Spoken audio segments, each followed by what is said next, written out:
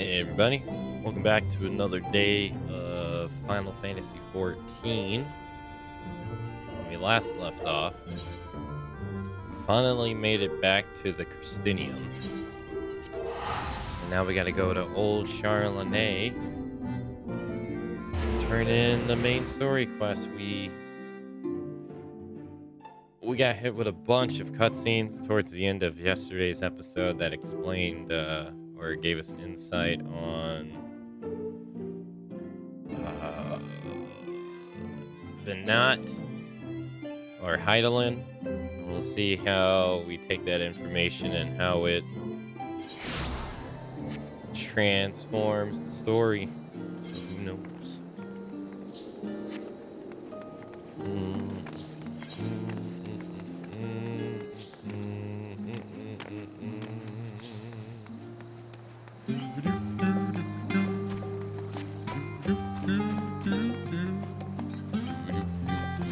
Hey Jack, good morning.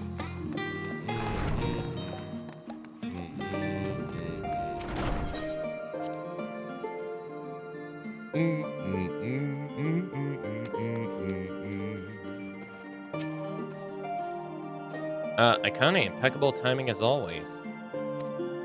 I heard you were often the first as part of our efforts to investigate the final days. Well, as so often seems to be the case, while you were away, we had some few developments, which we can discuss in just moments. For now, however, I cannot tell you how wonderful it is to have you back.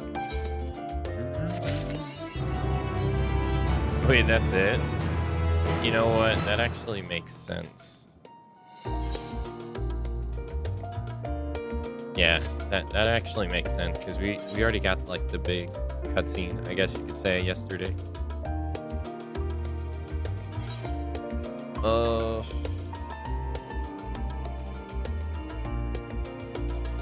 We do the next fishing quest.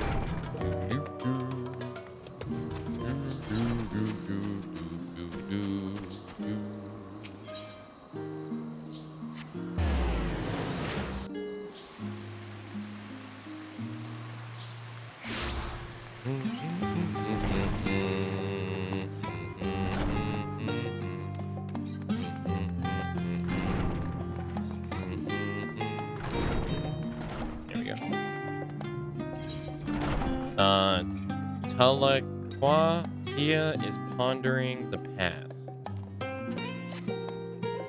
Hello there. I've been racking my brain trying to come up with new ideas. Alas, nothing has come to me thus far.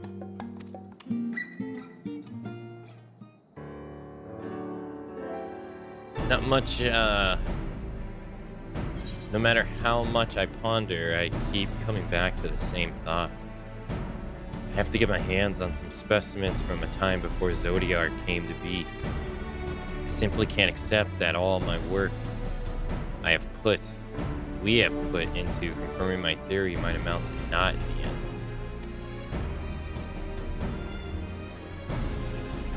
You know what? Give me any idea you got, no matter how outlandish it may seem. Please, Akane, I'm in dire need of inspiration. So, all you need is an ancient fish, right? You'd be surprised what I can do.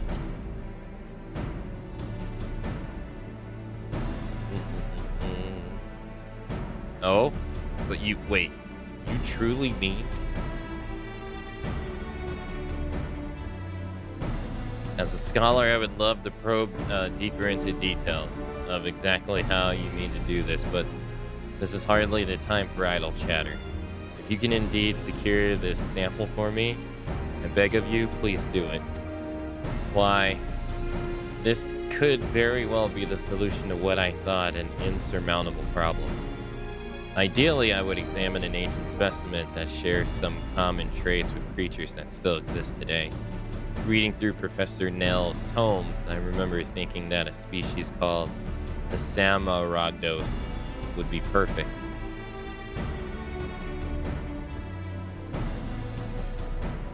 I know not where you mean to find them, but I wish you safety and good fortune in your journey, Akane. Studium delivery commence. Use the sky spoon lure to fish some Sara mangos from Leth in Alpes and deliver them to Talakatia. Where do I get that lure?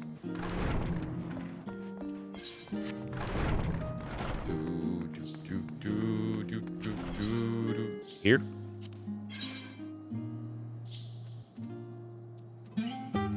No. Oh, probably here. Sky spoon lure? Bait? No. Bait? There it is. Let's buy 2 of them. Just in case one breaks.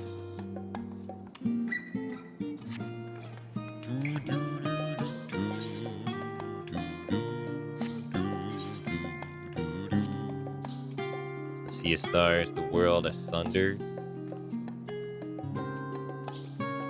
It's all the same.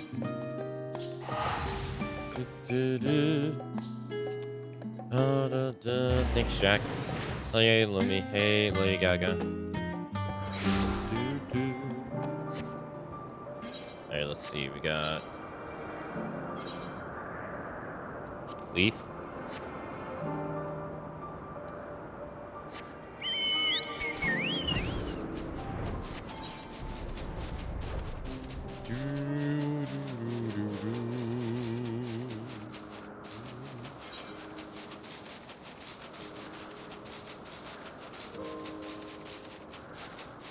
You want us to get, what was it?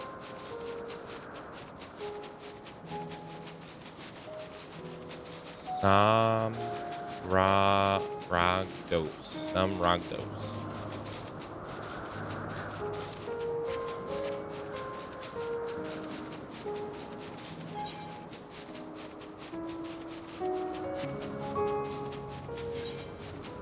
Is there a... Can we just fly up? Sure can. Do.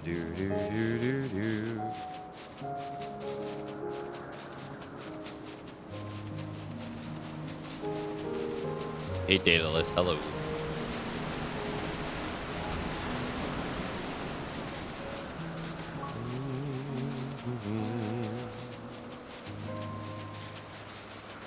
Fish right here.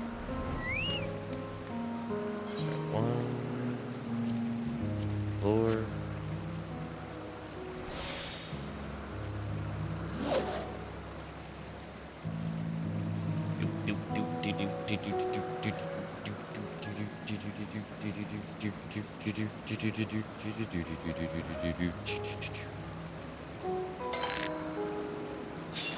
Oh fuck, I forgot to turn on collective. Fuck me. Aha, alright, cool.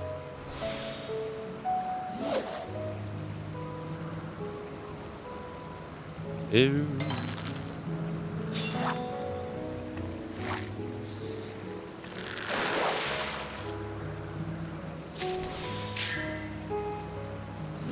It's a fast bite.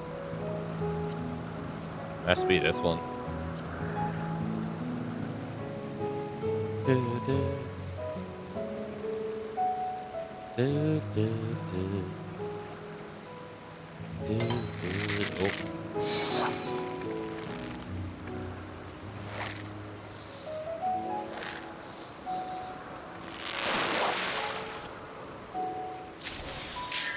Oh.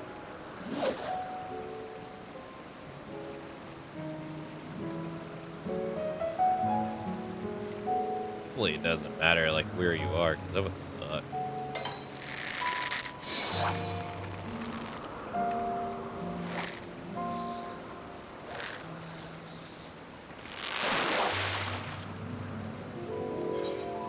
Hey, there we go. 1.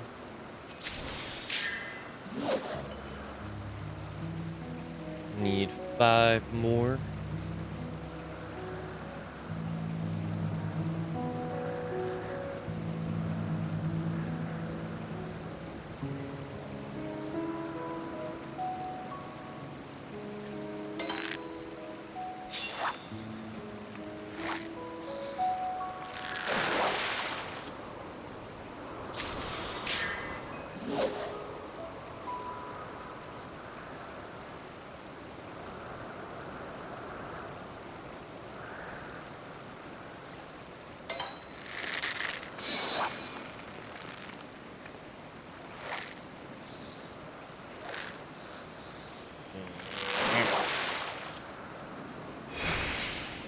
Okay, 2, nice.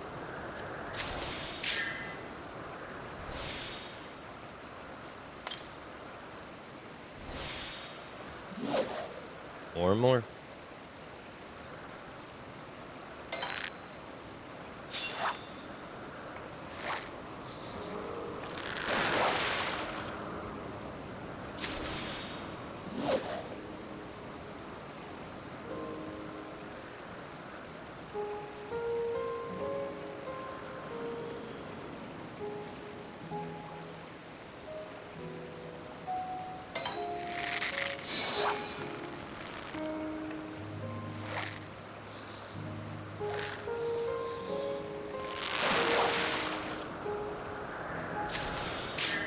Damn.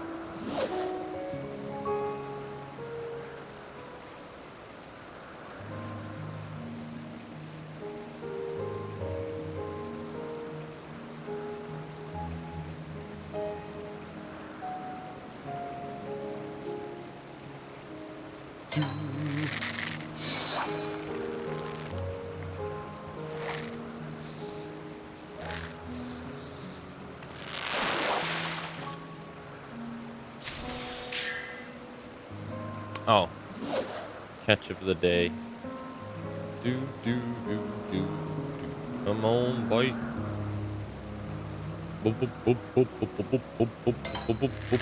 Bite.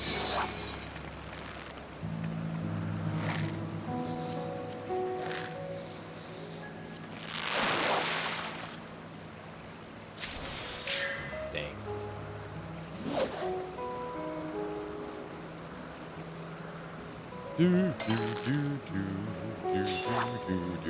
Catch of the day complete.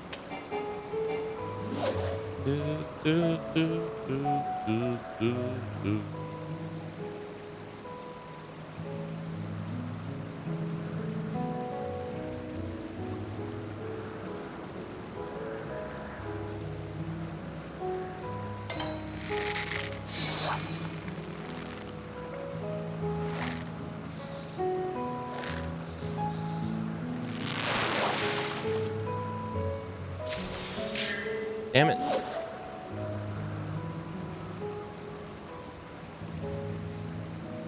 Need 4 more.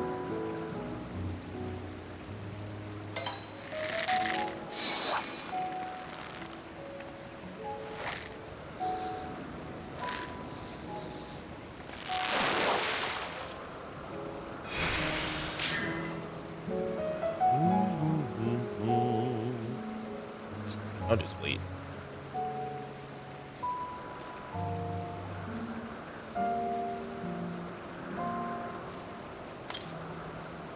No, what am I doing?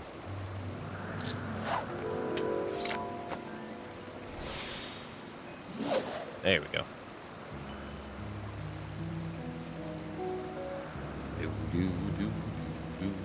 Do.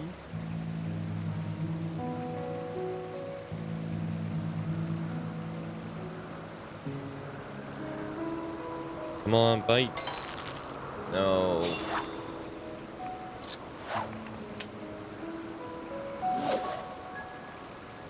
Bite. Nibble. Anything.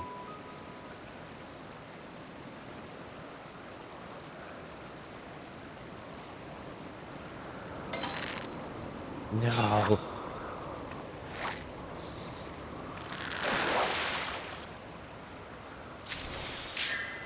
Catch fed can't mooch these. It'd be nice if you could.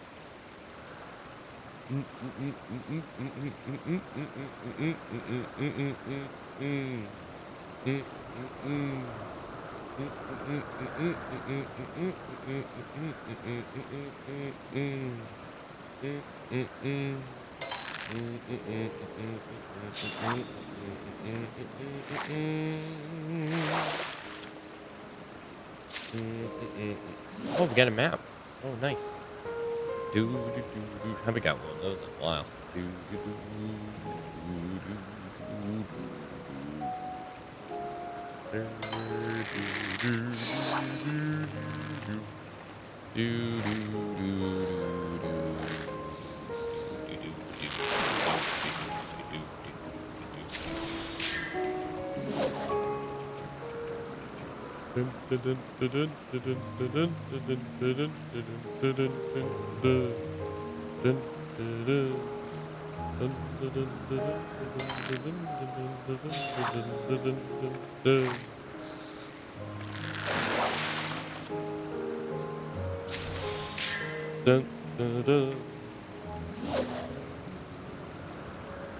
Come on.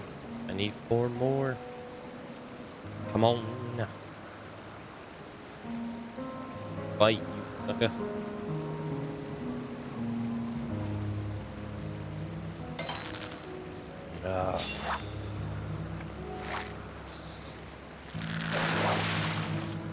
Of course, you get anything but this one.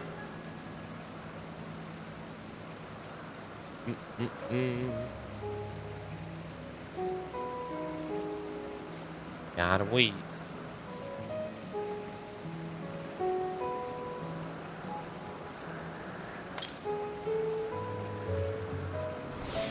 Okay. He throws it back out there. Oh, I hope. No, it wouldn't be a time exclusive, no. Oh, my lord, bro.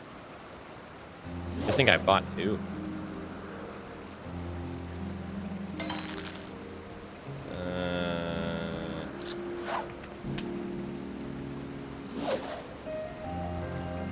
Yeah, I think I'll just do that.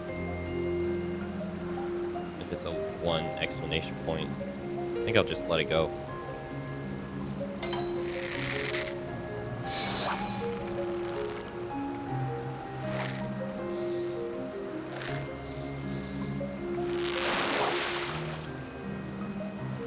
Hey, nice.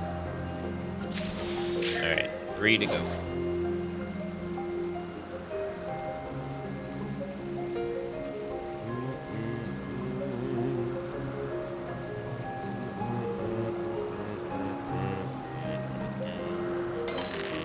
Yeah, let's do this. That way, because if you press 4, it gets rid of patience. So if you just let it loose, you don't lose patience.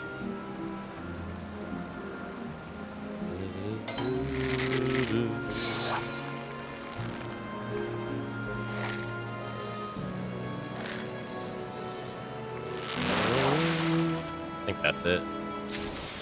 No.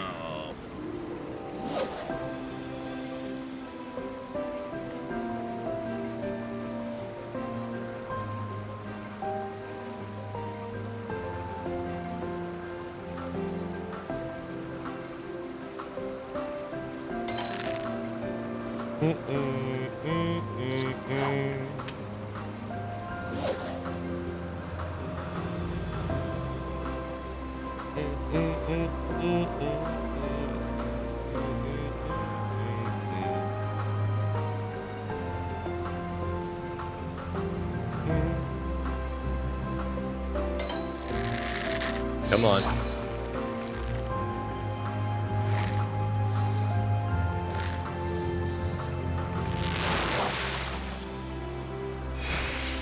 Hey, nice. 2 more to go. Sweet. Okay. Yes, sir.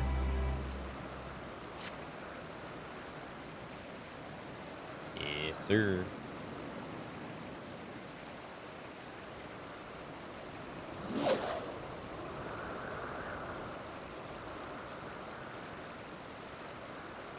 Oh, wait, what am I doing?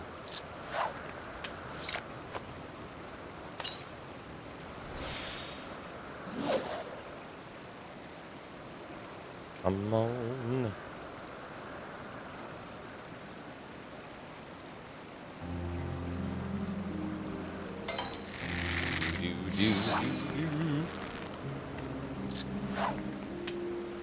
Well, at least it didn't break my floor.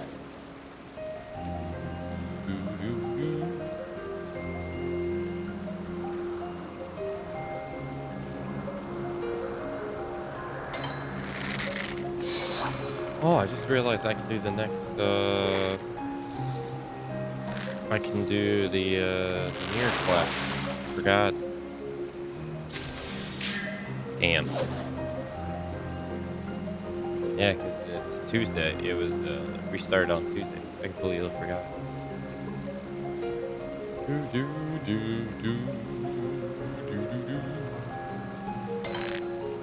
Probably do that after we do this.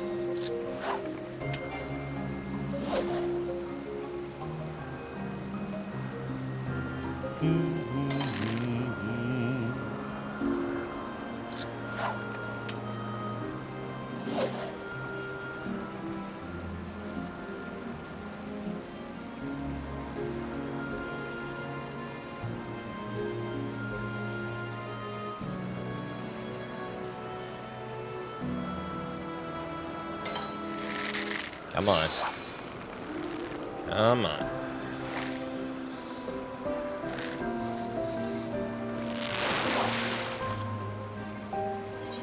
Hey, alright, one more to go.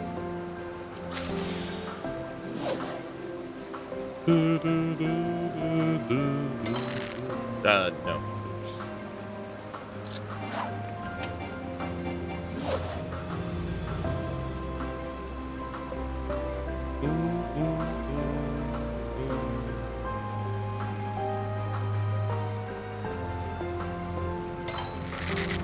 Come on. Come on.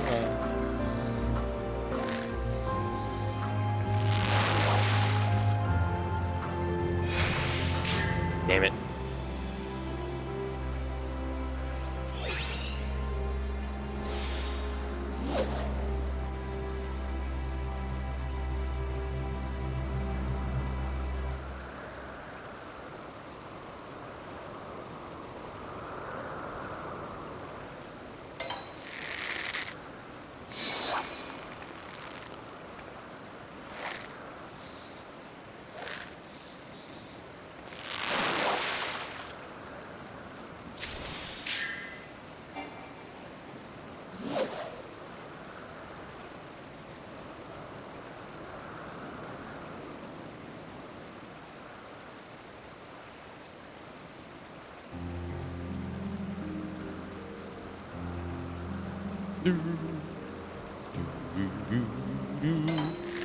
Oh wow, the water's turning like teal.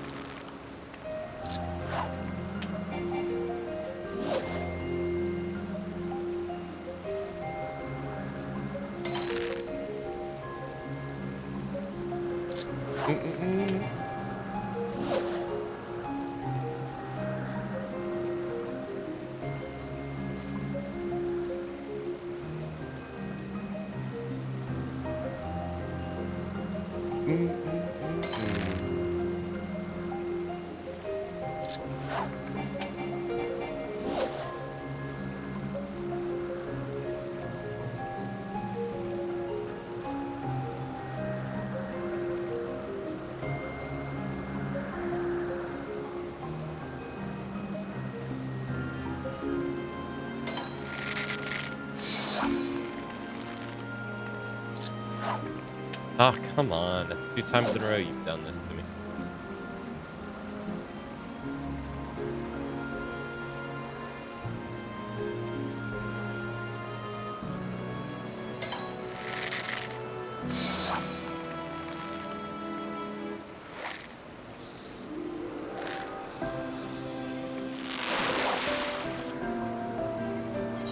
Hey, alright, that's the last one we needed. Nice. Okay, let's go to Navarant and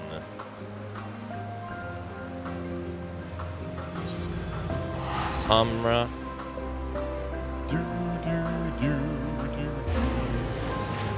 We'll go do the near quest for the week.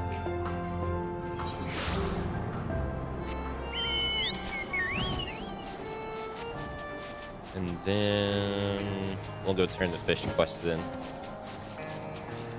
And see if we got anything else after that related to fish. If not, we'll hop on main story.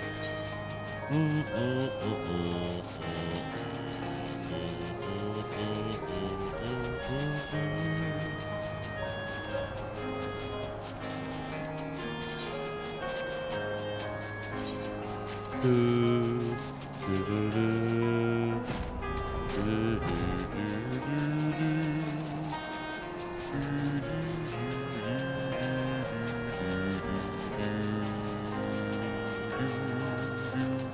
Cut. Hello.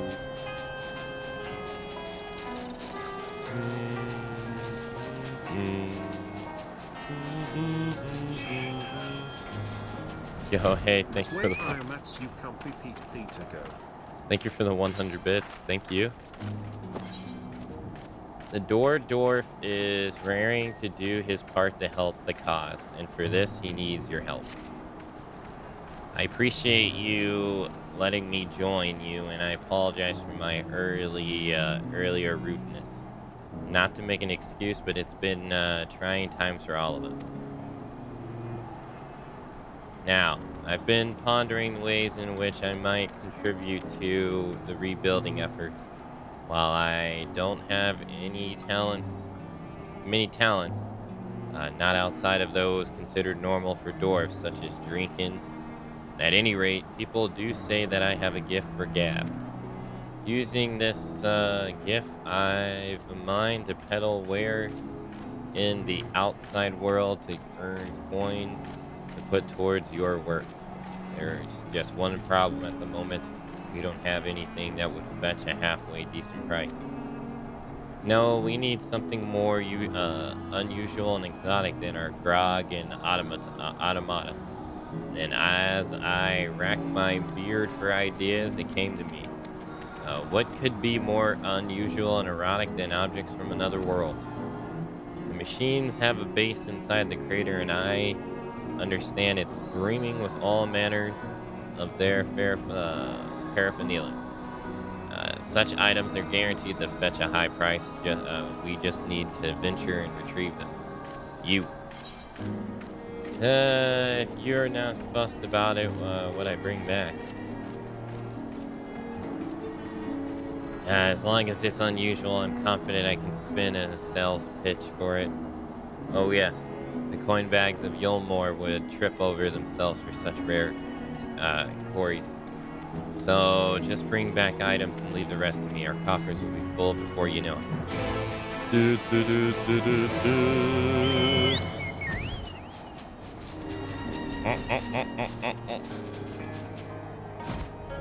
Oh, he wants us to go in the other one. Oh. Okay.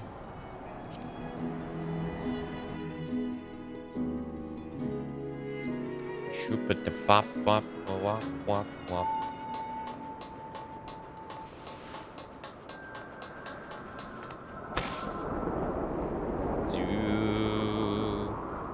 Have you been playing Gaiden, Pet?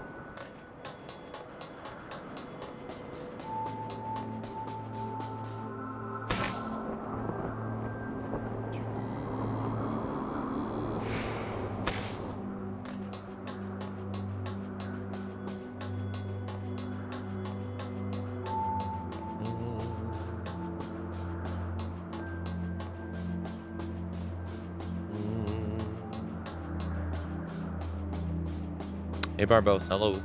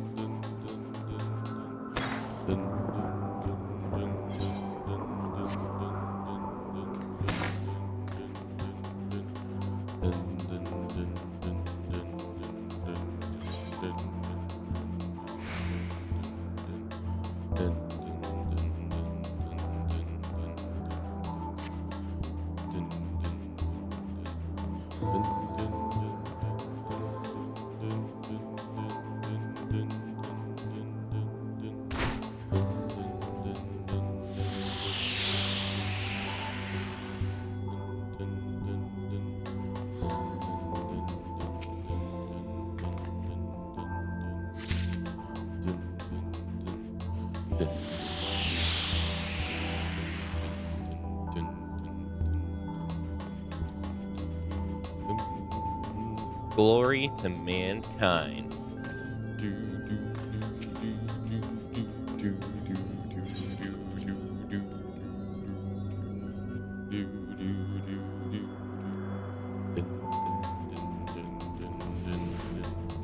Wait, what, here? Oh.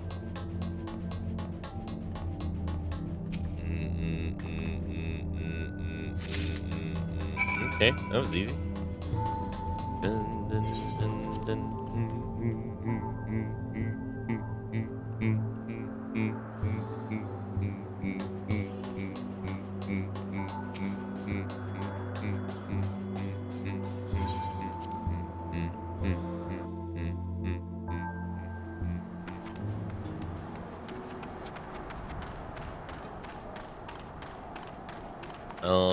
Alrighty. That was the third one. Back from the crater, are you? Come, show me what you were able to find. All strange and wondrous items. Oh, I'll examine everything closely before I attempt to peddle them. But these ought to be snapped up with the nary a fuss. My thanks for bringing these. Now I can do my part for our village. Oh, and before I forget, the chief was asking you for earlier. If you have a moment, do go and see what he wants.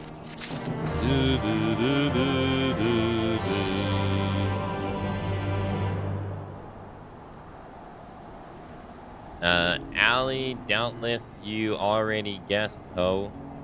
But another recording device has arrived from Cognog here. Deet.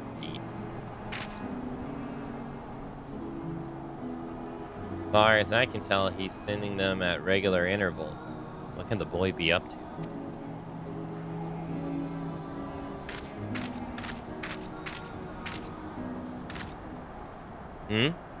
I can ask you the same.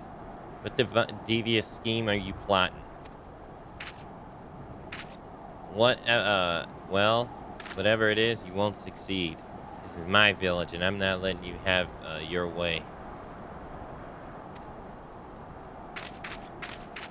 Why did I say that?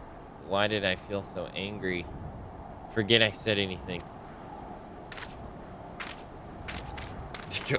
Okay. As you can see, Galag's still behaving strangely.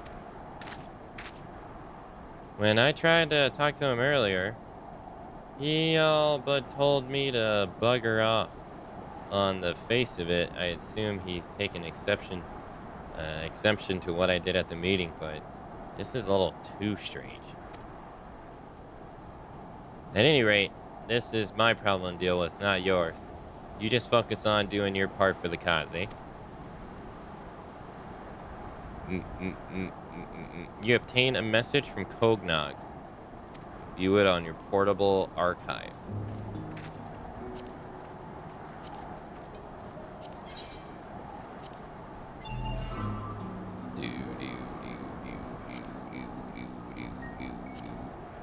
Dear Akane, I found out that 2B and 9S accessed the spears before this all started, which is why they knew about the machine's life plan to take over the world. They added their own data to that of the machine's life forms when the copies were being made, like some sort of technological virus. Apparently so that they could come here and stop the machines. They were our allies from the beginning to the end. Cognog. How are you, by the way? Hey, thanks for asking, Cut. I'm doing okay. I didn't really get to sleep much. I just, kept tossing and turning, so I've been up since 9 p.m. my time. Other than that, I'm doing fine.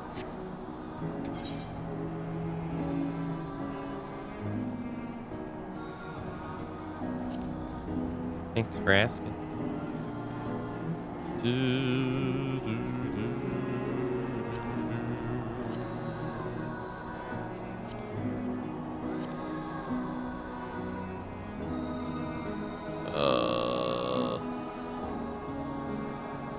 Oh, right.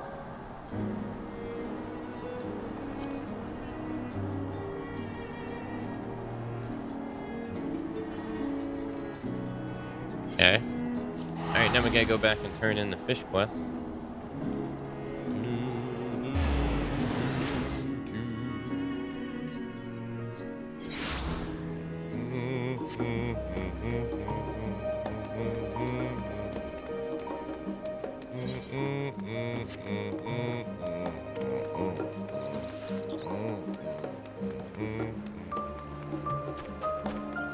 Oh, that's right. I'm turning in the fish quest. Yeah, so we can use the ether right. What am I doing?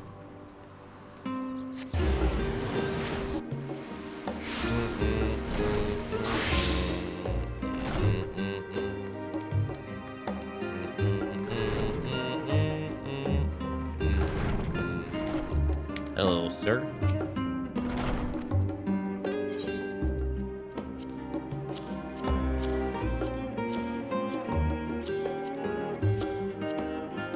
Here you go, amigo. Are my eyes to be believed? Actual Samarados? It's even more impressive than anything I saw in my books. I know not how you accomplished this, Akane, but you have my eternal gratitude.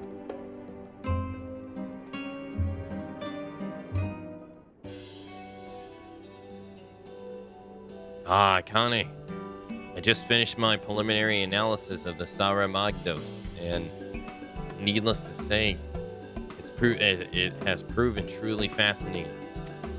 Incidentally, I recently overheard some of the senior members of the faculty discussing the days before the world was asunder. This led to me wondering how far back you traveled. I have long heard rumors of a collective of goblin scholars who were attempting to traverse the fabrics of time itself. To be honest, I always thought it was a mere jest. But is it possible you use such a method to journey into the past yourself? But I will not ask you to reveal your secrets, not now. You have provided me with exactly what I need to break this impasse in my research, and I must seize the opportunity. At any rate, examining the relative states of the Saramagdos scales, it appears quite evident at the level of ether in the underwater currents fluctuating irregularly even in those pre-zodiac days. That said, the shift in the concentration appears much greater compared to the present day. I suspect that the inflated ether levels on the moon caused by the presence of Zodar are the key to explaining this change. Put simply, these recent events have a manifestation of ether levels returning to how they once were so very long ago. Frankly, I should be elated. This effectively proves my hypothesis correct. However, something does not sit right with me. I feel like I must do more than just identify what is happening. How can I sit around in my office poring over specimens and tomes while these poor sea creatures are suffering? The next whale might very well come ashore to its doom like the fish in Dominar.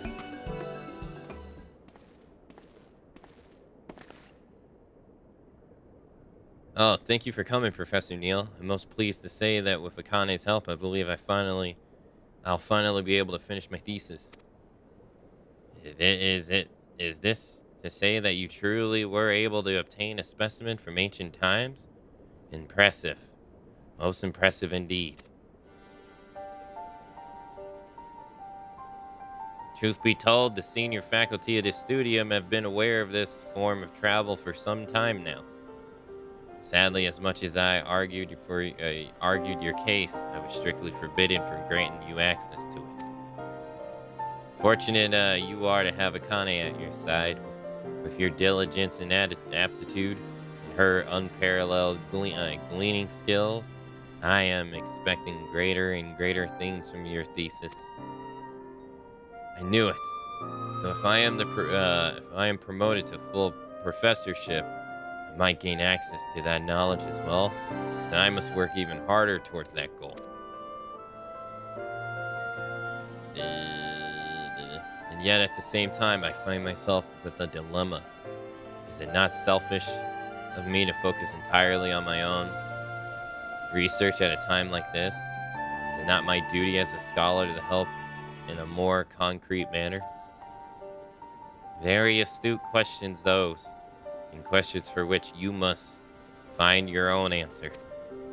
Of course, none would object if you were to publish your findings. You've done more than enough to support up-and-coming researchers at the studio, and your work will doubtless prove a fine starting point for any who wish to pursue the subject further. There are plenty of academics who are driven wholly by their own curiosity, who devote their entire life to their studies and research for its own sake. However, there is also demand for another type of researcher, one who uses their findings to seek out tangible solutions to the problems of our world. Our research has brought you face to face with innocent creatures in peril and united you with a brave companion who has traveled to the edge of the world and beyond for you. It is little surprise that you might find a new motivation in their presence. Yet, at the end of the day, it's your choice to make. You must decide what inspires you most as a scholar. That is all I can say.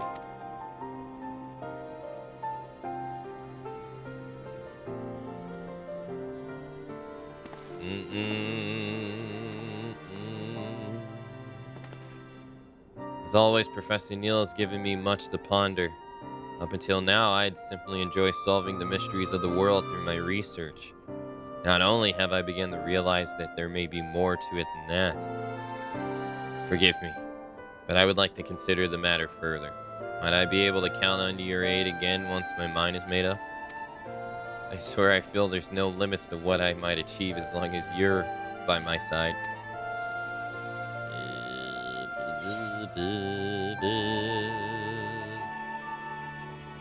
Cider Terrace cookies.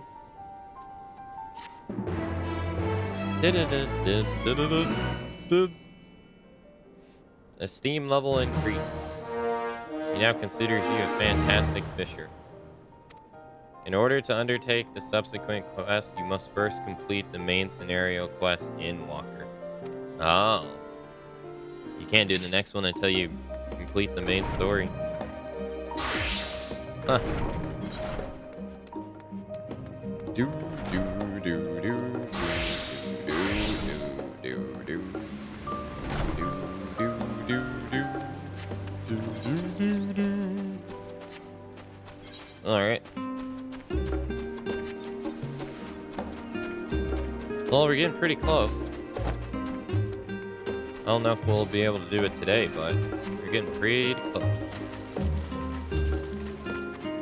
Do do do do do do do do do do.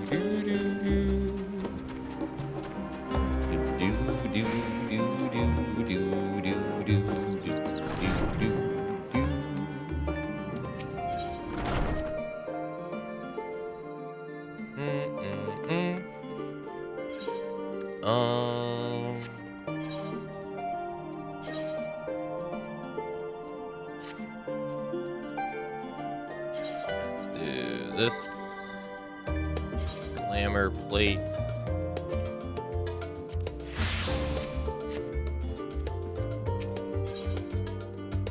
As the heavens burn, though you and Corel both have news to share, hers is perhaps more urgent.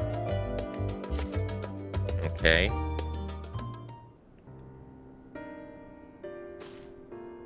So, have you learned aught more of the final days? Nod. Then the journey was well worth the risk. No doubt your newfound knowledge will be a great boon to us all. Unfortunately, during our time on the first, events here have taken a turn for the worse. The Scions are running themselves ragged trying to contain the spread of the blasphemies, but it's a losing battle. To try and ascertain the where and why of it, Alicia and Alphino have been traveling all over. Of all the regions they visit, Locus Ammonius is the one of the most worst afflicted.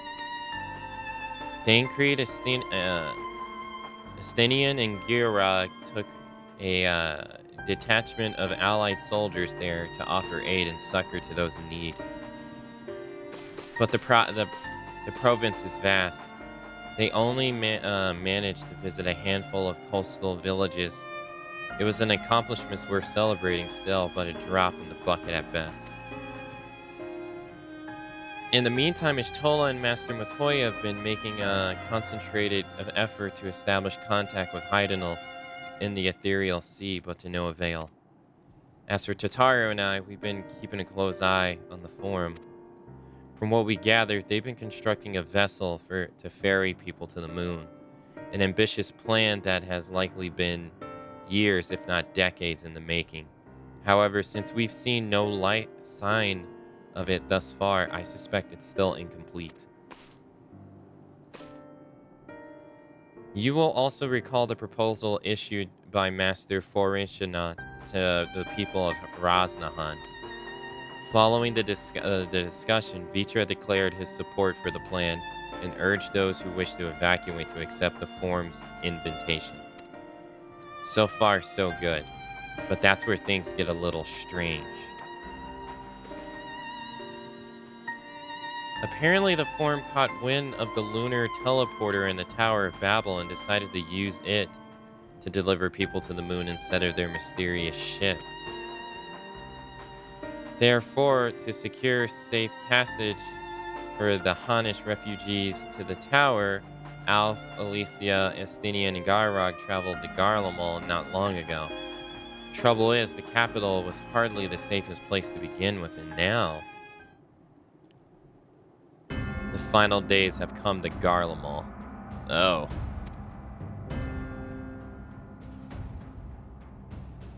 Shortly after our friends arrived, they were sent to rendezvous with Master Chinat. Then panic broke out, and our communications were severed. From what fragments we were able to make out before the link shells went completely silent, we can only assume that the phenomenon was spread to the capital. The others need you, Akane. Please, you must help them.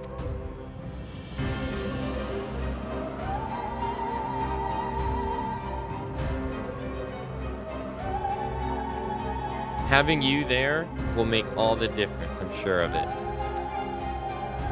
At Camp Broken Glass was their first port to call, so you'd best start there. Hopefully, Lucia will know where they are. There's no telling what you'll be walking into, so you had best take every possible precaution.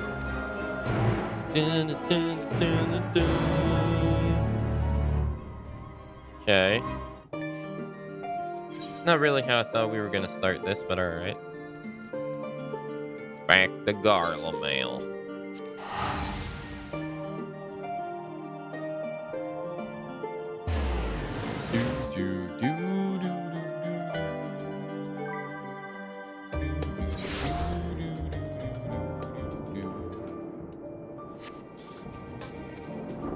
Oh damn, we're going right into a battle, damn.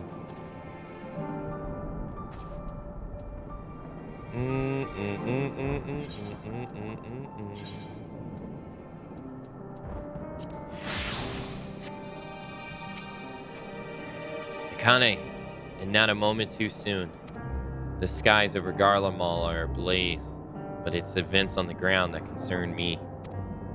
As you have heard, your fellow Solians arrived ahead of you. We cut the customary greetings short after we received word from our troops on Magna Glacius that the Form's airships had landed. It was then that the heavens began to burn. I dispatched your friends at once to ensure the refugees came to no harm. I would have you join them immediately. Additional support is en route, but we will discuss them later. I trust you're ready to depart. Upon departing from Glacia, Magna Glacia, several cutscenes will play in succession. It's required that you set aside sufficient time to view these scenes in their entirety. In addition, you will be required to participate in battle. Your progress will be saved at certain points. In the event that you are defeated, you'll be able to try again at the most recent of these. Please note that if you begin these battles associated with other quests or log out of the game, the progress will be lost. As heaven burns.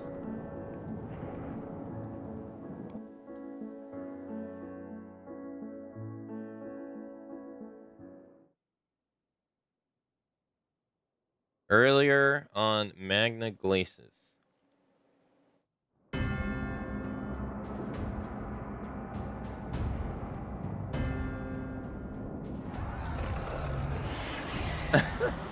It's Ig from Final Fantasy XIV.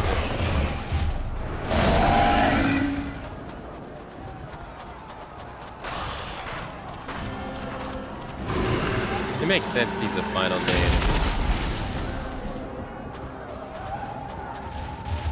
No. No. No. We were promised an escape. Not the same we fled.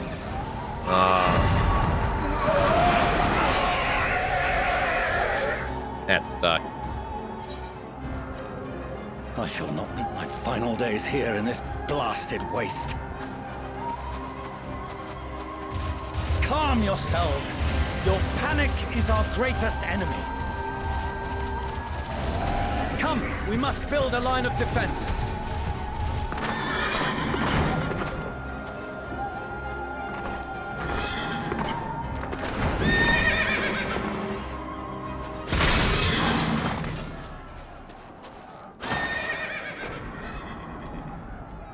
How? Leave the fighting to us, Father. You must lead the people to safety.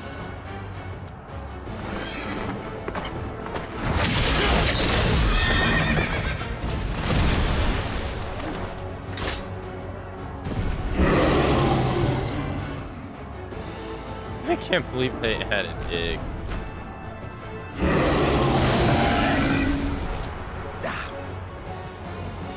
I can handle this pair.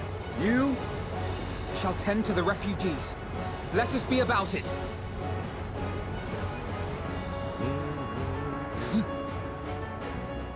As you wish, my little lord.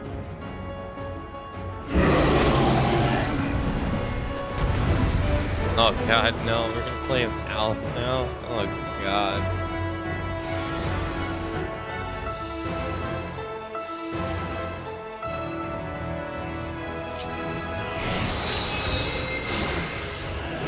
I got to fight. Okay. I'll command the beast's attention. See to the wounded. Okay. Help is at hand.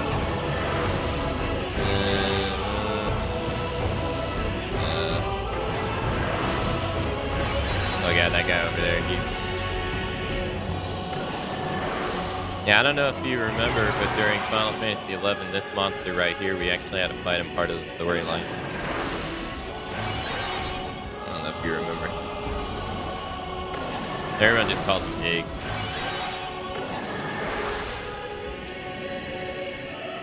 He's such an asshole.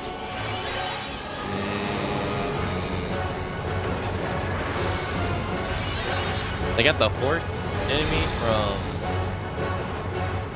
They got the horse bird enemy from Final Fantasy XII. Leave it to me.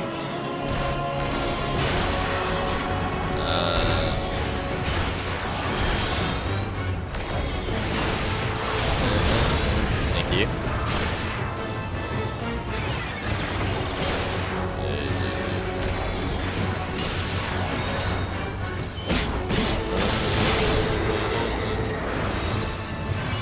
Okay, I tried to heal you, but alright.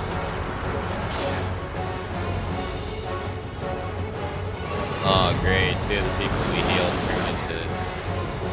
Great.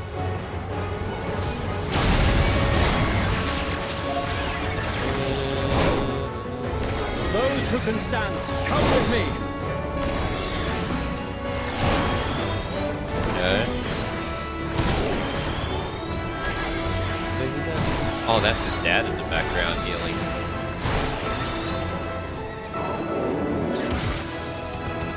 Yeah, they got the bird enemy for 12. They got the horse enemy for 12. You're safe now. They got egg from 11.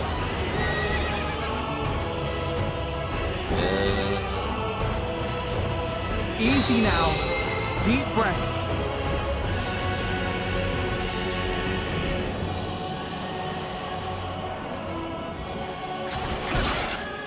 Worry not for the refugees, but for yourself. Direct the magic barrier, which nullifies 100.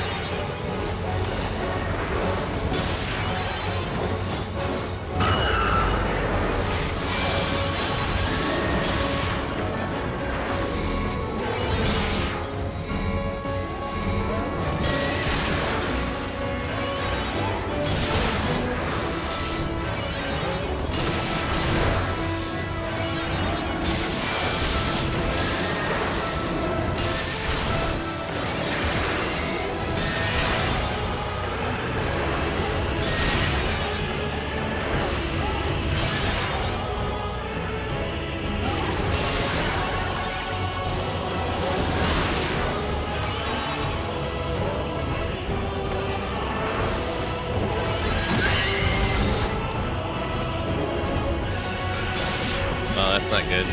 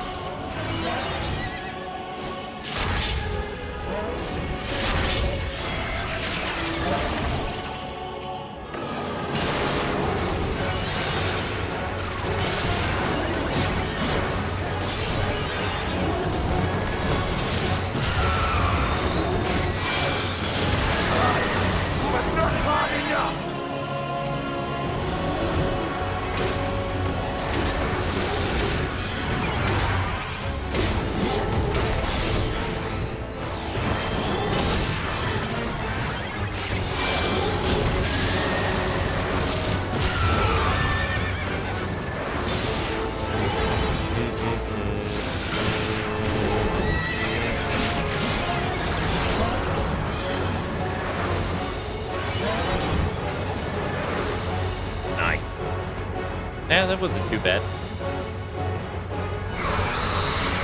I didn't even realize that was a lady.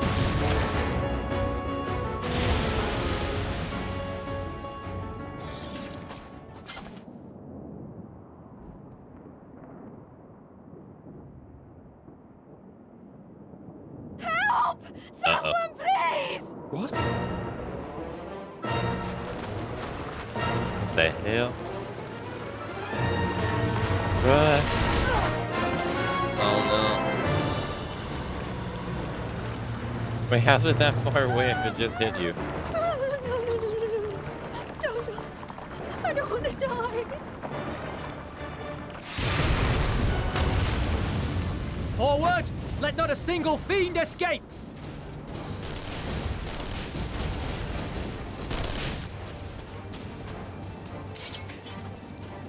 Wait, that's... Euless and the army. So, you've recovered then? In time enough to be of aid, for once.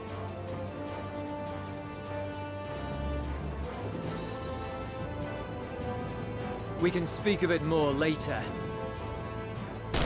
For now, we must fight! To repay your salvation in kind, or with better! For Garlemald has her pride! And you're gonna fight that giant dude on foot? Oof. Of that I've no doubt.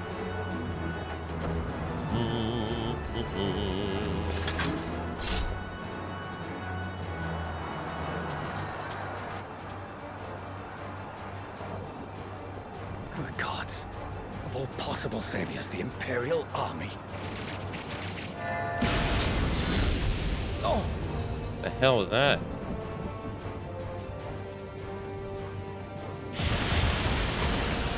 They took all those? I had hoped to take all of them down at once.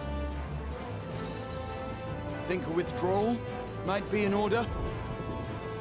Oh, sod that. You know who would never abandon these people to their fate. To be devoured by their former friends. That'd be beyond cruel. These beasts must fall here and now. Well then, I'd say it's high time we threw caution to the winds. So long as you spare me the heroic sacrifices. Now, let's go! Oh god, I gotta play as her.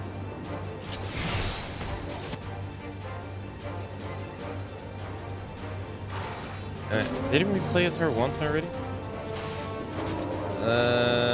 Let's see, you got our think of up skill combo, Scorch, deals unexpected damage with 200 to AoE, delivers attack, increases own magic damage by 5% and damage dealt by. I think.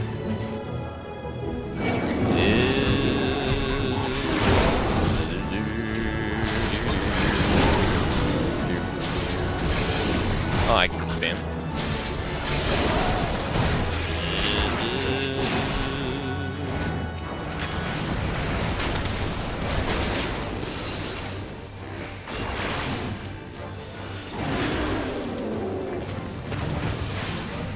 That's a whole lot of heck eyes.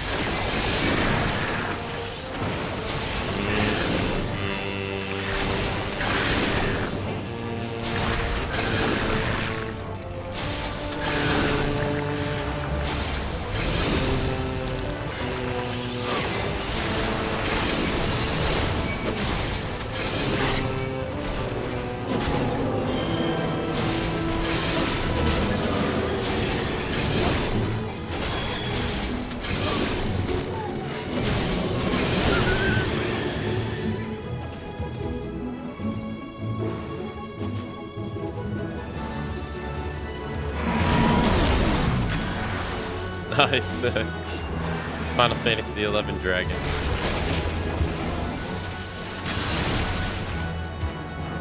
I'm fine. Whoa.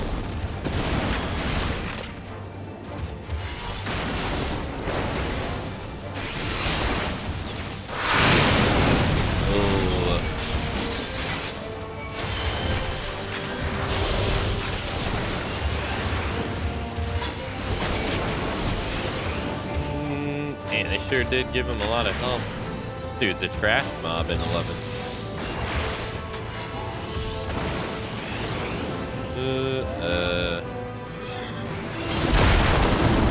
Not today.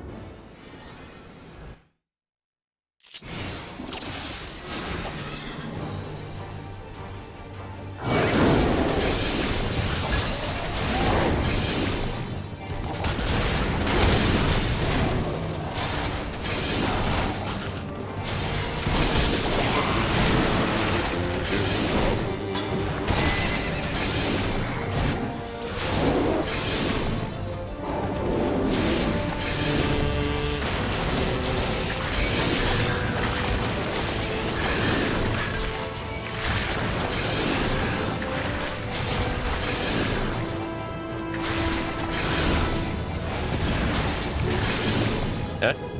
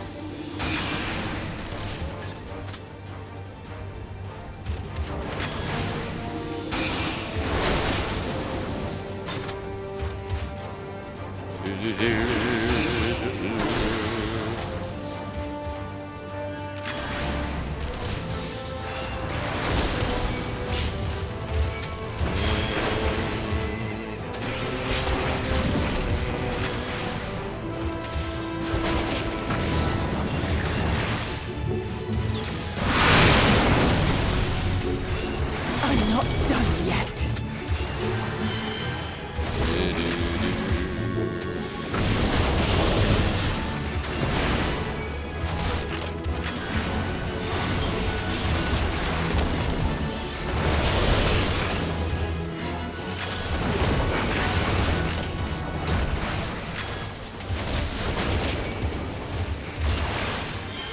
None to worry about.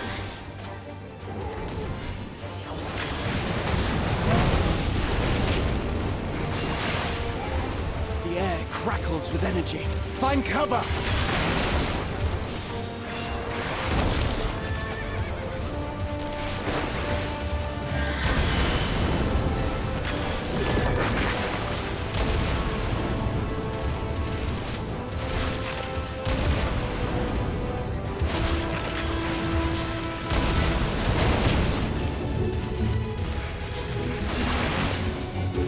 As they say, turnabout's fair play.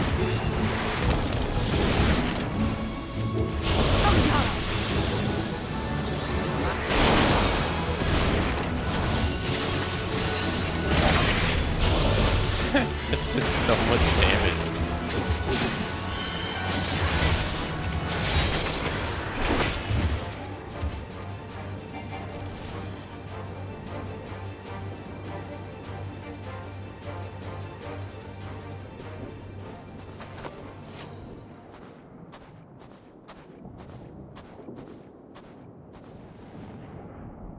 There's not the barest trace of ether. Maybe there really is no way to bring them back.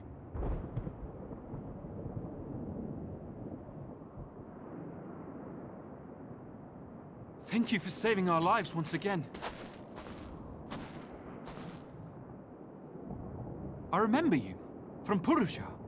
You helped us there too, didn't you? Ah, you're from Palaka's stand. I'm glad you're still in one piece.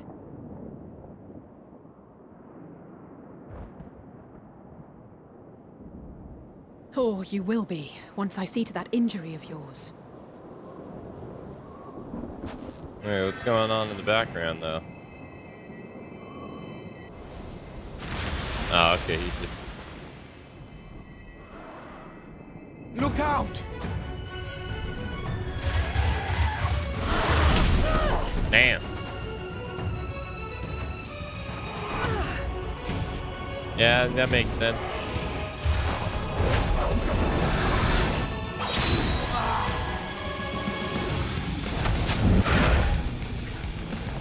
Get out of here! Quickly!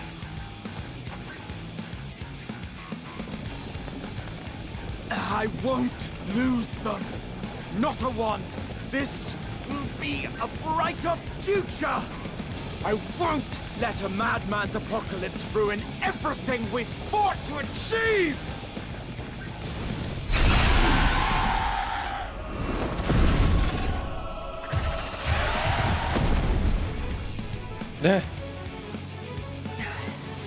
Get it together, Alize. You're embarrassing yourself. And in front of Father, no less. You might never measure up to our champion.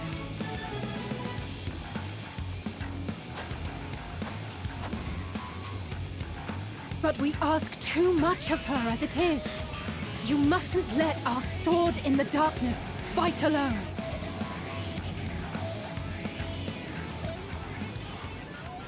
You were saying? As I just casually stroll. Just taking my time. Oh.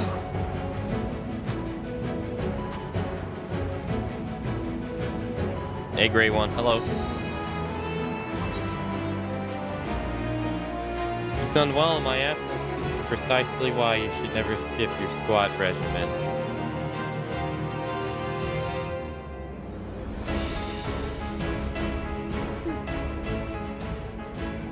I can look after myself, you know.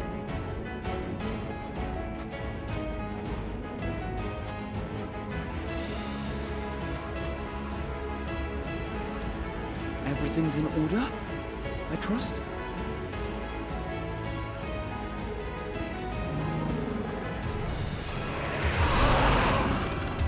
Oh, it's my turn now? I've had enough of this rabble! Come on!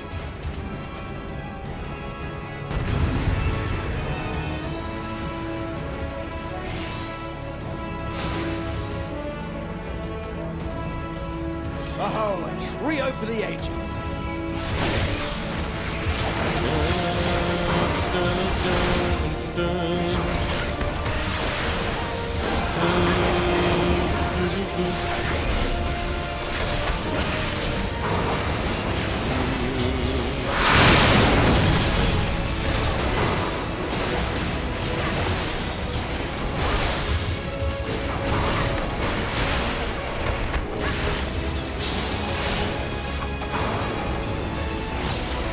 Other things like, how are you so strong?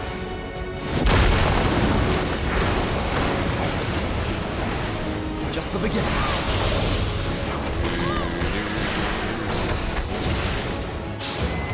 I can't believe they take the scratches from Final Fantasy XI and make it that strong. You literally fight this guy in like,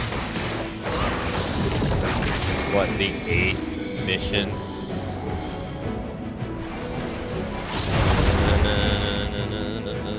Oh, you. I had a feeling I'd find you.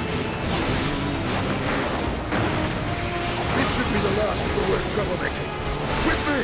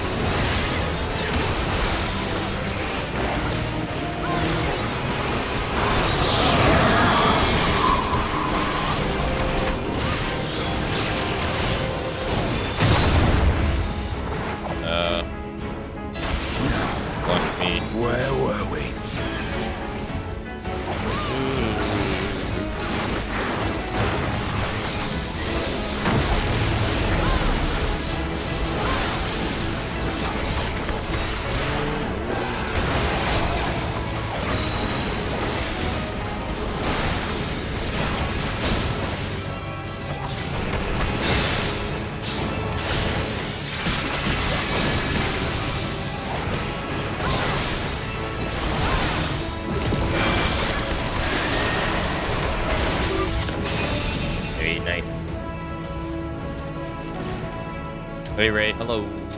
Hey, you did. RP walking while, you know, people are just casually dying.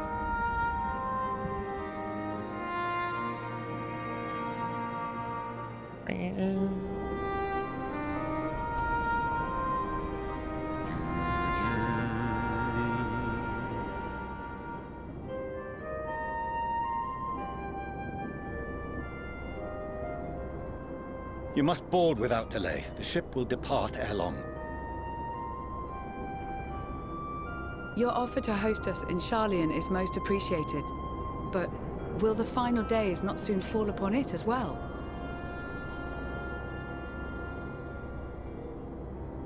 Your hesitation is not unwarranted. The satrap entrusted me with your lives, yet I have failed your comrades. You sure have. Nor are you wrong to fear that this corruption will continue to spread. I cannot promise you complete safety, even in my homeland.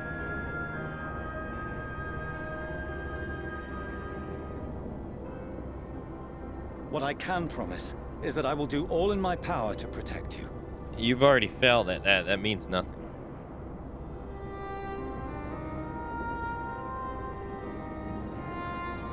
That power is not inconsiderable.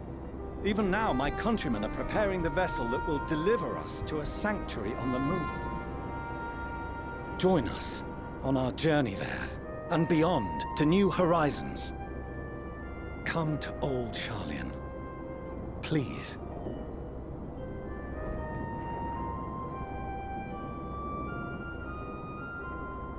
Anio. We would be fools to refuse such a generous offer made in earnest. You're a fool now.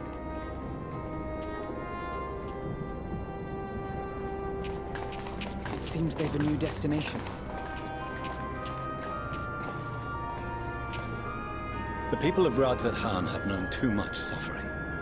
The march to Garlemald will only bring them more, short though it may be.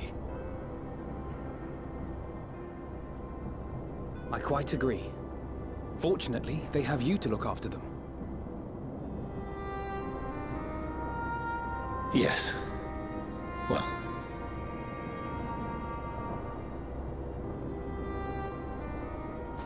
Behind you! Just there!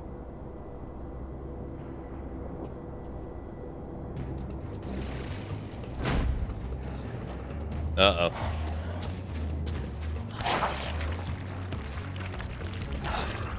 More of them.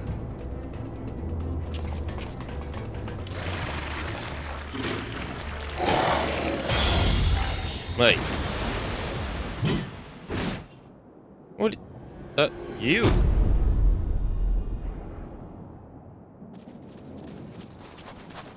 Xenos! Here!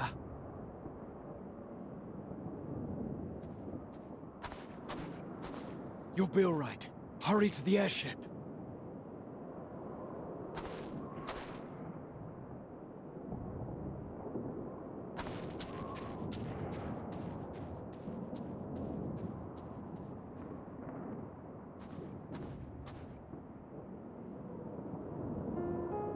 Why have you come? A heretofore unseen beast. 'Twas ripe for the slaying. Poor sport, alas. Unfit to temper my blade. Oh, for the love of... You cannot still be on about a rematch. That is and has ever been my sole concern.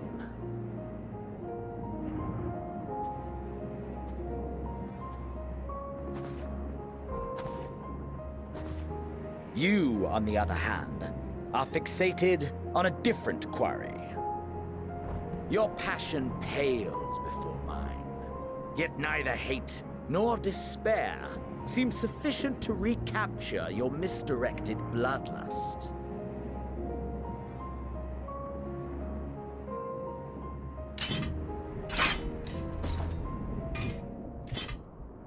So I hone my blade, and I wait. Yeah, I kind of figured.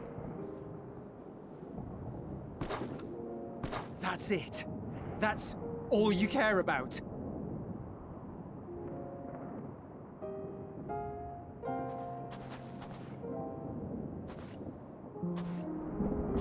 Garlemald is in ruins. Our homeland, the nation you rule, is as good as gone. Along with so many of its people.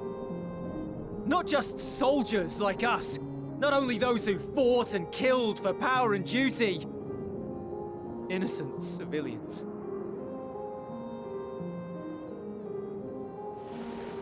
Murdered by their own flesh and blood.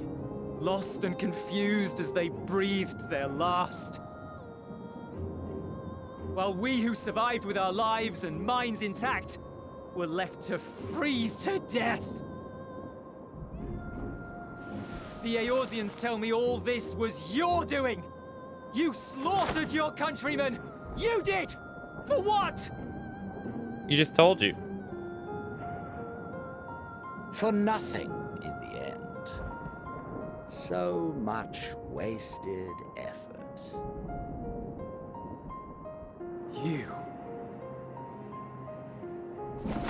You bastard!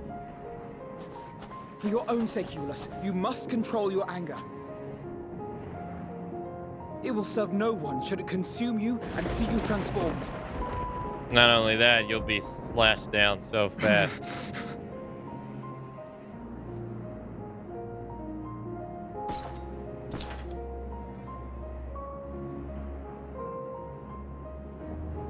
Would you be happier had I a good reason? What? If my motives met with your approval, would you no longer resent the outcome? If so, then perhaps a beast's skin would suit you better. Duty, honor, morality. All constructs of convenience when put to proof. Surely the war taught you how easily power becomes the tool of the self-righteous. How the people's justice was merely a means to their ends?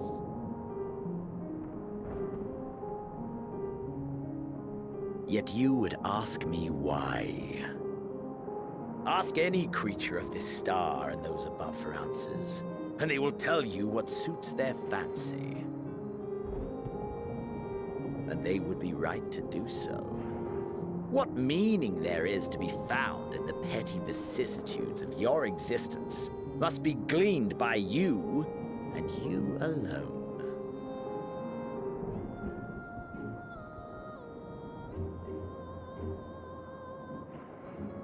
Should you seek it in battle in the fruitless pursuit of my demise, then come. Assume your rightful place as a notch on my blade.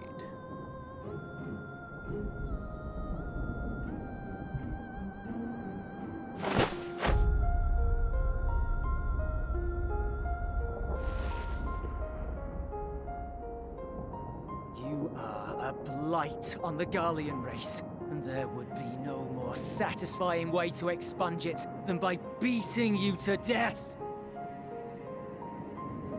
Yeah, good luck with that. But I will not be party to another tragedy. I refuse to lose anyone else because of you. So go. Go! And may we never suffer your madness again!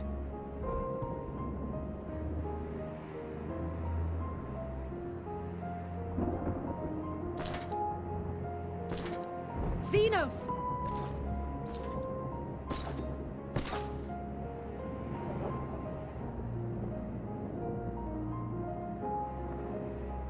Perhaps you found meaning in living this way.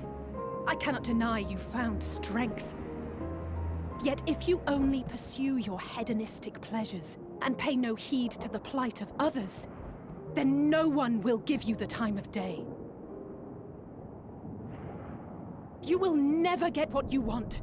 Not even the battle you pine for so dearly. You'll be alone for an eternity, and you'll deserve every agonizing second of it.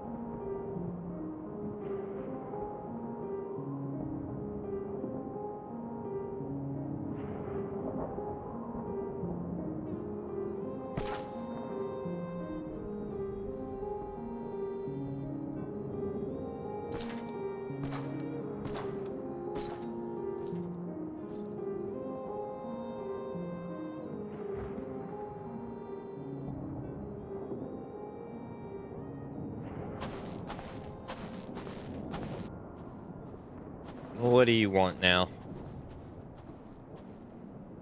We're ready to depart. The refugee ships will be leaving shortly, but I've asked mine to remain for the time being. There's room enough for you to join me on it, if you wish.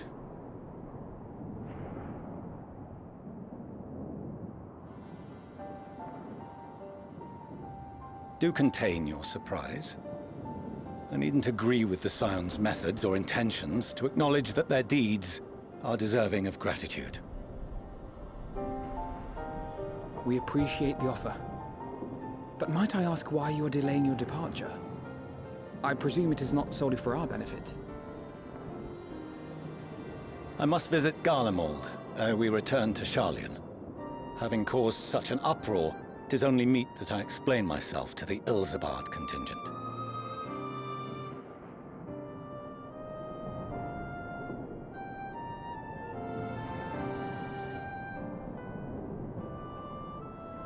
Allow us to accompany you then. We should be glad to facilitate, given our familiarity with all concerned. If you would like to join as well, Eulus, we can speak of recent events on the way. Wait, but where's this unit gonna get command to go?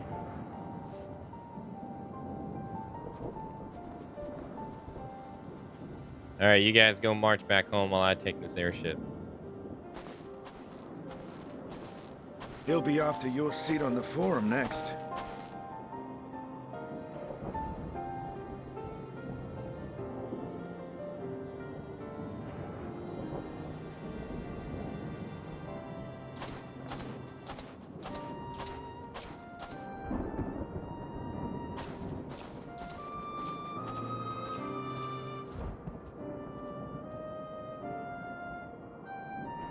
I know, right? Him talking about protecting people.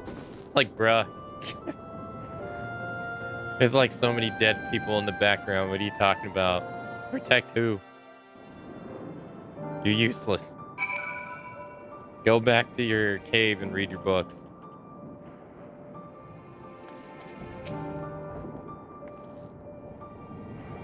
To see Xeno standing there so uncaring, so unrepentant. Gods. I don't know what came over me. I just blurt out the first thing that came to mind, but looking back on it, I stand by those words.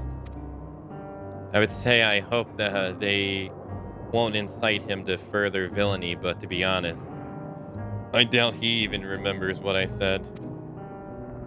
Anyway, enough of all that. It's good to see you again.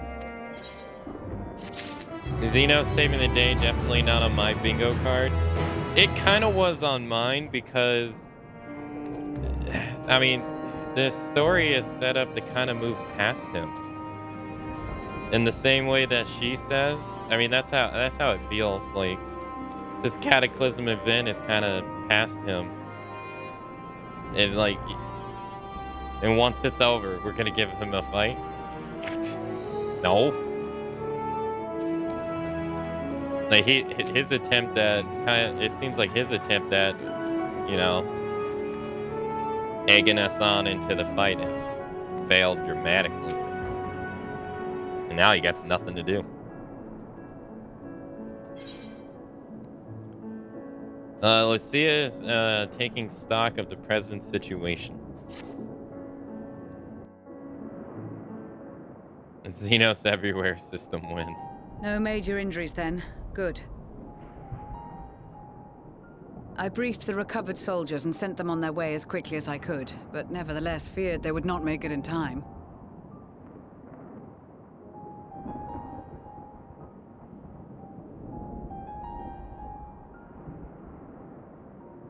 Hey, he's probably sad The too. additional support was invaluable. Your men saved more than a few lives.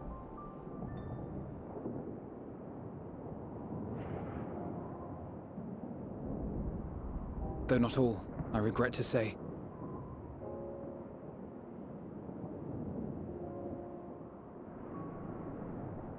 I take it that I'm addressing Lucia Junius. I'm the Forum's envoy, Fortuneau Leveilleur. And you are owed an explanation for these most dire developments.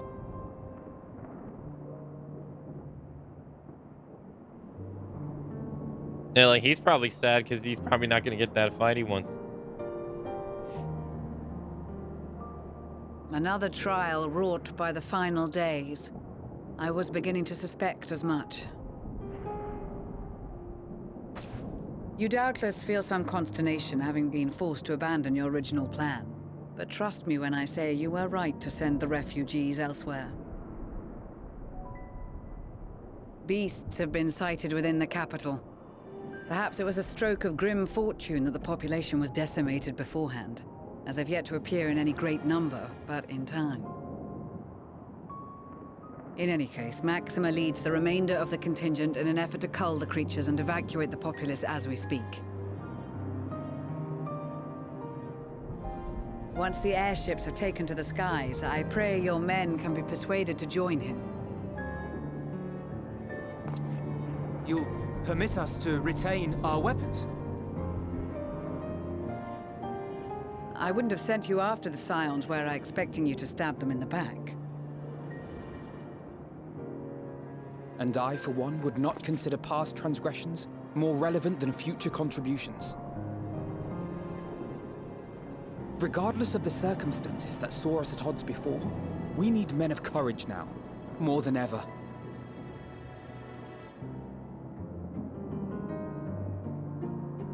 He's like shocked.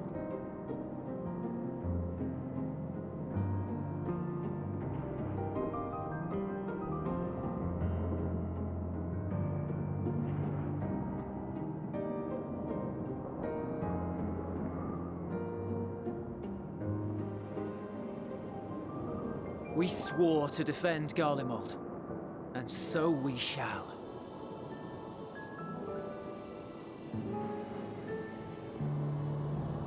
It seems you have everything under control. You will excuse me then, for mine own duties await. Yeah, go do whatever you want. A moment, Master Fortuneau. You did desire to express your appreciation for services rendered, did you not? I did. Though if you intend to again ask that Charlian alter its course, you will find my gratitude insufficient. 'Tis nothing so onerous. I wish to hear the details of this grand endeavor of yours. He got angry face real fast. Do you swear to listen and to learn, and not to embark upon some scheme to impede us? I swear.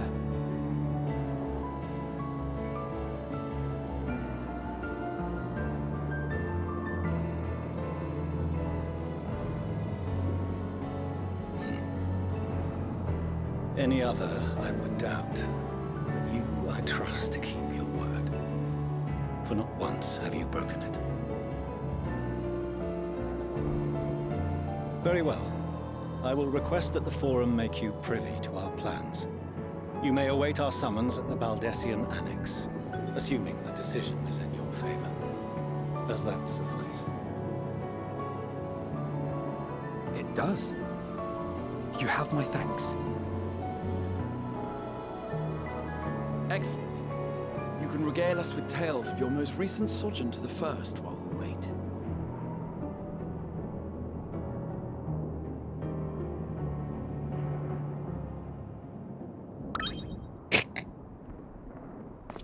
Did you hear something just now?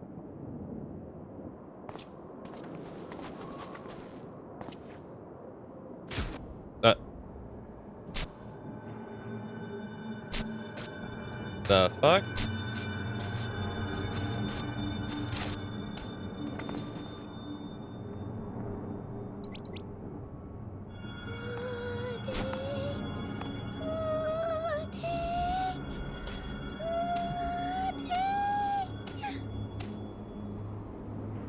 What are you doing here? Where is this star's blasted pudding? Okay.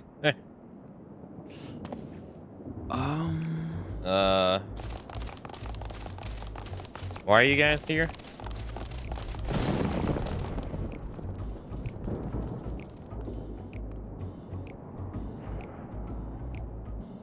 Dawn may banish even the darkest night, and to this bitter clime bring warmth and comfort.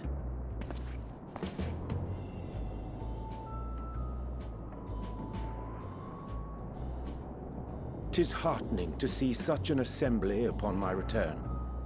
I thought often of you whilst I looked down upon our star's brilliance from the moon above. Yes, but what are you doing here? And dressed like that? Aren't you cold? Verily, I fear for my health should I proceed to expound upon our purpose ere I procure more suitable garments. Then allow me to summarize. We're here because none of you lot are up there. Nor has anyone deigned to send word about any changes in the plans. It's rude, is what it is. At least that's what I thought at first, but then folks got to wondering if you weren't in a spot of bother, so we decided to take matters into our own hands. Come down here and help, if our help be needed. So she says, but it's also something of a convenient excuse to visit Aetheris. Oriange made it sound absolutely marvelous. More so before the impending doom, but still. And it's not like there will ever be a better time. What with the aforementioned doom? Marvelous, they say, yet not an ounce of pudding to be found. I must suffer Oriange's inferior works no more. Hey! Maybe consider the plight of present company before you go blathering on about pudding and doom? Ahem. As I was saying, should you require any assistance with whatever, we are at your disposal. We were born from Heidelin's love for the lives of this star, so naturally we would much prefer to see them continue. Twiddling our thumbs up on the moon is hardly conducive to that, though, is it? Aye, not when you've all got such precious thoughts and feelings and hopes for the future deserving of more active preservation. Speaking to Oriange made us realize that while we've carried out our duties to the letter, we've failed to fulfill them in spirit. From there, it was just a hop, skip, and a jump towards resolving to do better. So please, show us how. Help us help you.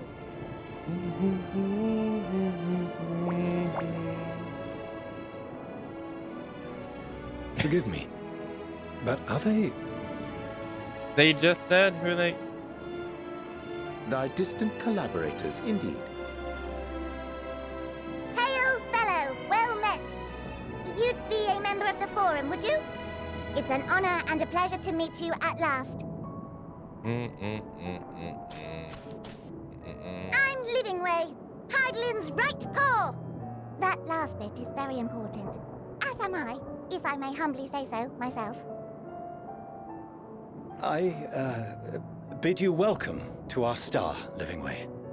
On behalf of the Forum, I thank you for traveling such a distance to meet us. He's like, these two people on the moon, what the hell have I got As you have myself surmised, into? preparations for the Exodus have not proceeded as smoothly as we had hoped. I should be happy to personally escort you to our headquarters in Charlian, where you may advise us as you deem fit.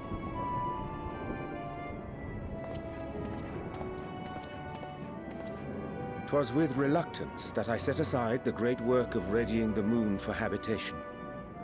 Be assured that I did so only after the Loperids made plain their earnest desire to come hither, and I myself felt a growing certainty that their contributions here would prove invaluable. 'Tis trite, perhaps, but I followed my heart.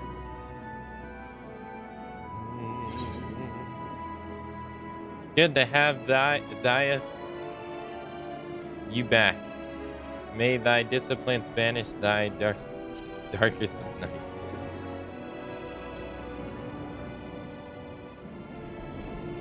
For a time, at least.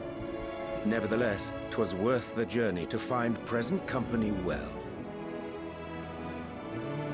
Wilt thou attend us at the Forum and lend thine own wisdom?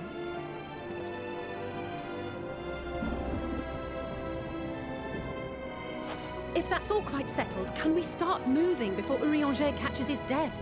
Even I'm freezing out here. I know, you're wearing shorts. Oh, I dare say you'll warm up quickly once you're aboard the airship. Sat shoulder to shoulder with our fur-covered friends.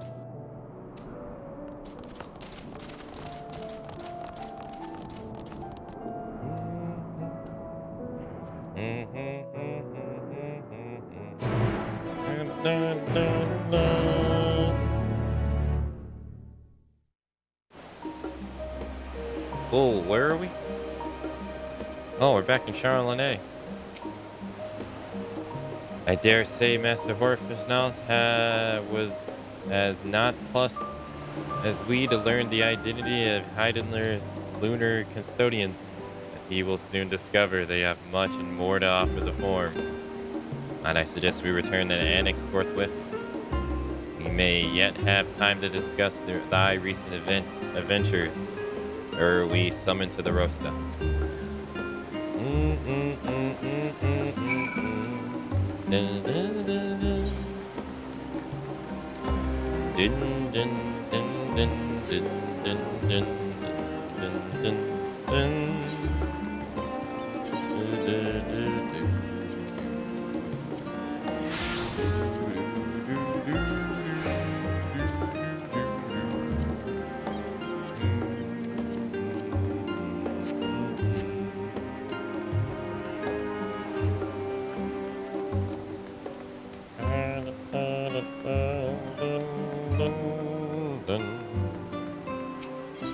Alright, we gotta go here.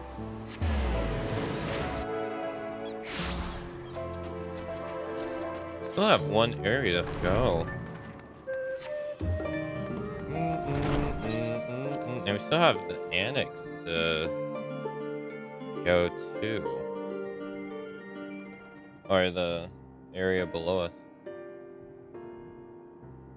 What? This isn't voice acted? What? Them discussing all the information? Are you serious?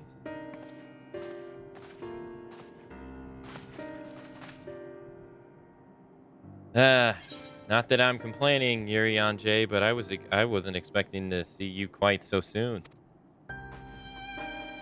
Nor I thee. In extolling the virtues of Aetheris, I did indubitably awaken in the Lapras a desire to avert our beloved star's demise.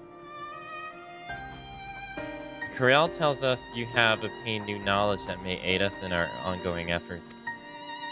I've news to share regarding our study at the Ethereal Sea, but your findings are certain to be of greater interest, so I would rather hear them first. To what revelation did Heidendel's Ellipsis flower lead? Ellipsis flower lead. Oh boy.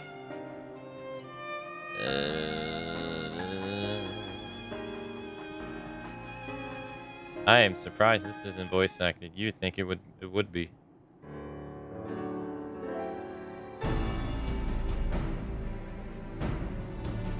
Then this dynamis is what drives the final days. If It and Akasha are one of the same. This all but proves Nidahan's theory. We're in eternity through sheer force of emotions to channel their vessel, dormant reserve into a raging river. Its power may surpass even that of ether. But if our star is so replete with ether, said entity would need to be outside its influence to effectively manipulate the dynamics of great expanse. Metron. Or rather, the sorrow and suffering of fallen civilizations that she has been hoarding for a millennia. Of untold anguish, fear, and hatred drawn from every corner of the universe, all for a single purpose, the destruction of Aetherius. Then our foe is no longer some unknown calamity. We have but one aim, to defeat Metron. You make it sound so simple, but you're not wrong. Vanquish Metron and we deliver the world from the final days. But to even attempt it, there are two conditions. First, we must determine her location. Before Metron escaped, an enchantment was placed upon her by Vanette, the woman who would become Heidenal. The implications of temporal magic are not entirely understood, and so we cannot assume that our Heidenal and Vanette you met in Ellipsis are one and the same. Nevertheless, due to Heidenal's instinctive qualities as an all-powerful being, I'd wager Heidenal possesses the knowledge we seek. Whether she would share that knowledge with us, however, remains to be seen. After all, she intends for us to flee Aetherius, not to stay. Do you suppose she has abandoned her pursuit of Metron? The Vanette I know would never give up.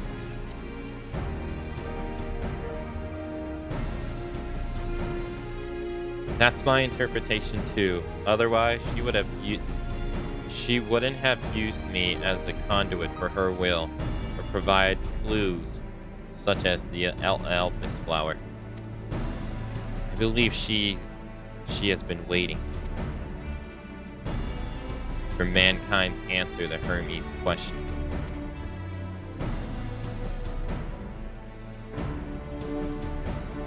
So, what's the second condition? We must find a means to reach Metron. Naturally, our chosen method will depend entirely upon wheresoever she has made her nest.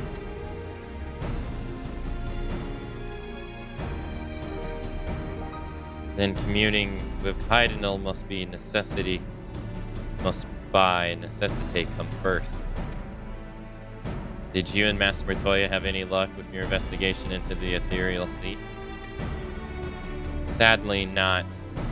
Though we enlisted the help of Arenvel and the other eco-based blessed allies, we couldn't detect so much as a whisper from Heidenal, even from within the anti-tower. Master Matoya is of the opinion that in the years since abandoning it, the Forum has found some other method of receiving instructions from Heidenal.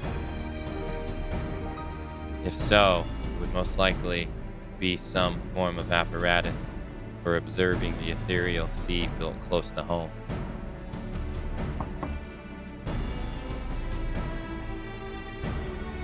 Sorry to interrupt, but we received word from the Forum. Your presence is required in the Rostra, where they intend to discuss the Great Exodus.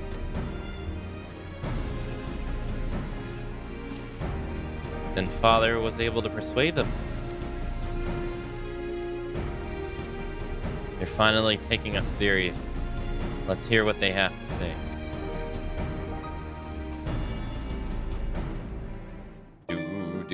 Oh, we're gonna walk there, okay. Thought we would just teleport there.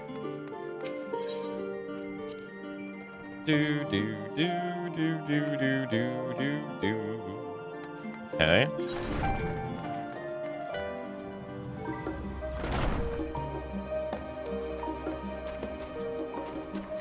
The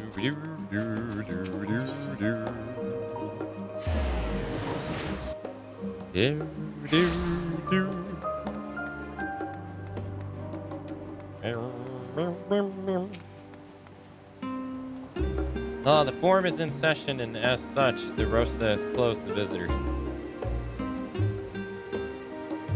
The Slines of 7th Dawn. Very well. You may wait in the corridor. Of course, entry will only be permitted on condition you leave your armaments at the door. Least you forget, this sacred institute holds rational discourse in the highest. The implements of war are expressively forbidden. Yeah. Hey, Breezy, hello.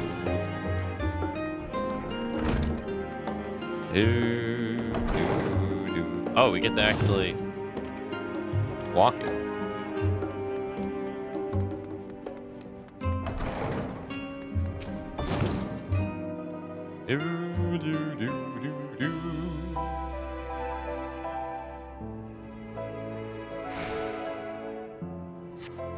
Okay.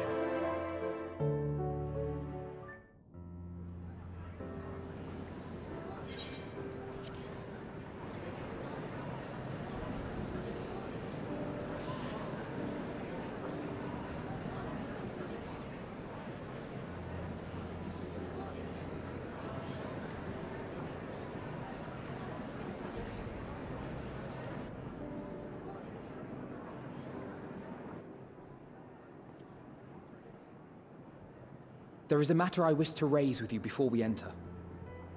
And that is? We are here to listen and to learn. But if the forum's plans are more or less what I expect, then I should like to make a proposal that will serve our ends. By your leave, of course.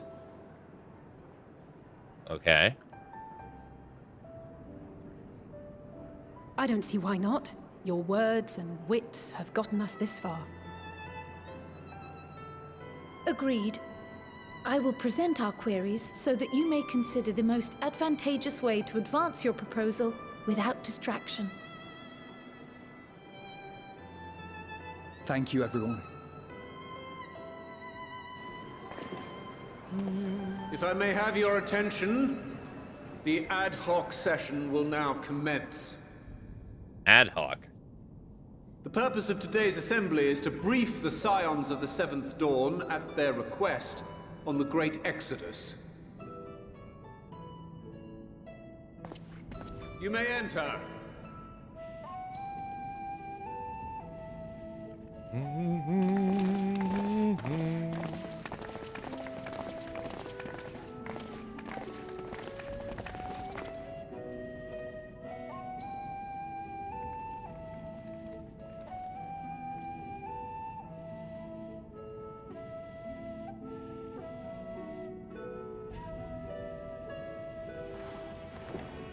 On behalf of the Forum, I commend your heroic actions on the Magna Glacies. We shall not soon forget your service to us and the people of Radzat-Han. The Satrap, whom we have informed of the refugees' new arrangements, sings your praises as well. As an expression of our gratitude, we will endeavor to answer your questions as fully and openly as we are able.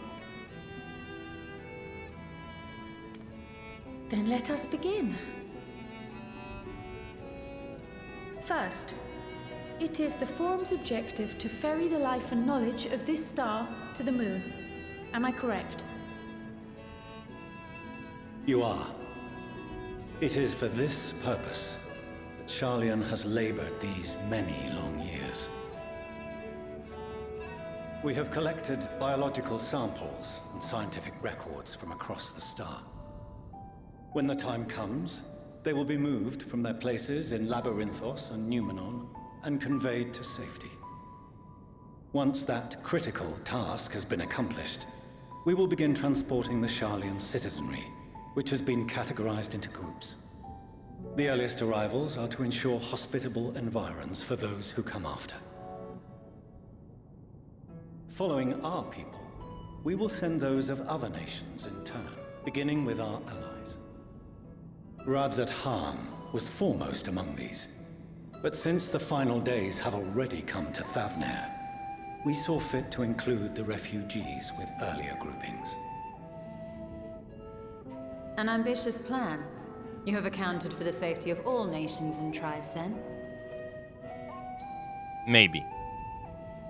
As many as we can. And how, pray tell, do you decide who to leave behind?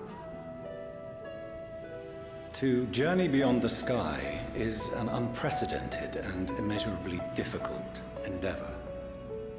Introducing sources of inevitable conflict would condemn all to certain death.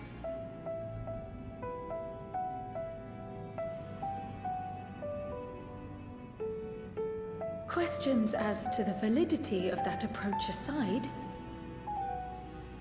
are your plans proceeding apace? We're under the impression that your primary means of celestial transportation is incomplete.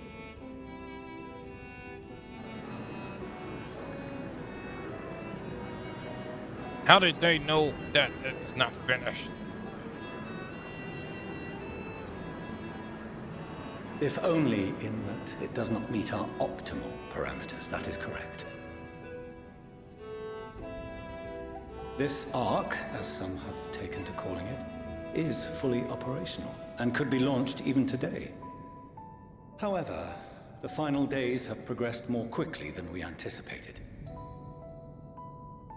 At present, the ship is incapable of attaining speeds sufficient to meet our evacuation targets.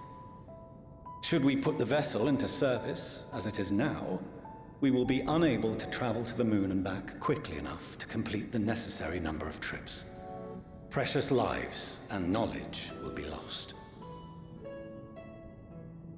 Seven hells. Is there anything to be done?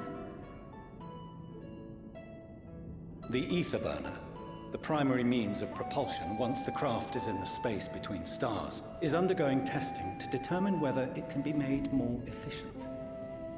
Though cargo is being loaded for the initial phase of the Exodus, we are prepared to continue our experimentation up to the day before launch, should it prove necessary.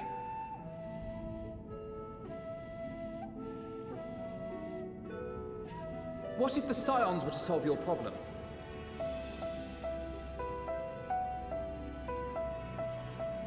We shall help devise a means to improve the ether burner's efficiency, on 2 conditions.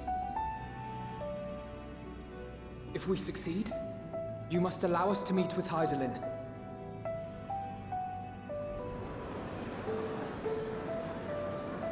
'Twas simple enough to deduce. You have a Concord, and so you would never have abandoned the anti-tower had you no other means of communication. One far more convenient, I suspect.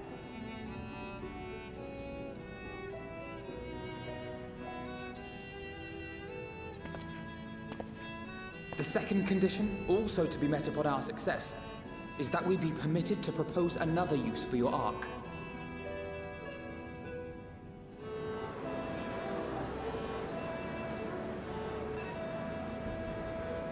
We would be at liberty to refuse this proposal.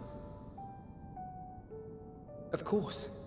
If we cannot prove its merit to the 99 here, who are we to stake on it the lives of all peoples of this star?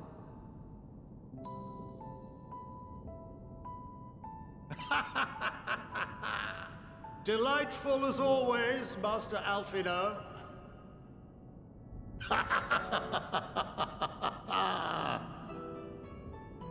Oh, we couldn't have asked for a finer plan. Allow us to solve this complex engineering problem of which we were entirely unaware until moments ago. What could possibly go wrong? The satire writes itself.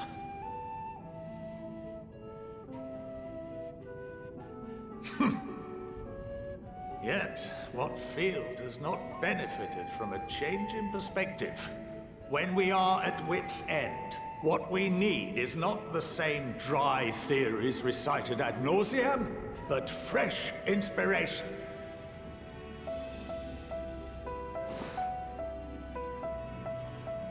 I, for one, have faith in my erstwhile students to provide it, and I find their terms to be perfectly acceptable. Hell yeah. Order! Order! We have no time to waste on debate. I call a vote. All in favor of agreeing to the Scion's terms?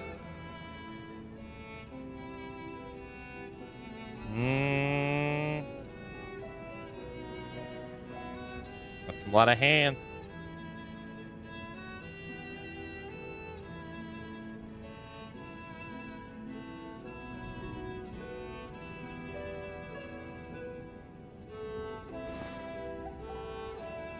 Oh, he even rose his. 71 in favor, 28 against. The ayes have it. Fortuneau, as the architect of this project, you are the best candidate to show them its current state. And bear in mind that regardless of your personal misgivings, this is the will of the Forum.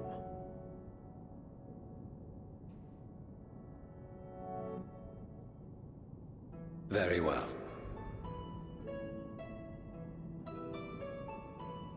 I call this session to a close. Return to your tasks with urgency. The final days wait for none.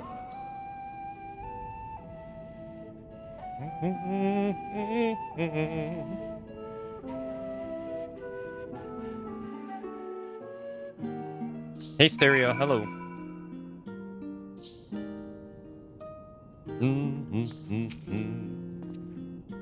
Sorry about not letting the rest of you in on my plan. I was admittedly thinking on my feet for the most part.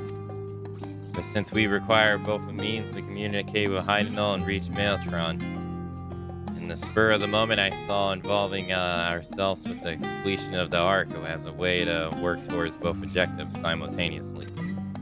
However, we must first keep our end of the bargain by solving the problems of the ether burner. I'd like to think it's not a challenge beyond our combined expertise, or at least the expertise of our extended circle of associates. It might behoove us to learn how the ether burner actually works before we attempt to improve it, though.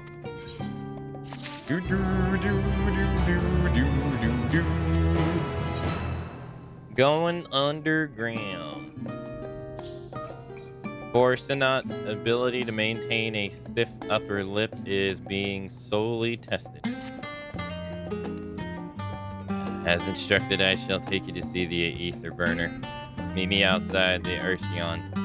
I ask you make your way there. So the Ark is being built in the labyrinth. Hardly surprising. Where else could they conceal such a massive undertaking?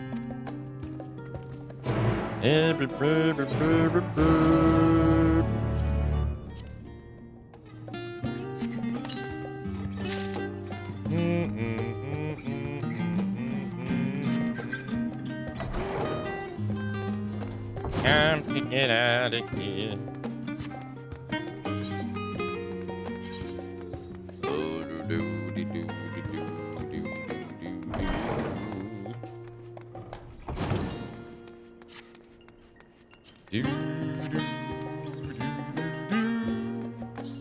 Run.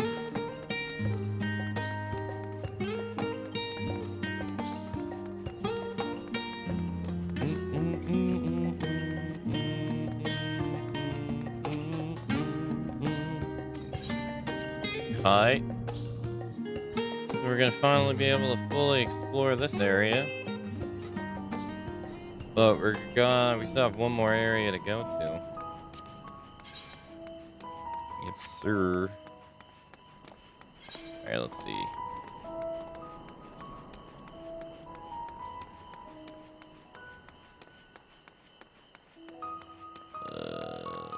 Oh, we can just do this.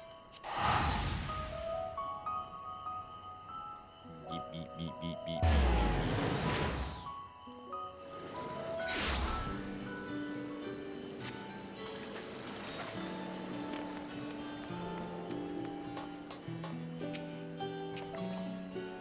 Our destination lies in the lower levels The form and its wisdom has granted you access to the Archeon's lift.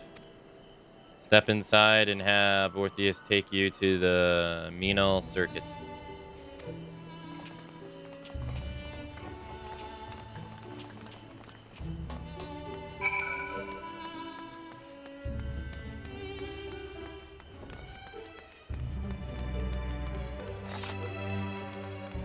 Oh. Wait, did we get...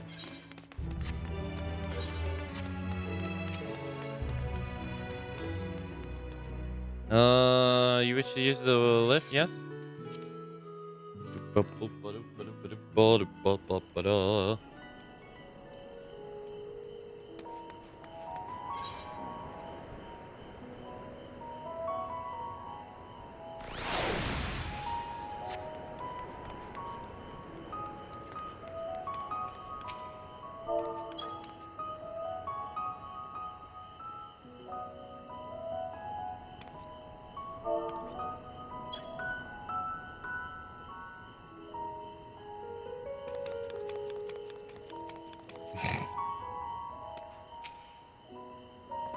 I have sent your associates ahead to Logis Con Alpha, the other side of the Mera Rail Agronomics. Actually, there is something I've been meaning to. No, never mind. It can wait. Let us attend to the matter at hand.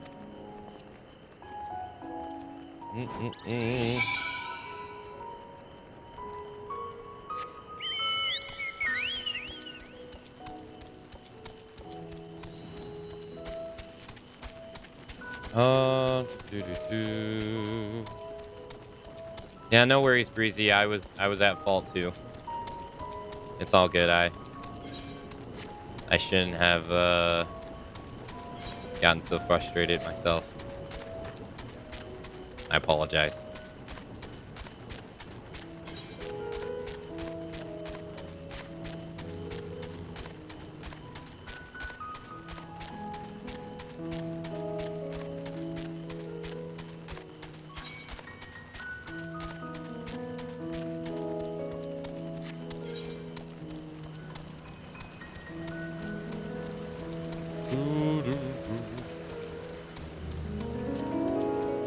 We're gonna have a new area. We have 4 side quests here.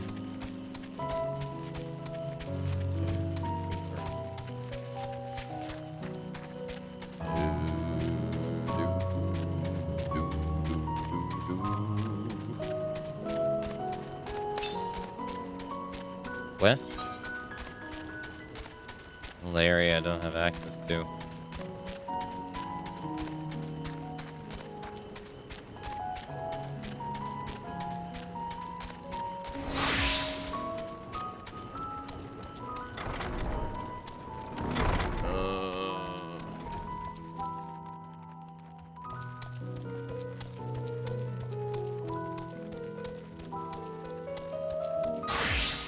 I could do 10 push-ups. I did 100 the other day. Okay, that was like a month ago, but hey, it's all the same.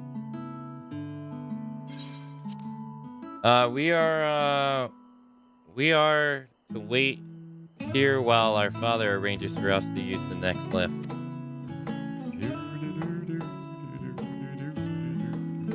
Here being Logis Econ Alpha, where the atmospheric conditions to the Labyrinth are regulated. Water is drawn from the underground and dispersed as vapor, simulating the formation of artificial clouds and rain. By manipulating the temperature in the air circulation, they are able to create the ideal environment for growth and preservation of the biological samples kept here. You know, it's great that, like, we have this happy-go-lucky music right now while, like, death and murder is happening to other people. Being transformed into monsters and everything. Hold on. How do you know so much about it? Why, Father brought me here as a child. What? And left me behind? Actually, you're the one who left me behind when you went off somewhere with Grandfather. That night before, I'd been asking Father how clouds are made. So he decided to show me. It was fascinating. I pepped him with questions the entire time. It's all too easy to take for granted the many interweaving aspects of the natural world to grow inured to the wanderers. By having gained an understanding of the complex mechanisms employed by the Laparates in recreating a similar environment, I have come to view such processes in a new light. The subterranean Gardeth of the Lapis and the lunar prison forged to contain the ancient Zodiarch, and habitations built for all mankind neath the moon's surface, each unique yet undeniably similar. 'Tis no mere coincidence.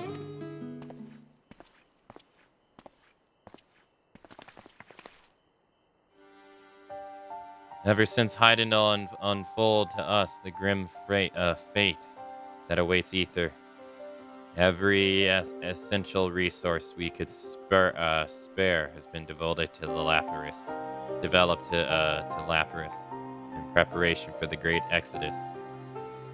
But that is not all. It is also a testing ground for techniques that will allow us to settle on distant stars. Though the Laparites have endeavored to make the moon inhabitable, that is not our final destination. Mankind must learn to propagate life where there is none, to thrive where all is barren. Alas, time is not on our side.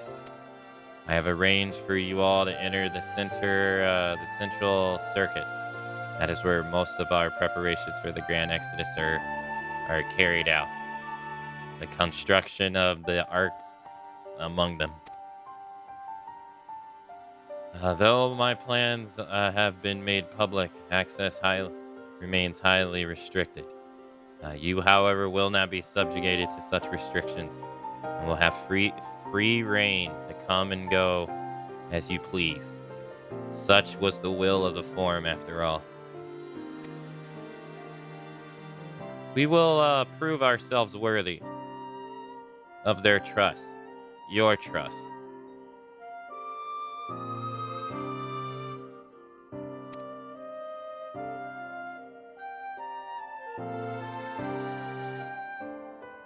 Then let us proceed.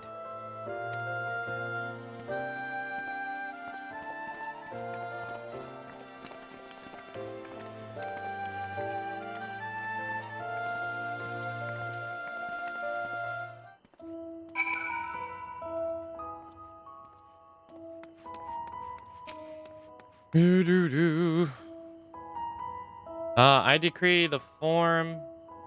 I decree, by decree of the Forum, the Scions and Seven Dawn are permitted to enter the central circuit.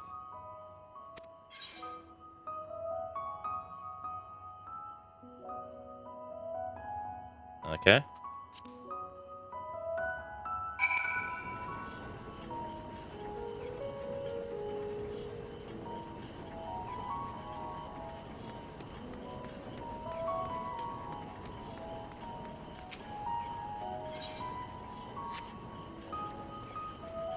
The ether burner is being constructed not far from here. Overseeing the work is Kokolo Donkolo, after whom the forge is named. Once the necessary introductions have been made, I shall leave you with him to discuss the particulars. This way.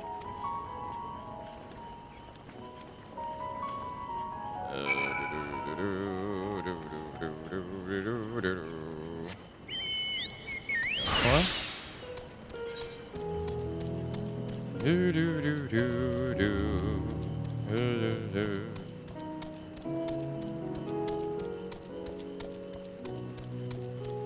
Going on an adventure.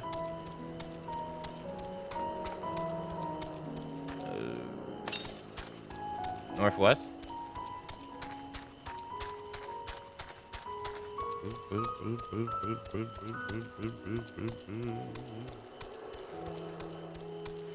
Oh, there it is. There we go.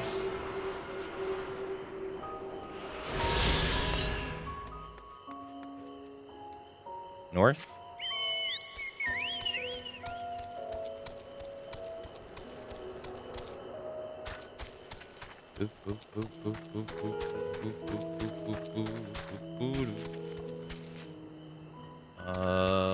Oh.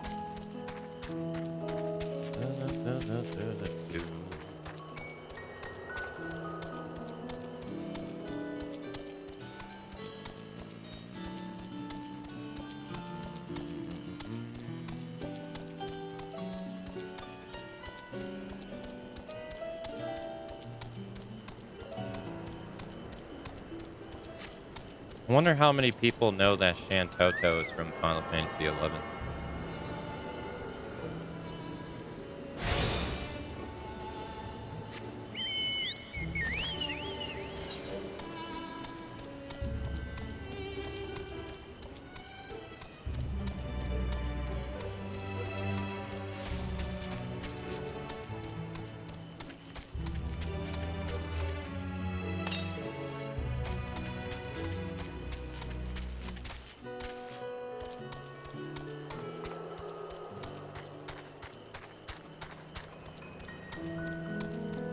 She just flat out mentioned Vanadia in a quest line, but guessing more people became aware of her Dissidia.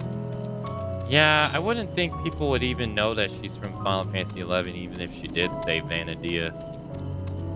Because, like, if you're not, like, if you don't know anything about 11, you wouldn't even know what Vanadia is. You know what I mean? Like, I'd imagine you have to kind of go out of your way to educate yourself.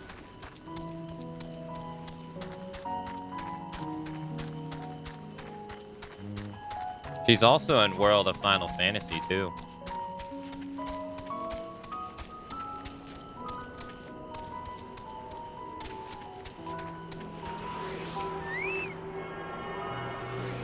This is based on the Final Fantasy XI monster.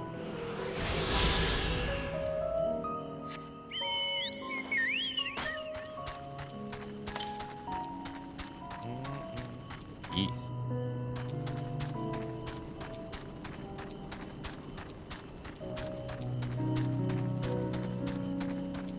She had an event in 1.0, but I was long gone.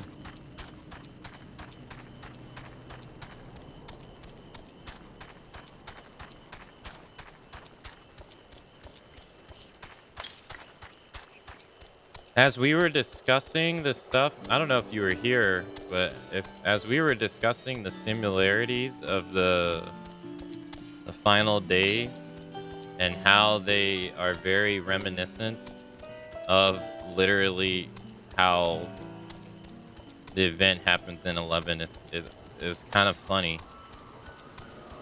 how similar they really were.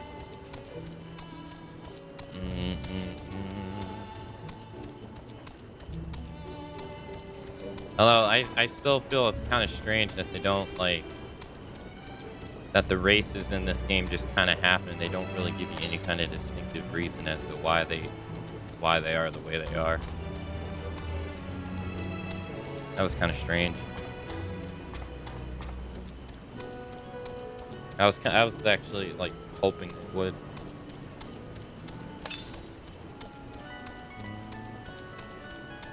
It's like right here.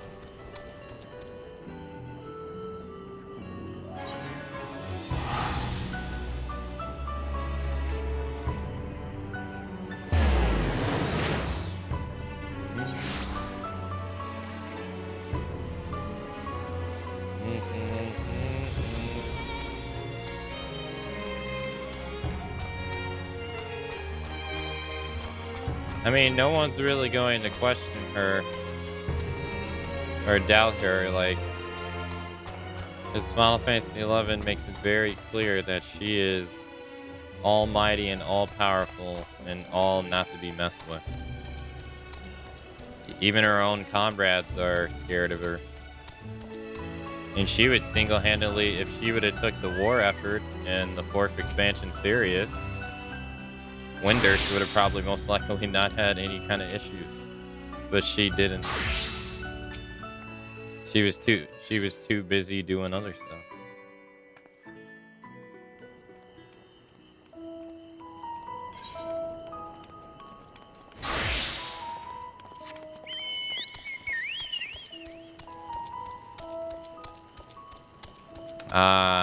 I don't know what you mean by pick as my guardian.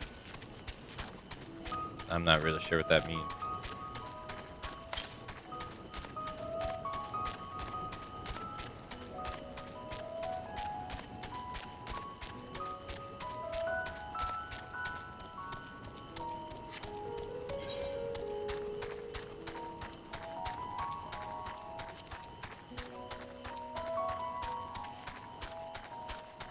The Fury.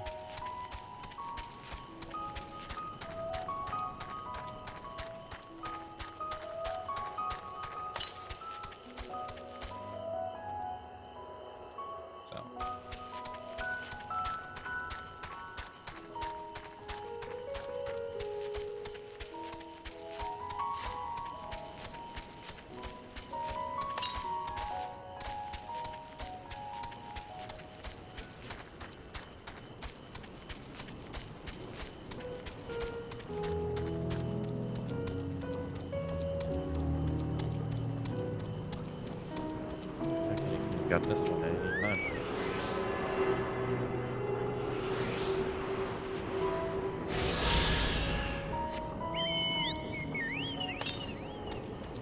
West.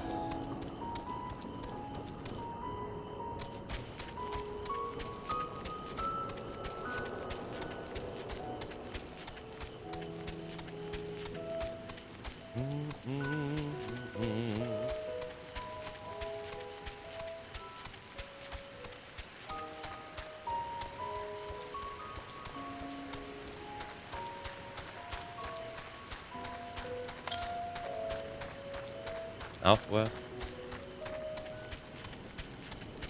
Oh, so over here.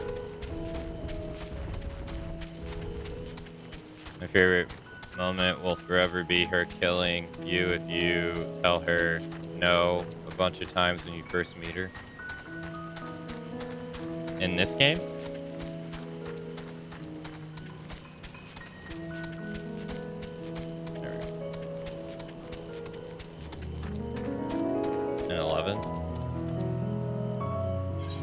Oh, yeah.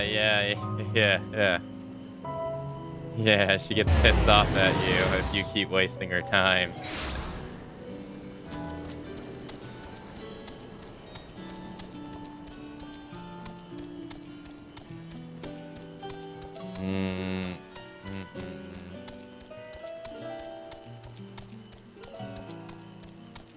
Yeah.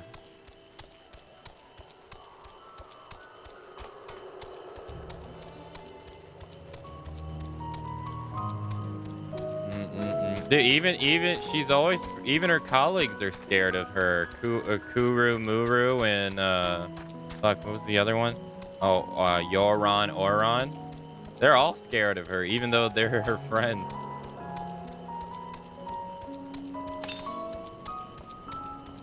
Every quest that involved all three of them.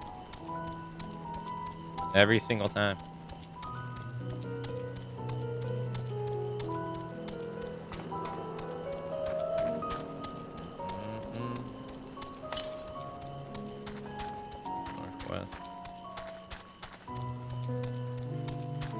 That's stuff that I miss from old style MMO.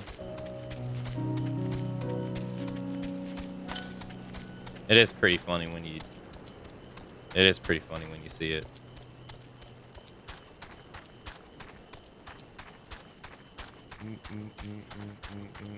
But I would imagine most people don't even know that she's from Final Fantasy XI at all.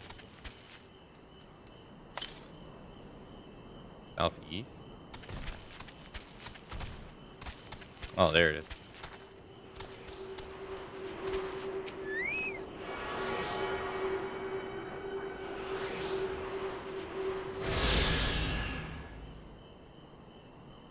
Hold on.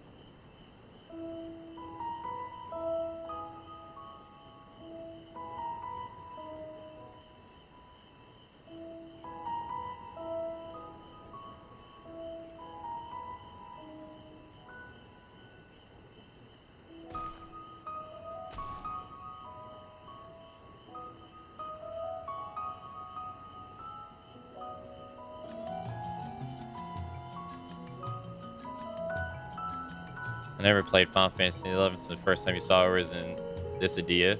This is her house in FF11 right here. Funny enough, you guys were talking about a black mage, and this is what an old school black mage would look like.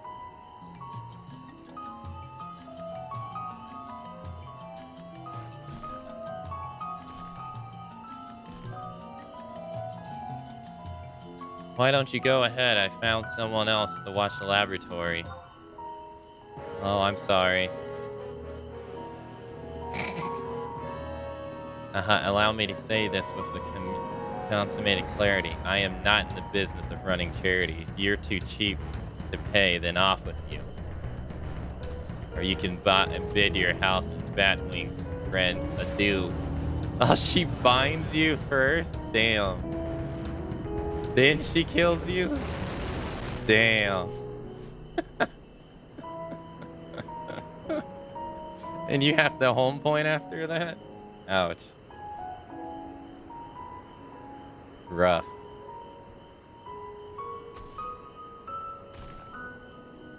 Damn, to add insult to injury, she binds you so you can't even get out of it.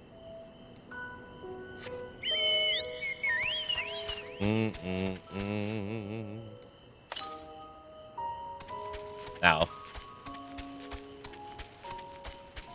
Yeah, I think the first time I saw her outside of Final Fantasy XI, I think it was definitely World of Final Fantasy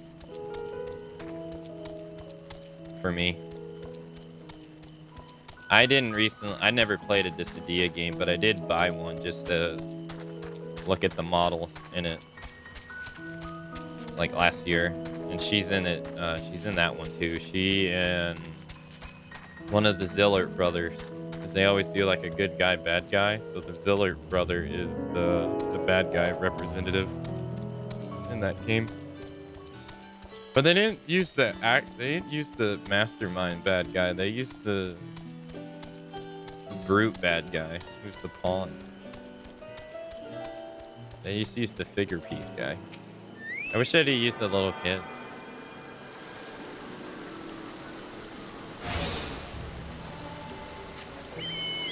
Like, I get why they couldn't do like Promathia. Dude's freaking 40 feet tall. Wouldn't work.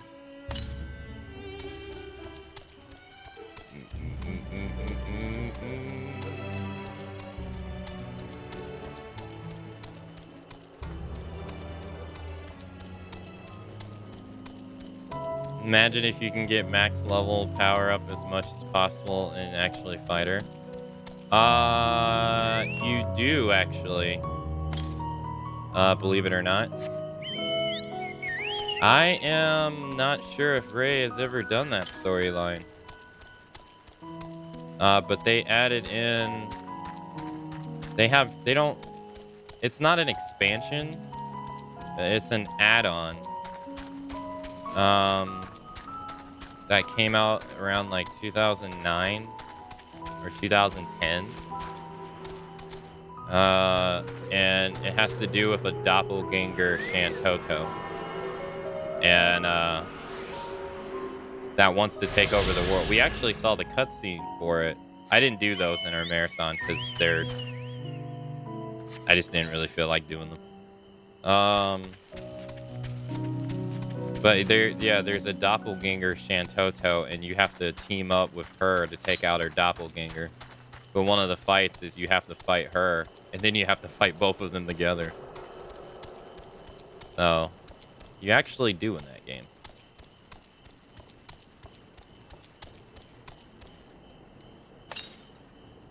East.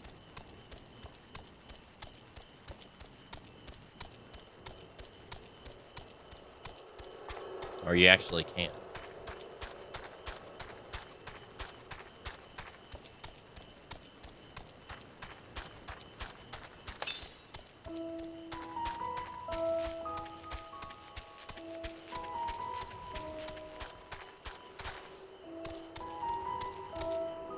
I'm just surprised by the staggered amount of content that they really took from 11 and put in this. It's so much. I mean, I've already mentioned it before, but the bird, the chocobo design is based off the 11 one too. Like, there's so much stuff.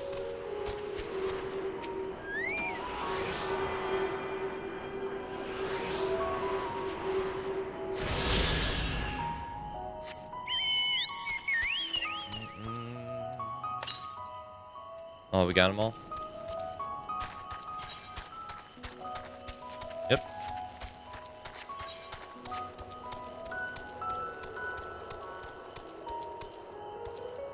Yep. Oh, wrong one.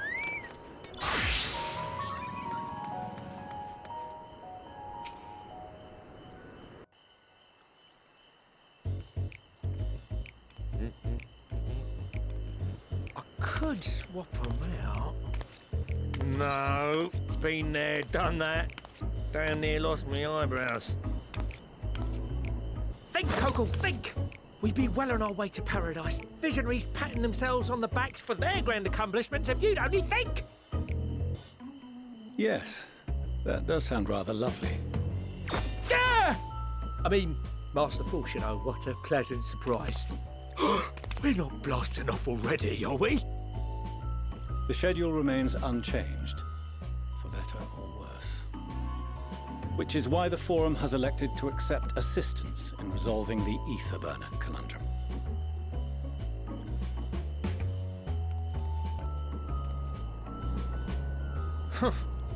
Not seen you lot down here before. There are Archons among their number, but engineering is not their expertise. Nevertheless, the Forum concedes the slim possibility that they may have insights to offer. If not, you are at liberty to return them to the surface, by whatever means you see fit. I assure you that won't be necessary. Now, about your troubles with the ether burner. Aye, aye, I'll walk you through it. Suppose I could do with a change of pace. As the name ought to tell you, the ether burner burns ether, ambient or otherwise, and transforms it into motive force. Think of it like a giant bomb that never stops exploding. Even out in that black void where the ether's right sparse, it's strong enough to move our arc. And it probably won't kill you like an actual bomb.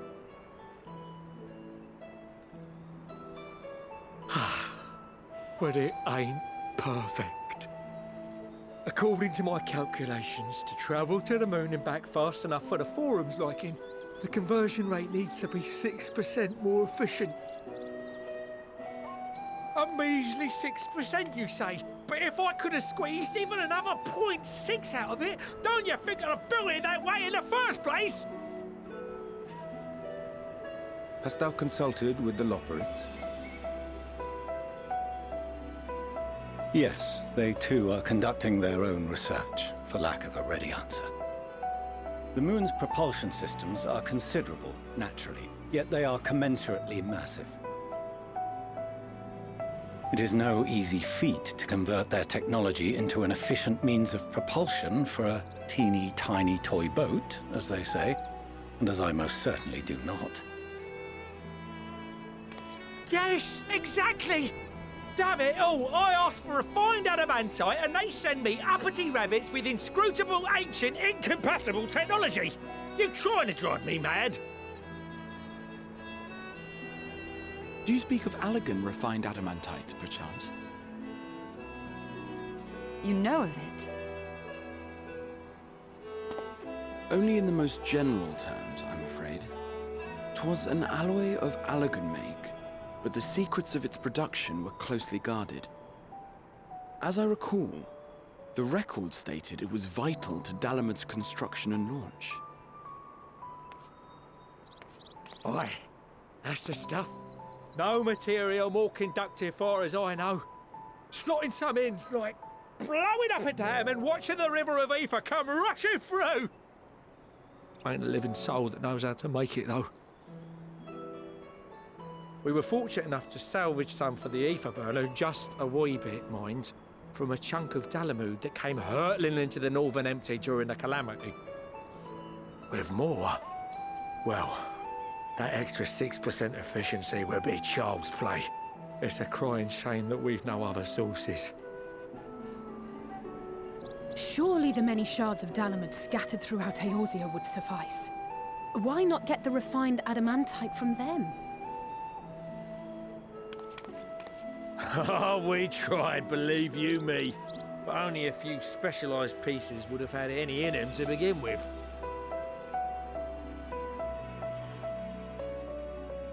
Drive calls from Ragnarok-class internment hulks. Those are the prize bits we really need. According to the Gleaners, getting to them means delving deep into the shards.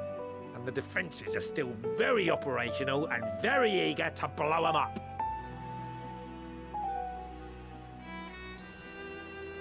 It's rough going in there, even for the cream. Not sure they'd make it out alive. Weren't we near that part of the Ragnarok when we went to destroy Bahamut? Oh, they're calling back, the coils. Oh, that's cool. You want me to go and, fetch the what's it? This sounds like a job for someone else. The White Raven's ghost, it haunts me.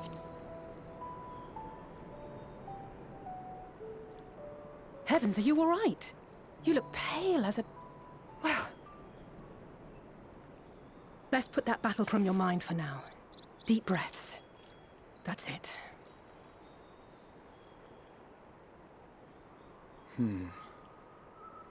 There are multiple internment hulks in Eorzea alone, so handling this ourselves may not be the most efficient option. Rather, if we could salvage adamantite from the shards simultaneously... Ant-Man is tight. Thancred, is the link shell we established before you went to Garlemald still active? Of course. The floor is yours.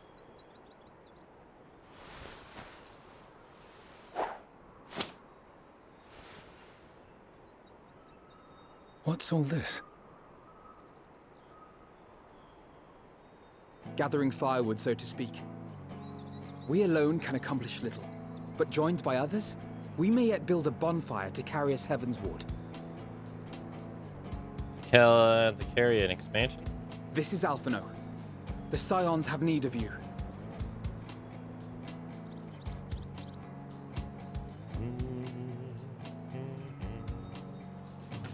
Understood.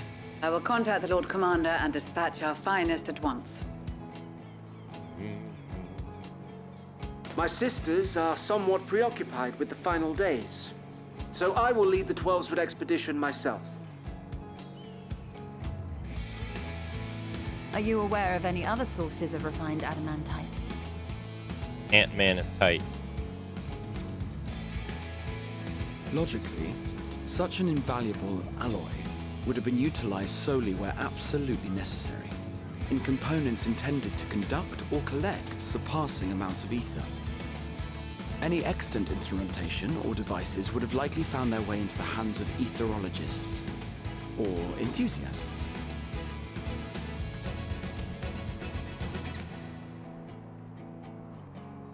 Magical artifacts of Allagan design? The Eastern Alliance will send word to one and all. Are there other ways we may offer aid? No shards of the Lesser Moon scar our soil, but our stake in this cause is no less for it. Is there anything in Othard that might be of use to you? What did you say? Oh, you got friends in far places, lad. Any road, if you're offering, I wouldn't say no to one of those Far Eastern sacred relics. Some of them can hold enough ether to summon a whole damn primal. Combine a source like that with the ether burner, and 3, 2, 1, kaboom! I gather you heard his explosive enthusiasm. Might you secure us a suitable relic? It shall be done. I know little of machines, but I promise we will do our utmost to gather the materials you need to finish your starship. I am glad for the work, in truth. Better to busy oneself than wait and fret over disasters foretold. Then why are we all still standing about yapping? There's plunder for the taking, and I'm a born plunderer. I'll be an old Charlian before you know it. Start mixing the grog. Start mixing the grog. I'm certain that can be arranged. Thank you all, and do be careful. Just like that. Aye, just like that. Our refined adamantite is on its way. Now let us consider our next steps, shall we? There's yet much to be done.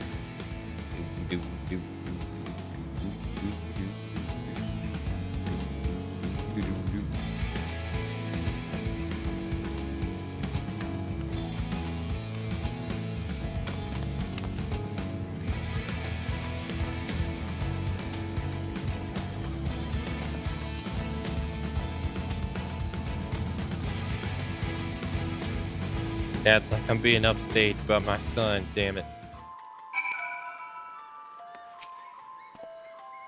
It's times like these where we are reminded of how famous or infamous Alf has become.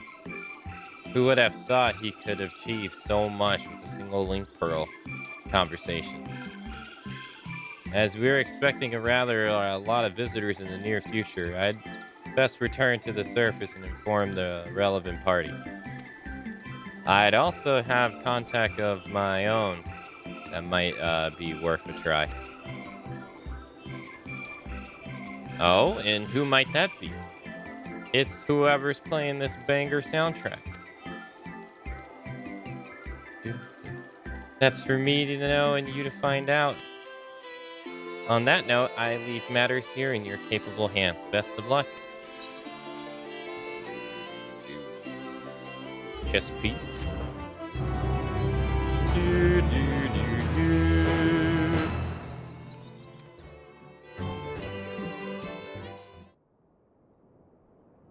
Meanwhile, in the racist town,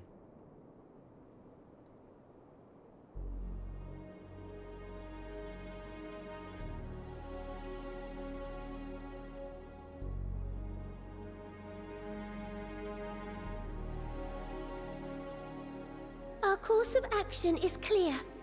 We must harvest refined adamantite from the shards of Dalamud and procure arcane relics of Allagan make. Summon the best and brightest of our immortal flames and form an expeditionary party at once. Call upon the Sultan Sworn and Brass Blades for support as you must. Papashan, send word to the guilds.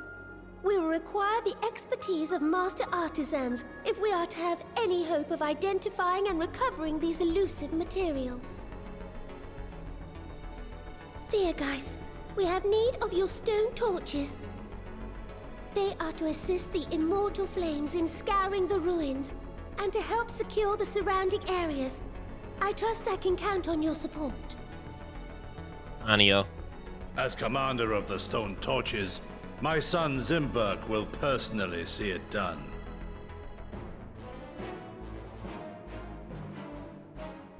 Pippin, I would have you lead the raiding party.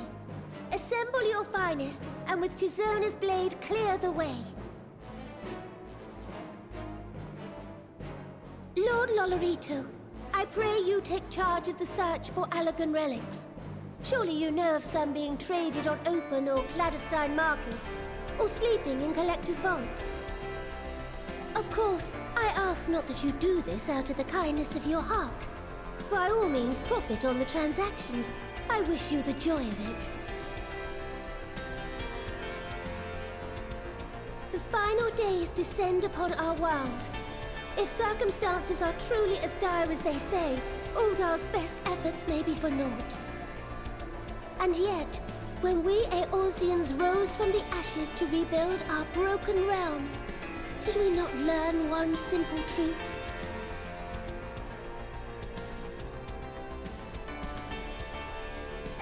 That which seems all but impossible to overcome alone may yet be possible if we stand together. It was the Scions who united us then, and it is the Scions who call upon us now. Uldar will answer that call. We will summon our courage and join the fight for our world's future. You know your duties. I, Nanamo Ulnamo, 17th in the line of Ul, bid you good luck and Godspeed.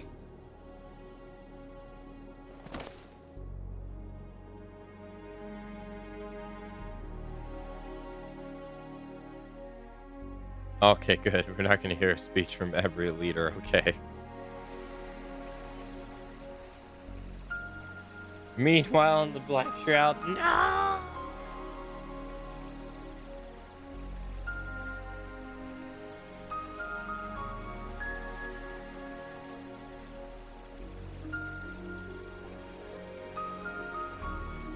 Meanwhile, in Hippie Town.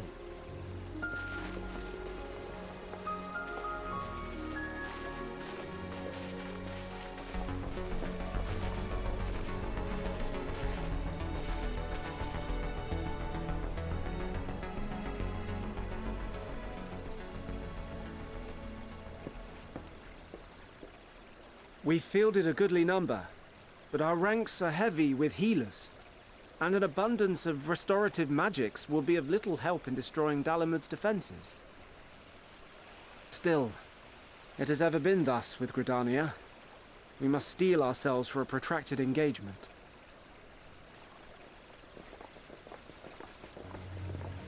Oh, it's everybody's favorite character. In that case, might I suggest taking us along?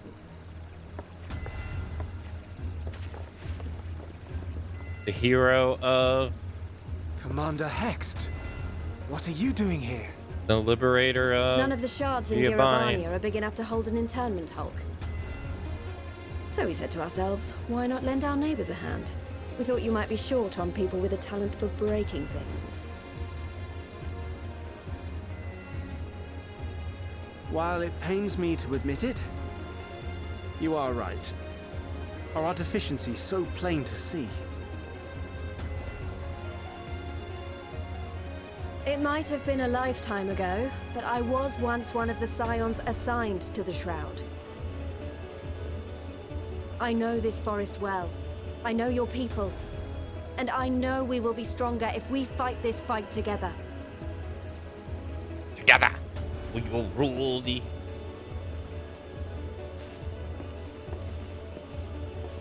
Then I will impose upon you with a clear conscience. Come. Let us speak of how to integrate our forces.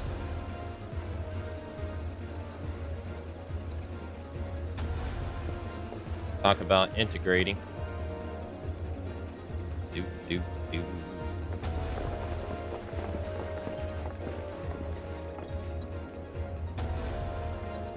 I won't let it all be for nothing. I promise you, Papalimo.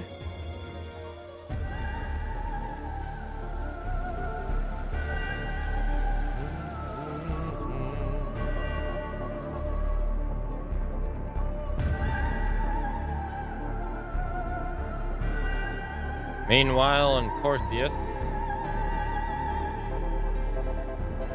Hey, Lander, hello.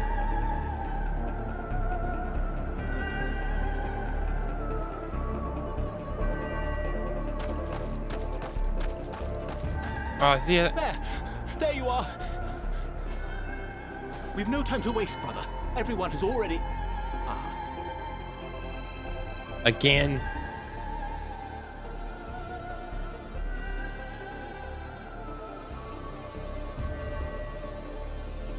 How many times are you gonna...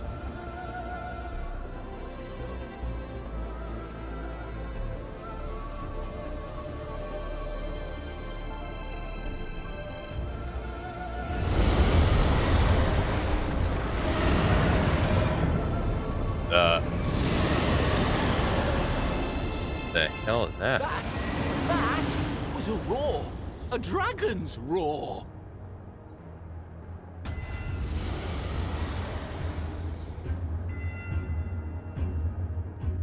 Oh, is that Restvelger or Timantia?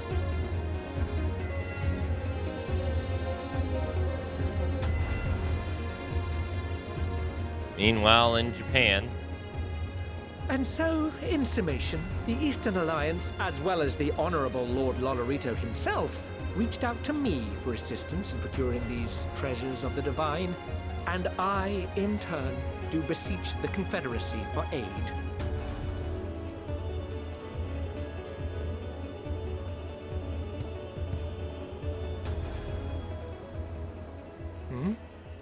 Is that? Hancock? What a surprise this is. And a fortuitous one at that. I have a favor to ask, you see.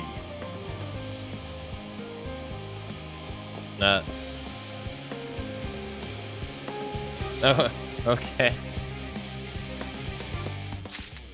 Hey, Sonny, hello. Alright, well, a lot went down there.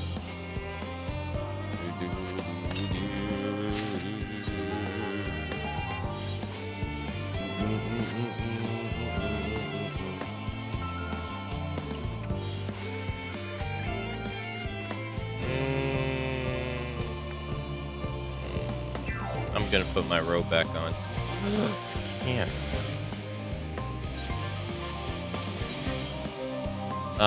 No job too small.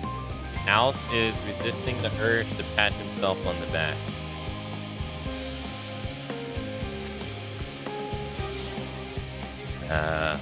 Though our friends are searching for refined Ant-Man is tight and sacred relics, we will only know if they meet our requirements once they have arrived. In the meantime, is there aught else we might do to be of service? You've already done more than enough.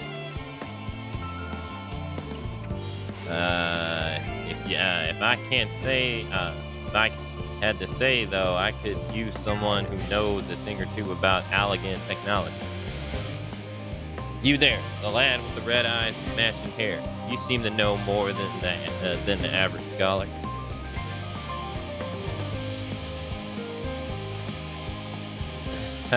If only Master Koko knew how right he was. While he and Garaha establish a raptor, why don't we help the preparations for the Great Exodus? Indeed, this would mean going above and beyond the terms of our agreement, but I propose this is not to curry favor. As confident as I am that we will succeed, we must be ready for every eventuality. This would also be an opportunity to familiarize ourselves with the logistics of traversing the great expanse, and if nothing else, it beats twiddling our thumbs while we wait for Ant-Man is tight.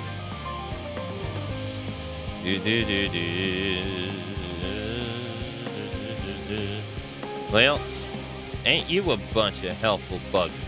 You mind to lend a hand? I know where you ought to go. Charlene Hamlet is lousy with researchers and scholarly types busying themselves preparing for the Exodus. Hell, lot need all the help they can get. And then off we go.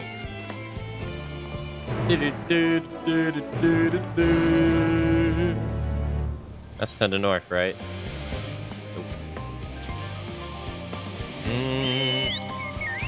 That says unable to apply glamour point. Hype music that's gonna play for too long.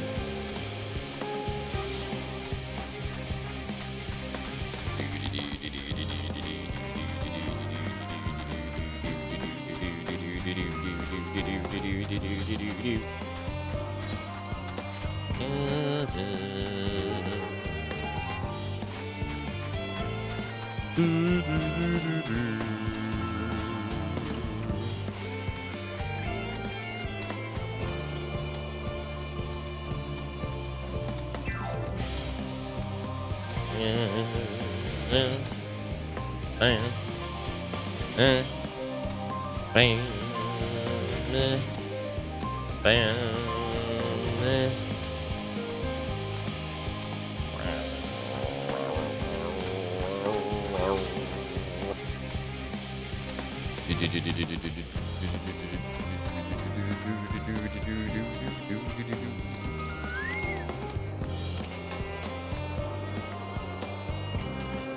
For what I can tell, a lot of people actually live down here. I don't know how much help we can offer, but I dare say they'll benefit from some of that fresh inspiration Scholar Antimijal-chan mentioned. Let's start by asking around, ideally without getting in anyone's way.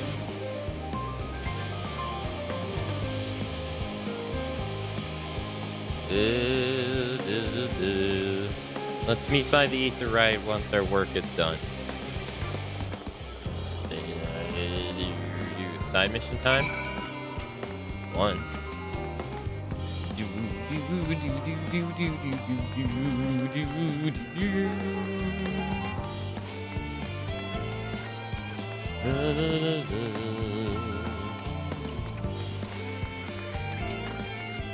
Vex Veterinarian.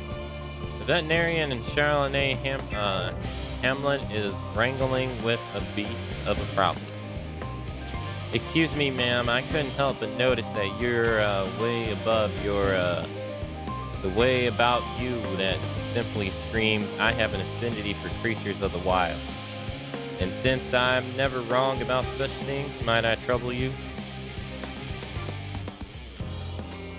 You see, amongst the troops of trolls living in the Outer Circuit, I came upon one who was sick beyond measure. I took the poor creature in at once and saw him healed, of course, but when I attempted to return him to his rightful home, he flew in panicking, as if he could not bear the thought of going back. To make matters worse, the troll saw fit to escape into a den of analysts. I would go after him, but I'm so fumble-footed. I'll scare him off like as not, to be torn limb from limb from my for my pains by the fiend. So I turn to you. Would you seek out this troll of which I speak? I shall provide you with his favorite food, and with it you should be able to calm the petulous thing. Hopefully that will be enough to see his senses restored, and for him to come hurrying back. And though I thundered to think of it, if any of those fail analists seek to impede you in your or pester that troll, make those beasts regret their interference. Oh, and don't worry, you'll be rewarded for your effort.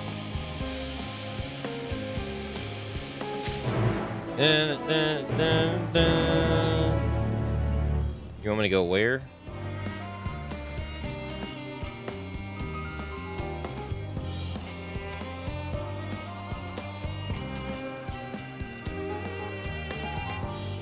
Why do I not see that? Oh, right here.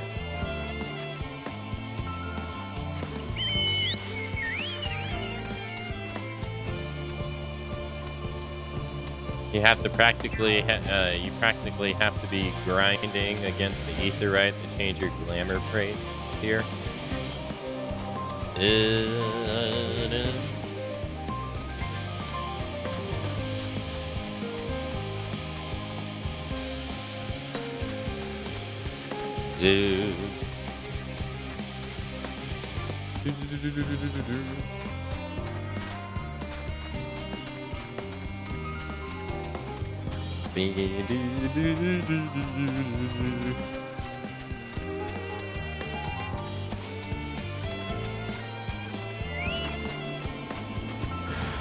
Get your hands off my troll.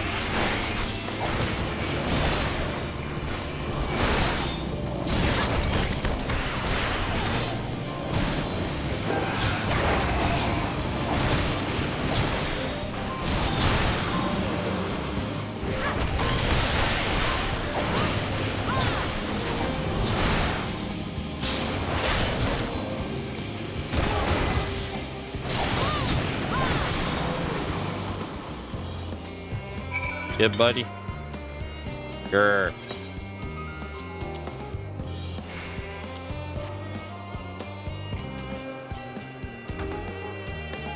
Mwah.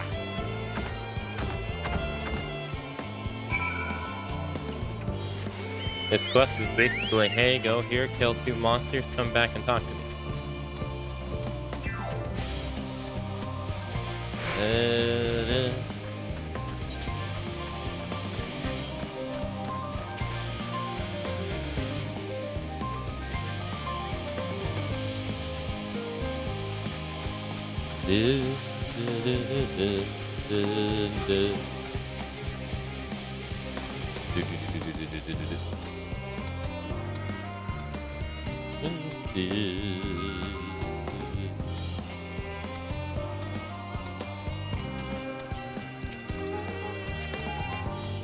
Here you go.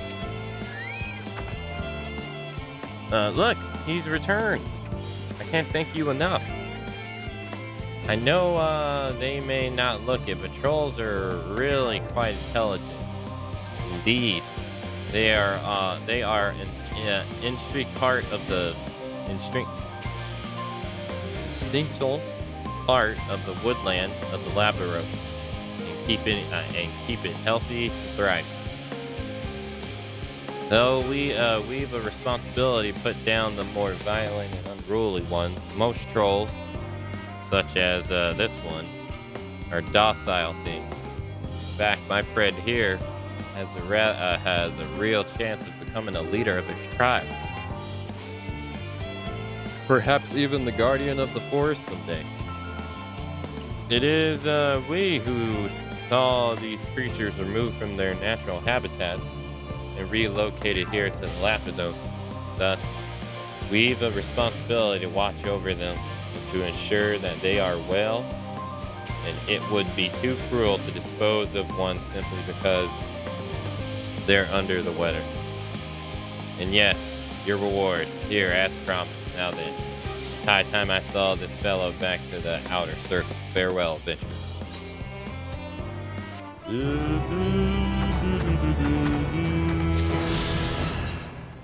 That's it. All that. Oh. I'm where I need to be.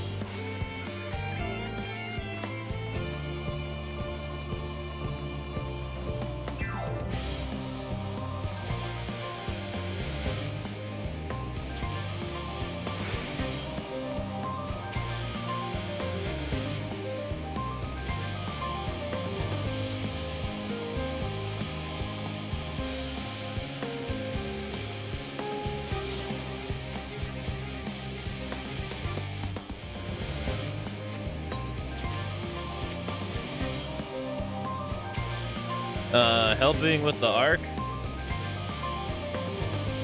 Even with all the power of Master Coco Mold managed to squeeze out of the ether burner, it's still not enough apparently. And now I hear the final days have arrived. Horrible creatures running rampant all over. Ugh.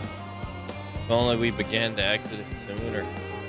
People are dying, there'll be no end if it were not to fulfill our duty. We will. I've spent years preparing for this moment. Believe me, believe in the plan, and all will be well. Hey, thanks for walking back. The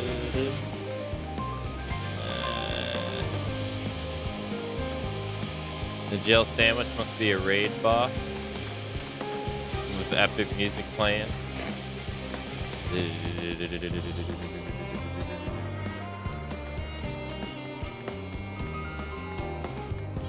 Ani.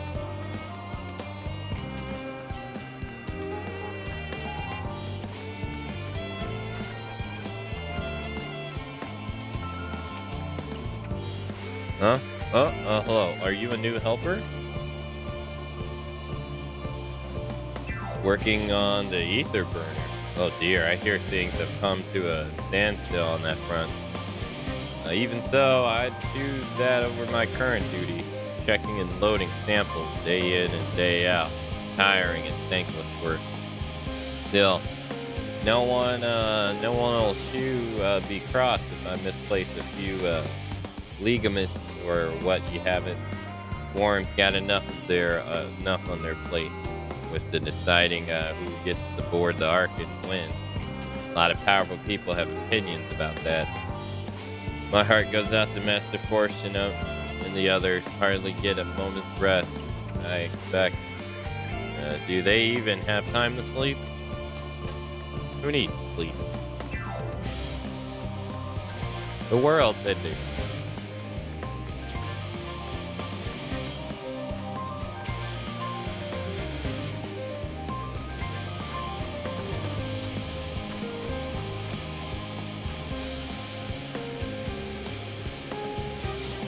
Offering the help? That's very kind, but I should be able to organize the rest of the documents myself. It's mostly list of things we need once we arrive on the moon, and then whichever star we choose as our new home. My duties largely concern the maintenance of living accommodations, so I'll be a lot busier when we depart. I hear that our lunar cooperators have been down to the assist in our efforts. I look forward to finally meeting them in person after having communicated with them in such limited capacity thus far. To be perfectly honest, I've never even the slightest idea of what they look like. I just do hope they're not enormous, giant, looming giants. Why, I would much prefer something small and fluffy, with that beheaded rabbit.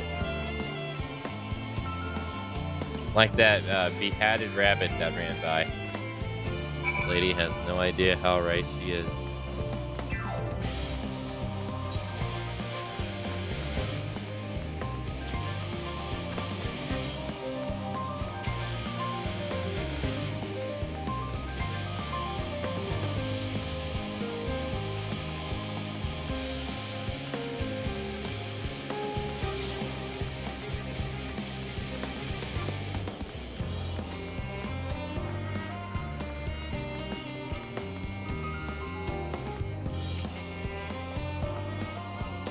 Fancy meeting you here, Akane.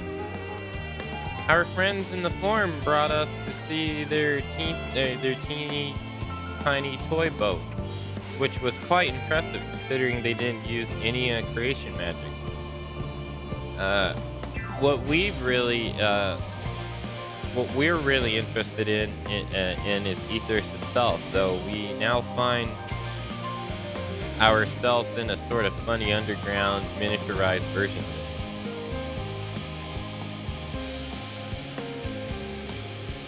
We were hoping the forum would give us a guide tour, but it appears they are rather preoccupied. Honestly, all the time to prepare and they still not ready.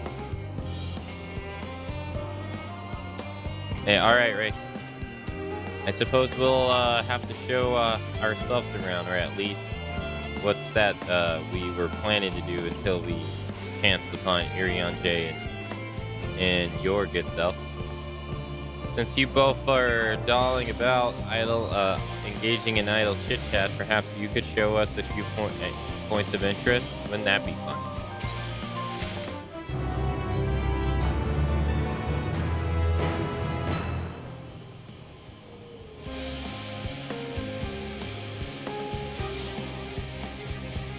Showing them the toy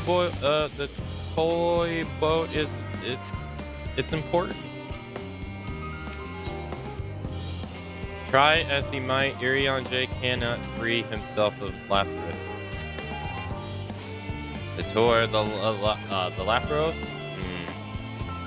The unexpected yet prudent suggestion. Given the similarities betwixt this artificial environment in the best way barrows, it would be in our interest to have the Lapras equipped. acquaint themselves with these conditions deemed optimal by their Charlene cooperators. I fear, however, that continued reliance upon my limited knowledge, would risk narrowing rather than broaden their perspective. Mayhap thou better suit to lead this adventure?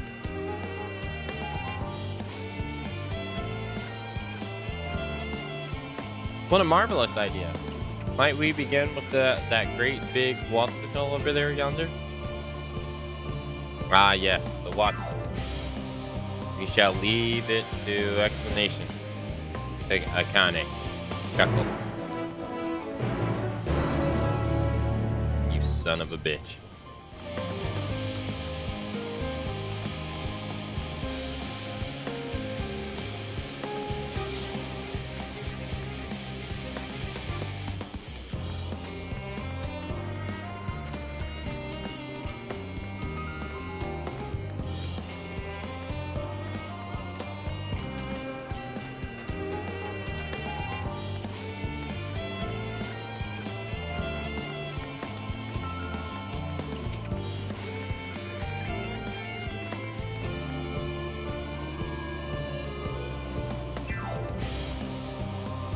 Goodness me.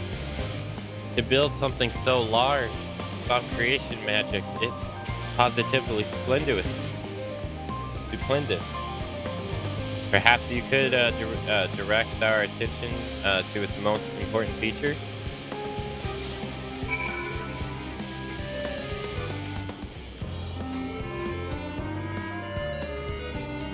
Search the apparatus for points of potential interest. You may move the camera as you zoom in.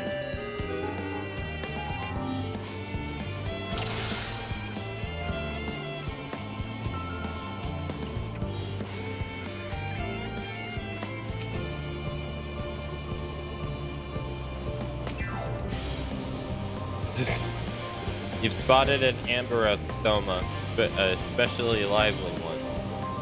At that, it would appear that the concept you observed in another time, another place, was approved for life in the wider world somehow.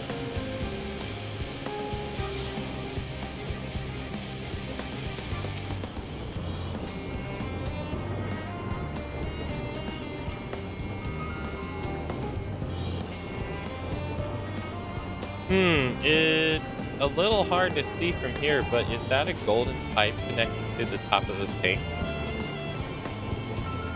And I can see through the water, I can see that the window, another pipe at the bottom. This must be a purifying water drawn in from below.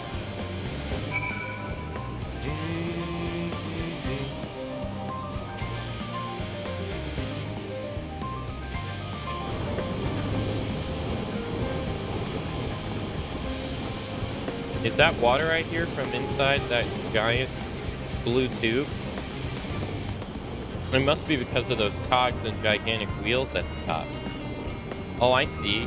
That's how they draw up the water. That's probably some sort of spiral-shaped mechanism inside, too.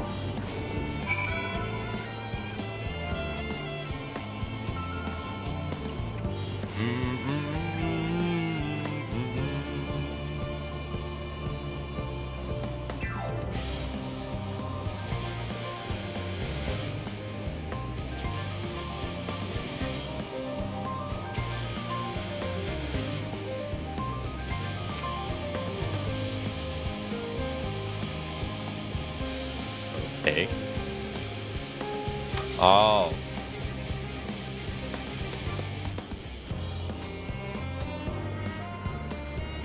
That looks like the trees in the Great Innsvale.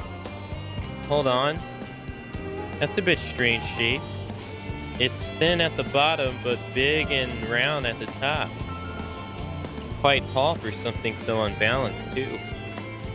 Now it makes sense. That's where they store the water. Yep, you got it. Spot on.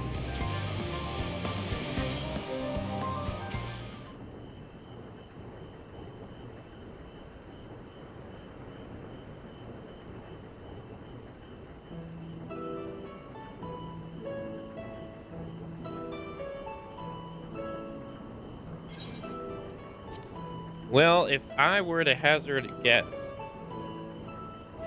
water drawn from underground, presumably with some other mechanism, is purified here and stored in that tower before being distributed elsewhere. I'm right, aren't I? I knew it. A design brilliant in its simplicity. I dare say it would take only a moment to install even the harshest of environments. For us Looperites, that is. Indeed, securing a reliable source of water is the utmost importance for any fledgling settlement.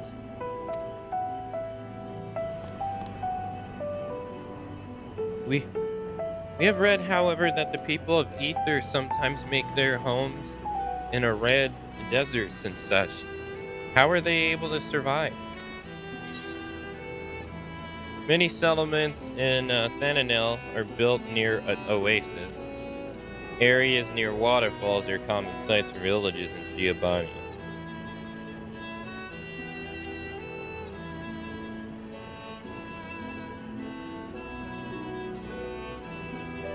So, wherever you choose to live, you're never far from water.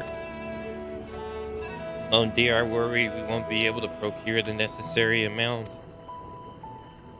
We can provide enough water to keep them from drying out completely. But it would appear that they rely on it far more than we anticipated. A few adjustments may be in order once we calculate the average rate of consumption per individual. It may also be worth learning more about how exactly they obtain their water in the first place. Master Alf spoke of the machinery responsible for that feat during our journey through Lycus, did he not? Maybe the Lapsons will share his appreciation for the engineering marvel. Oh yes, that sounds absolutely splendid.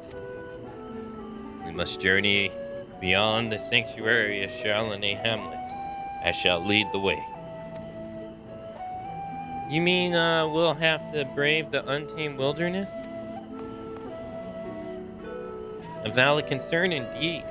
We could not help but notice the many dangerous-looking creatures with big, nasty teeth lurking behind the safe confines of this settlement. Were we not escorted here by burly custodians, I dare to think what would have become of us. Regrettably, too many a hungry predator with an aforementioned big nasty teeth. Lappets may appear to be a potential and rather appetizing source of substance. Might I impose the assistance to carrying safe passage to Lockerisson Alpha? For my part, I shall act as the escort to Living Way and Cooking Way. I entrust Singing Way and Growing Way to thy care. No, I don't want to babysit. A more valiant protector there cannot wish for. Godspeed.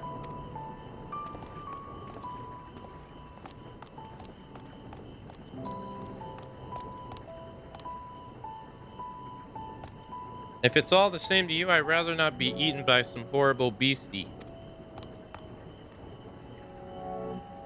Come along, Growing Way. The water extraction warts it.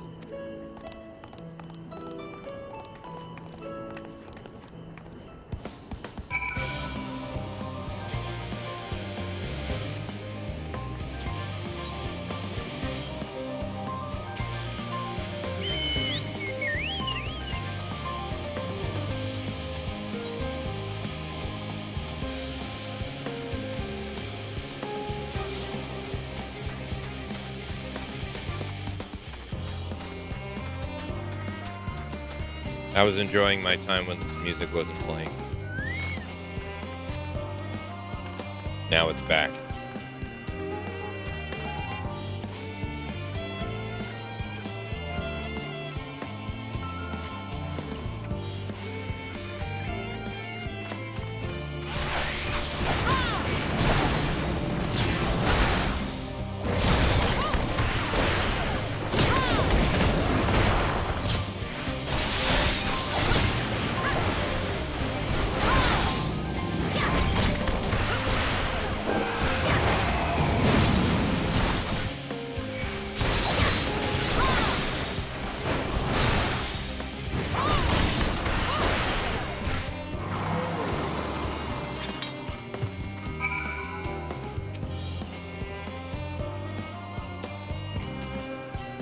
Thank you so much.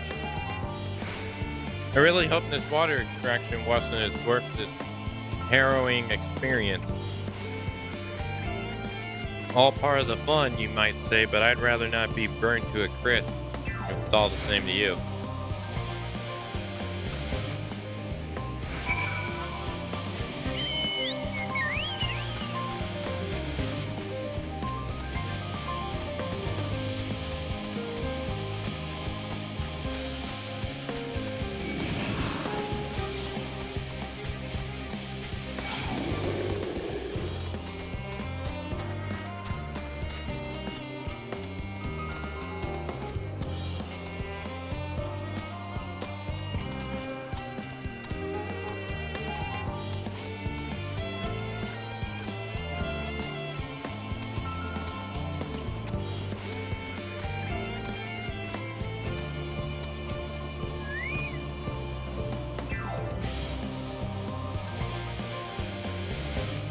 My friends, I bid you welcome to Logisto Alpha. Our destination doubts lie at the lift's top. Pray, follow me.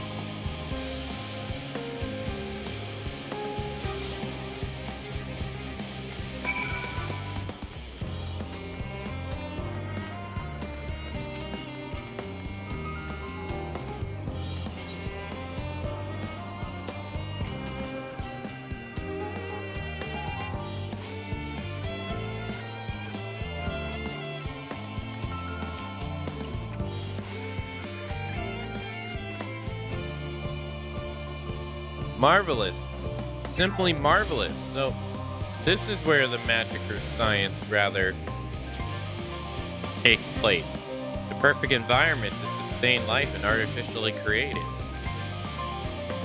The knowledge we've gained here will be essential when we start looking for new stars for our kind to inhabit.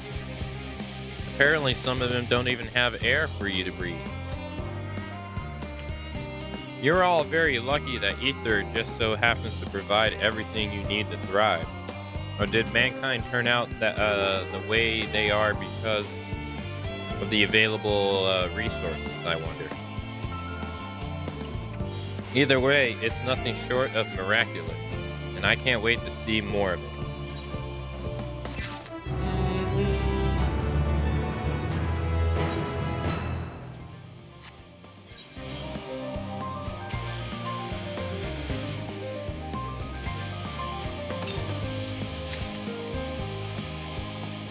Got pants.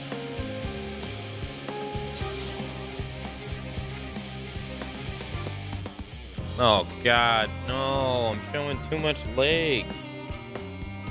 Ugh.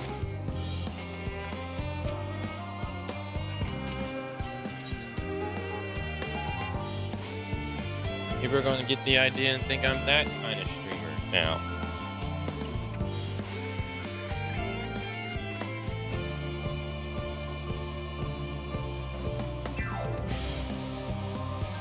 Cooking Way is eager for a change of venue, or at very least a change of work site.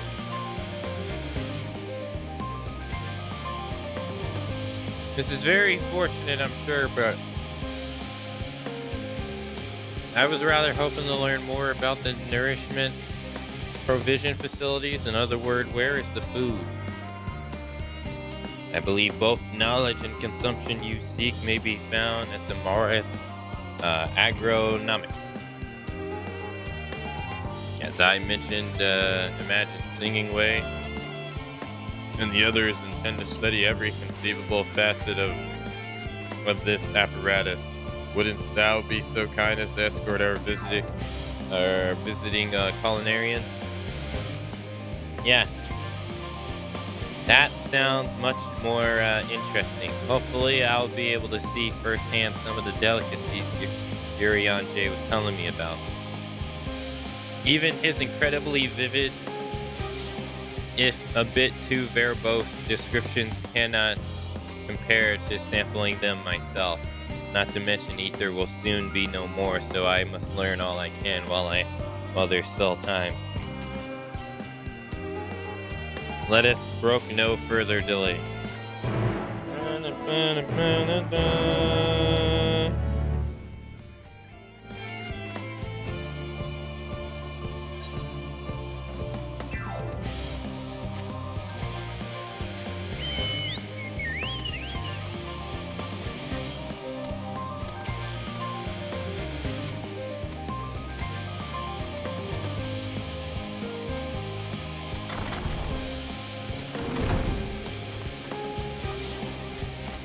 This music is playing for way too long.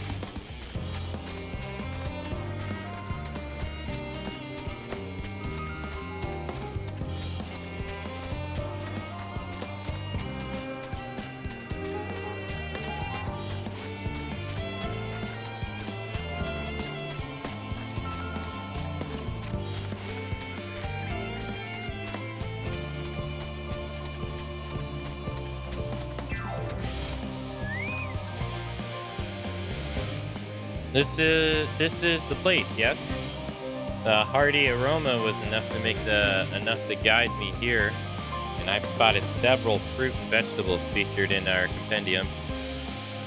I dearly love to try some.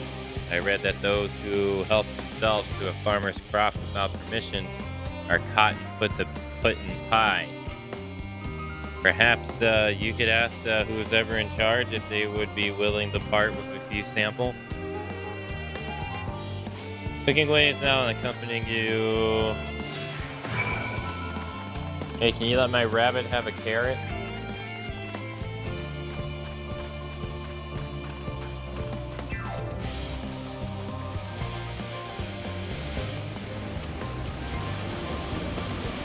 What a fine mess this is.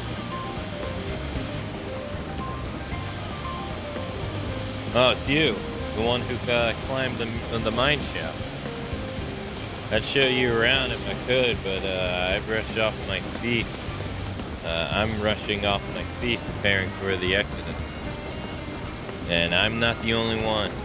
We've all got to find ways to do what we do down here, up there. First on the moon, then on whichever star the Forum decides will become our new home. It's all so sudden, so unreal.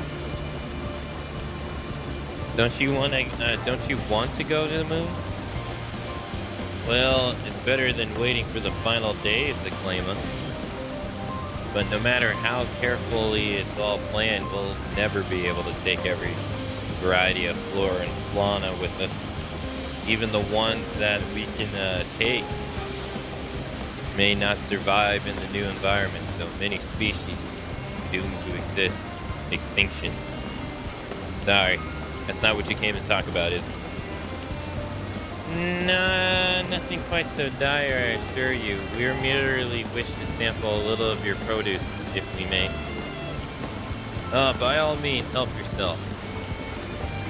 Much appreciated, my good fellow. So, where to begin? Mission start, get fast.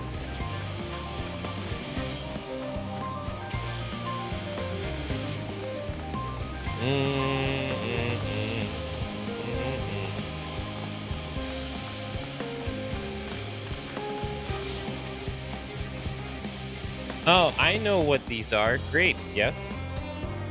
Let's see if they are delicious as they look.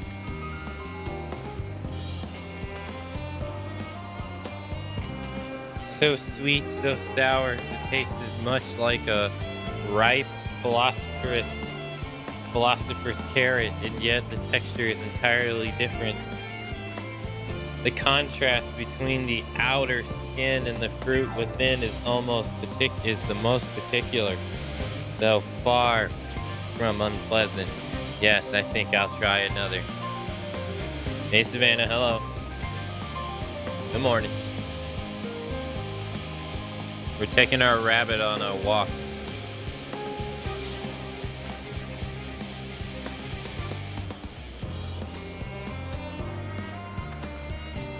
Well, that certainly gives me food for thought.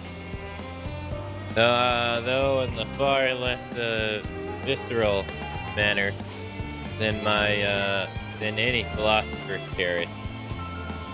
But tell me, what's What's your opinion on grape? What's my opinion on grape?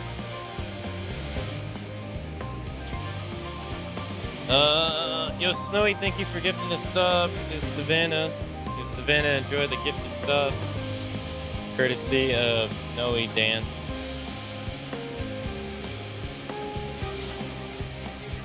Sorry, 5599. Thank you so much for the gifted sub. Thank you. Kamsamida.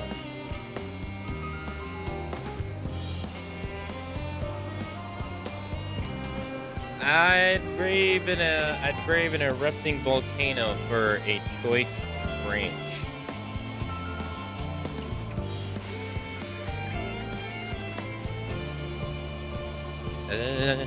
Yes, they are rather Moorish, aren't they? From what I've read, quite versatile too.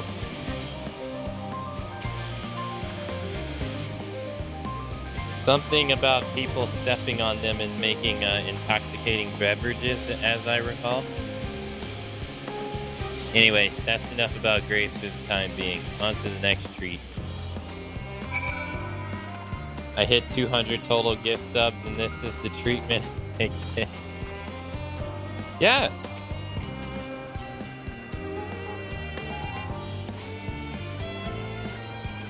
Orange by name, orange by nature.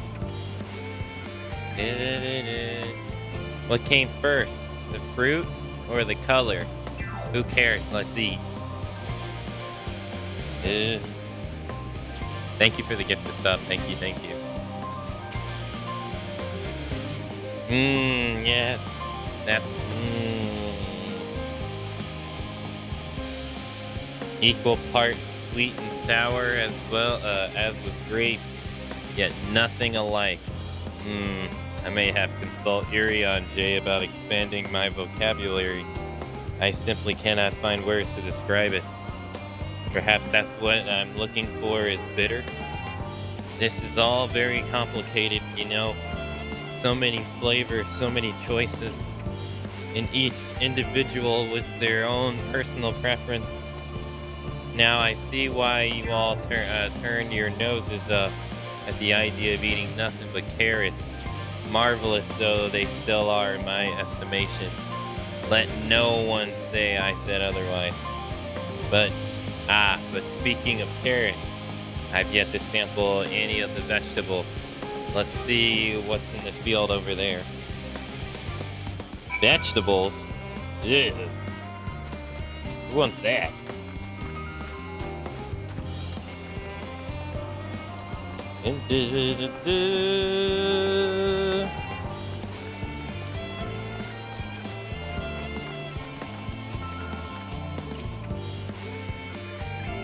The color, the texture, are they some sort of enormous round carrot? It's a pumpkin. No? In any case, proper nomenclature is less of a concern than the taste.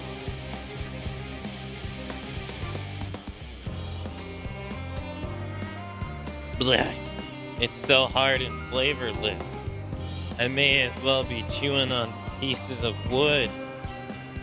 That's all but confirms it. These are nothing more than misbegotten failures masquerading as good, godly carrots. Stop. Can't you see these are pumpkins? And no one with any sense would try eating them raw. You're supposed to cook them first. Do you not find it an awful bother? Far from it. Cooking is a joy unto itself. And what's more, it broadens the range of ingredients that we may safely eat. But above all else, cooking allows you to draw out the full potential of our produce. Pumpkin stew has been one of my favorite dishes for as long as I can remember. And perhaps even these hard blocks of plant matter can become as delicious as an orange I sample. I wonder though, is there anything even more delicious? How about that yellow fruit over yonder? Wait, yellow fruit as in bananas? Or a mango? No, it's gonna be a lemon. Ah, what a wonderful fragrance. With luck, I'll have a flavor to match. You'll have a flavor to match. Yeah. My tongue. Is this poison? I knew it was a lemon. A lemon? You mean it's supposed to taste like this? How can something so similar to an orange be so revolting?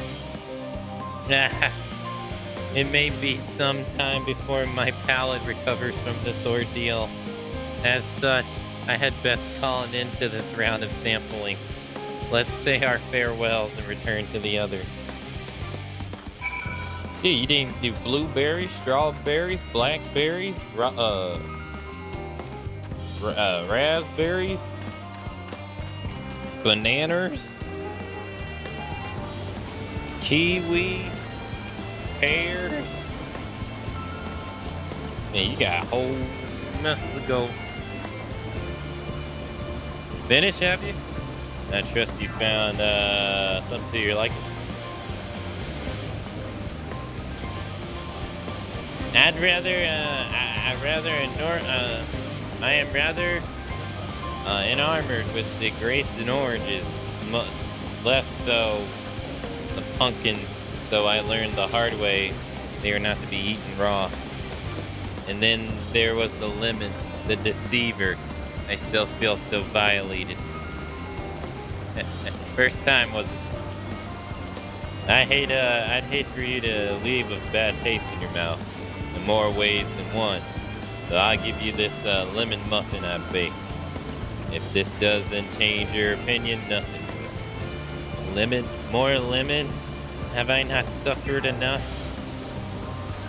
Lemon muffin. Nevertheless, it would be remiss of me to spurn this opportunity. Oh, bit of sickness came up there. Learn more of your inscrutable ways. No. Stop it! Very well, lemon muffin. Do your worst. Dude, lemon muffins are great.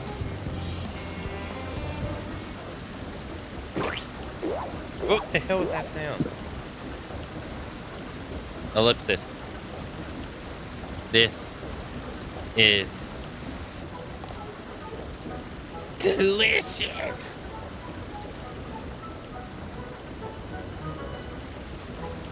Oh, I still detect a hint of lemon.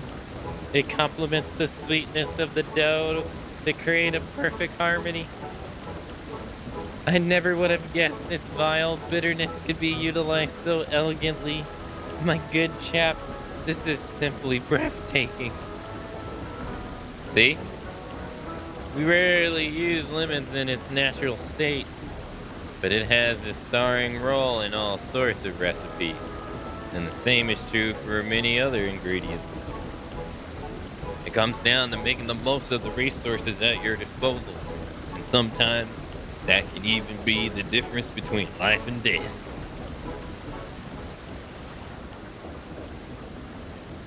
I know we won't be able to take every species with us. No doubt the Forum agonizes over what was worth preserving, what will be coincide to history. Hard choices, but make them, we must if we're to survive. Such strength of will. No, now I know why Heidenal sees in your kind.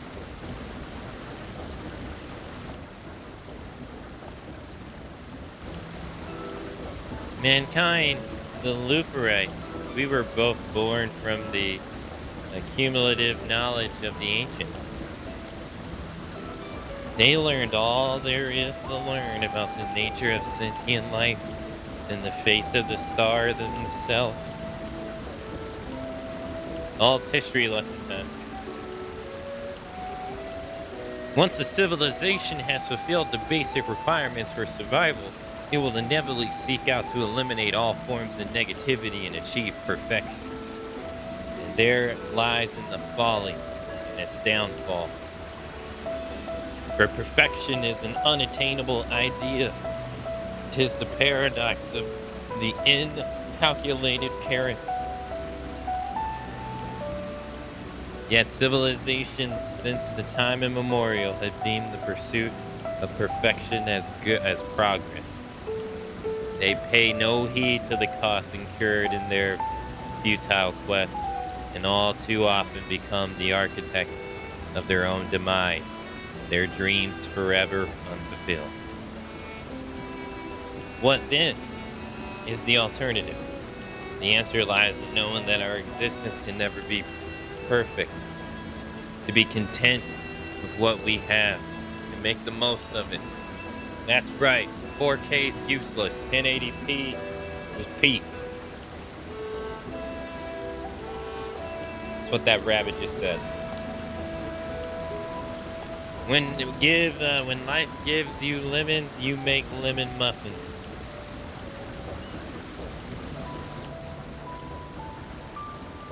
Pardon my Erosian, but what in Seven Hills are you talking about? And who are you anyway? Cooking Way at your service. I'm here to help prepare for the trip to the moon. And once you get there, you'll be able to try my carrots. I've been growing all different kinds. But don't worry, there'll be room for your crops too.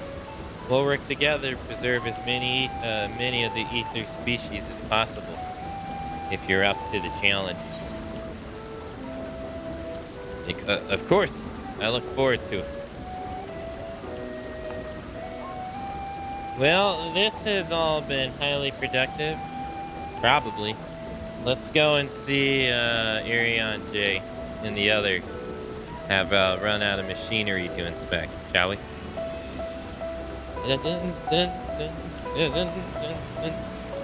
They're so cute, they're hideous.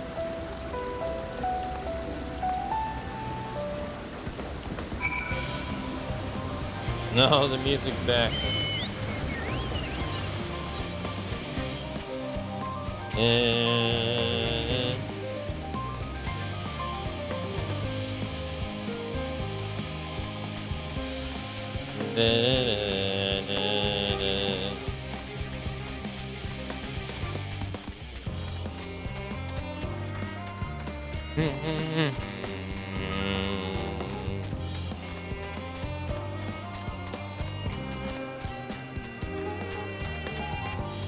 I can't believe that.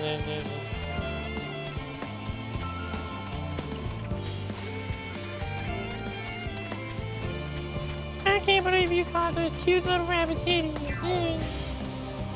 They're so adorable. They're so small.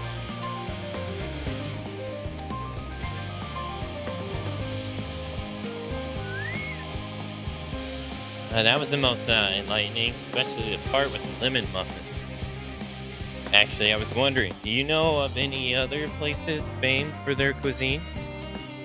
Limsa Lanuncio is home to the Culinarian Guild and many less than savory establishments.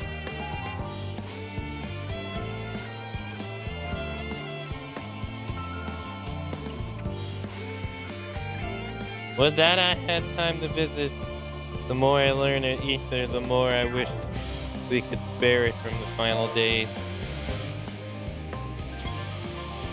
Alas, Heidenel's orders are to flee, not to resist. If only there was some other way. If only.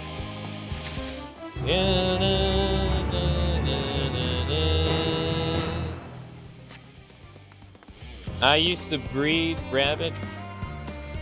They're small, but they have teeth. Those dudes can grow to be huge, can't they? Like ginormous.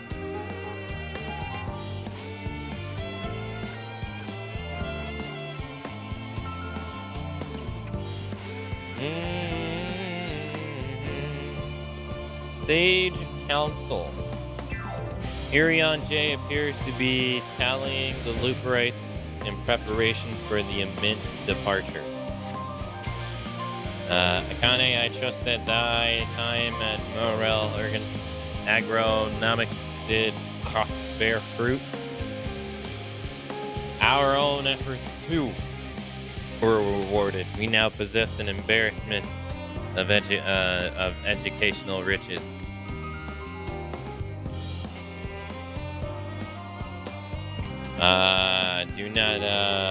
Do not.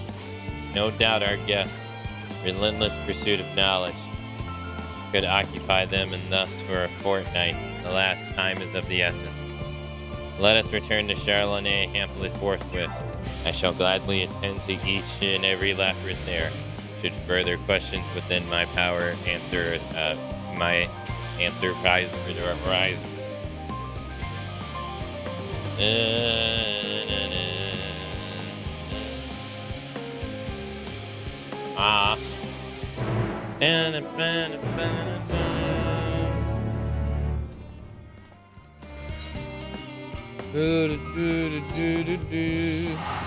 They can also be scared to death by loud noises. I did know that.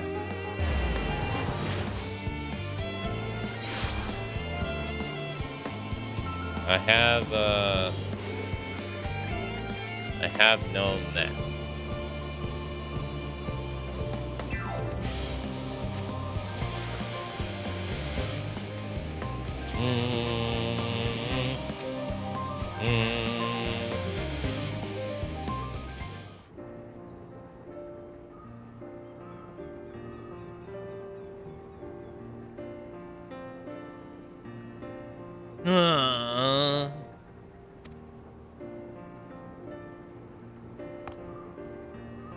Akane, that was indeed me verbally a sigh to express my emotional state. Do you want to know why? Because I saw the reconstruction environment data from Aetheris at Lochnos, that's why. The forest so lovely and so leafy. Are all the forests like this? The Shroud Forest is quite leafy indeed, and a place of utmost tranquility. They're verdant, at least. The trees of Dravania stand particularly proud. You should see the forest of the first. One was purple.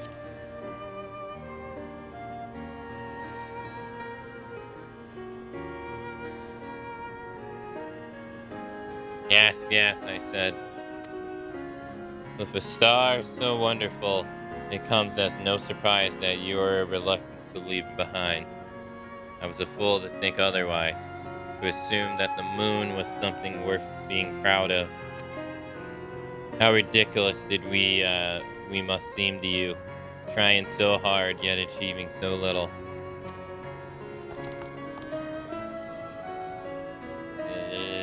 Not at all. Thy work are no less worthy of their uniqueness. I thought I heard tiny voices. Dad Creed.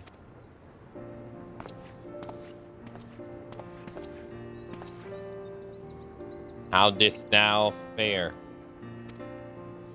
I was able to glean a fair, but a bit of the researchers while helping to move their cargo. Preparations have proceeded without interruption here, despite news of the coming in. We have the Forum's leadership to thank for that. That doesn't mean people aren't worried, though. Quite the opposite. Knowing disaster could strike at any moment, they hurry to complete their work.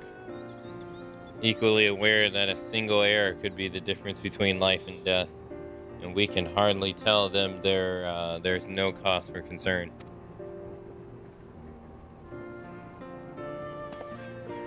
Perhaps not. Though aided by our goodly growing way, we may yet find other ways to lighten their burden. Me?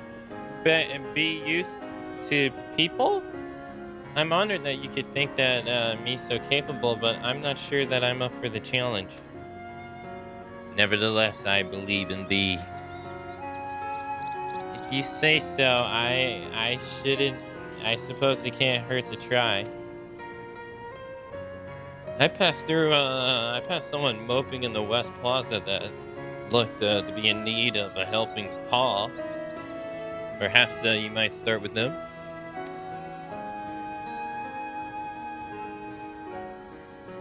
Tapping paw. It's a good place as any. Come.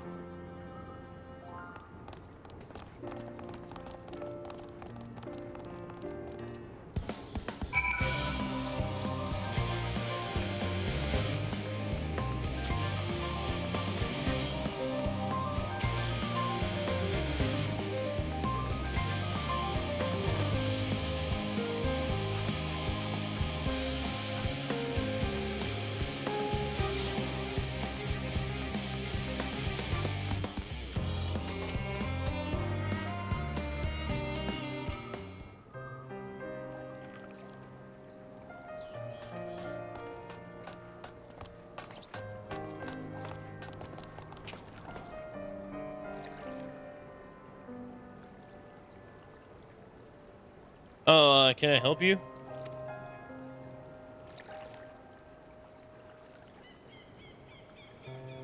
If it is you who would help me, is my anxiety truly so obvious? A burden shared is a burden eased. Pray tell us thy troubles. Oh, my girlfriend dumped me. Those little fellas do look like good listeners. I'm an engineer, you see, and what they say of the ship, that it's the sum of decades of Charlenet's ingenuity, that it's built with peerless, elegant technology. It's all true, but I know that none of that is a guarantee. We've never before launched this star-faring vessel, let alone flown it in the great expanse. All the tests we've run have been on the ground. Only operational personnel and cargo will be aboard for the first voyage, but even so, if it fails us then, what can we do? If it doesn't, it could fall apart on the next flight, or the one after that. We've done everything we can to prevent that from happening, but it hardly matters. We thought the ether burner's design was flawless too. And look how that turned out. Thou art familiar with these most daunting technologies, and thus thou hold the power to allay this fear. Oh, I'm not sure about that, but well, maybe you could tell me if there's any aspects of the ship's design that you're especially worried about?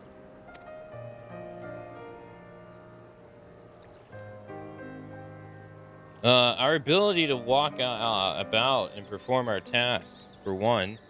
I devised the means by which to employ gravity, a spatial temporal spell to regulate the environment. But what if it's not strong enough? What if everyone floats away and begins crashing down as soon as we've left the star?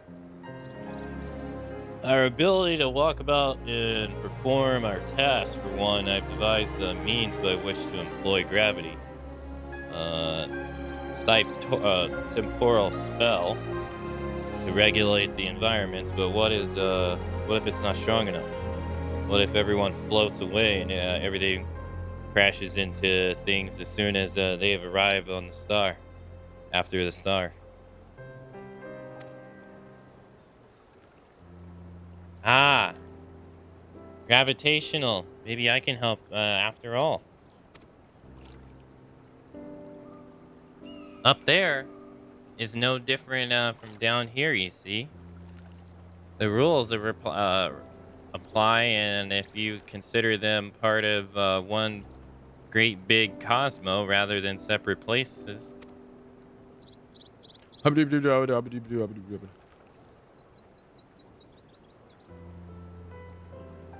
suspect both parties find comfort in this conversation.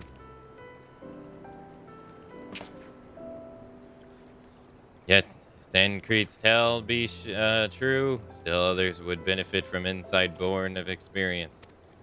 Might I prevail upon leopards to attend them?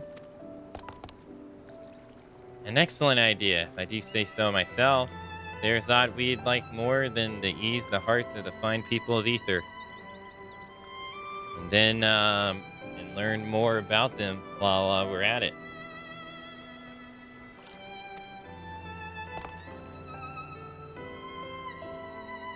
Full glad I am to hear it. Gather thy companions and bring them Hilter. Akane, thou hast the gift of finding souls in succor. Pray seek thee out the distressed and the apprehensive, and inform them that help is at hand.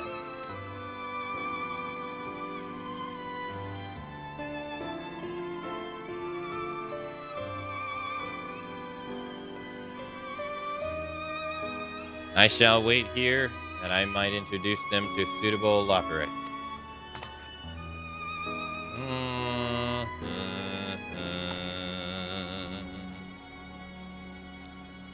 I do so look forward to that. A place for every loperite and every loperite in their place.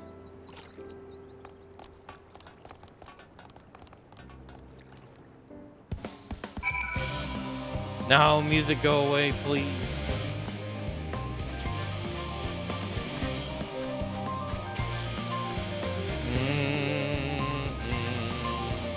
Don't look at my legs. Don't look at my legs, okay? Welcome back. Hey, thanks. Thank you. Oh, I didn't see that earlier. Welcome back. Say thank you. Thank you. Concerns? Nah, there's no point in worrying at this stage. It'll only make work so much, go that much slower. This woman seems to be coping well.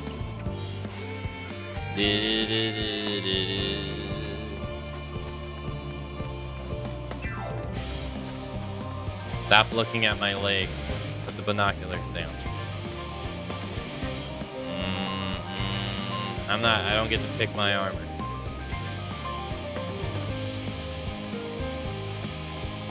And 56 branches of weed in the ground. 56 branches of weed. Ripe one out. Added to the mound. 55 branches of weed in the... I'm not neglecting my duties, I swear. I was in need of a little break. Oh, you see, then I found myself unable to relax at all. So I went for a walk, and then I noticed these weeds, and...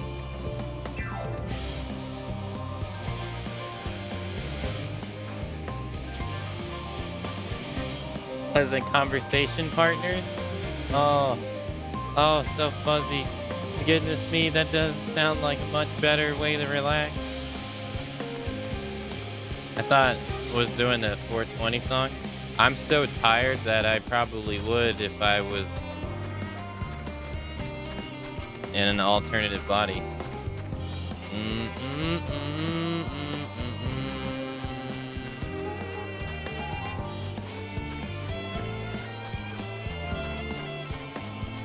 56 ounces of weed on the ground. 56 ounces of weed. Yep. I hate this quest. Hey, are you having trouble and can't figure out what to do? Just go ask Moon Rabbits with that dude in the black robes over there. He'll solve all your problems.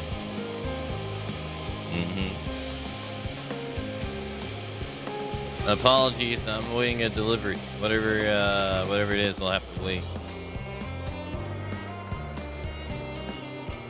You pick one down and roll it around. 57 ounces of weed on the ground. And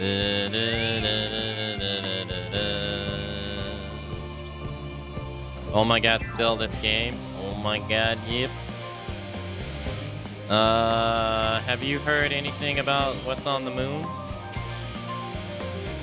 I have no doubt that we can make it up there, but the searching for a new star part sounds awfully vague to me. I asked the forum, but they will only tell us that our collaborators have everything under control. Forgive me, but I don't feel particularly safe wandering around the sea of stars and God knows what made by God knows who.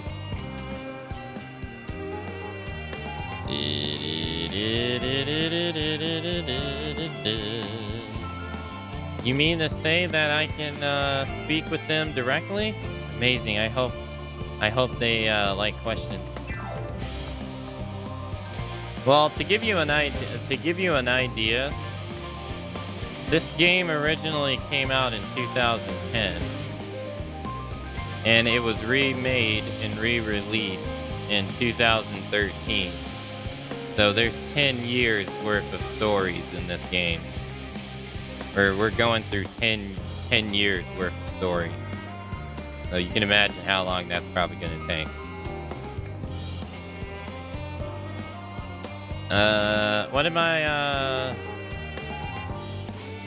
What am I thinking about? Medical facilities on the ship, of course. I designed them with the assistance of our sages encouraging them. But to imagine every illness of injury that one might face in the great expanse is beyond any of us. To say nothing of the effort that lived out there is definitely might have on the body. The crew from the moon? Why didn't I not think about that? Because you're stupid. This lady has been in cutscene ever since I've been here. The world, the end of the world is nigh, yet the work goes no further, no faster. Schedules are such temperamental things, feasible ones, utter bollocks the next. And yet I've never felt so alive. What the fuck is she doing?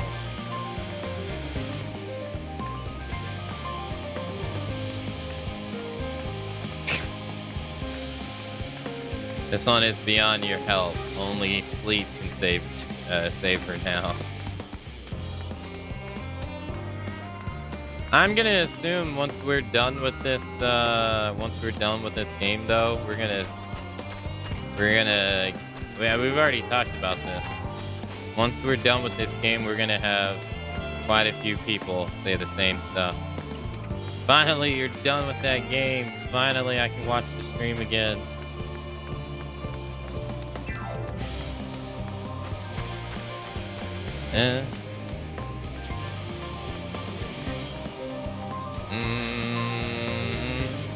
I already had it as a comment over on YouTube the other day.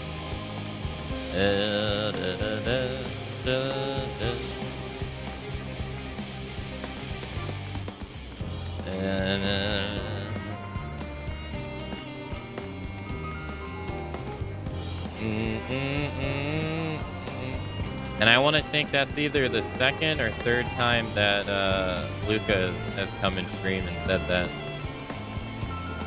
Or asked that. Since we've been playing this game. I can't remember, to be honest.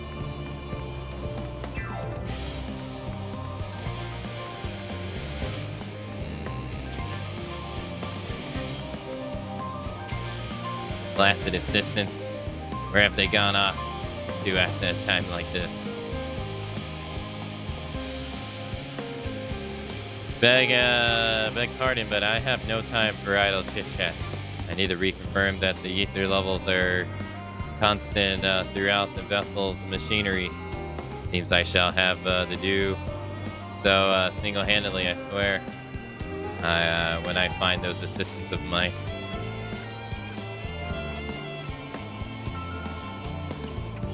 The leopards will be willing to help. Why didn't you say so? At least they won't moan about how they checked 24 times already and haven't slept in weeks. Lazy sods. Now let's see how many. Oh my god, this game for Final Fantasy 15, and this isn't a Final Fantasy game for 16. You already know it. There's going to be so many people, or I shouldn't say so many people, but there's going to be those people that come in there in 15 that are going to talk about how much they hate it. And yeah, the people that are going to come in during 16 and talk about, man, I wish they would have kept it turn-based. Man, this, if only they would have made this like a proper Final Fantasy game.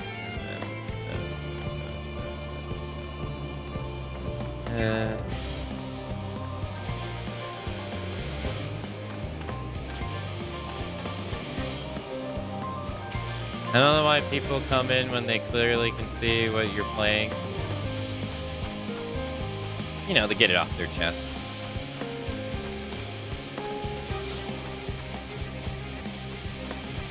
To get it off their chest. And for other people, hate watching is a very real thing on Twitch. There are people out there on Twitch, you've probably seen it in other chats yourself, who will watch a game that they absolutely hate with the whole intention of just shitting on it the entire time. How might I help you? I don't get it myself, but my, what a lovely idea. I too noticed people becoming rather tense, so I rushed out to pluck some fresh and fragrant tea leaf. Now I need only to track down 100 or so cups. But don't you worry, I can imagine. I hope you plan to cheer everyone up goes well. This woman is doing better than you are. This woman is doing better than you are. The only Final Fantasy game worth playing is 7 original. Everything else sucks. And it's so much worth. That game is so much worth playing, and that one only. That's why they're remaking it. Because all the other Final Fantasy games suck. It's so good that they're like, here, have it again.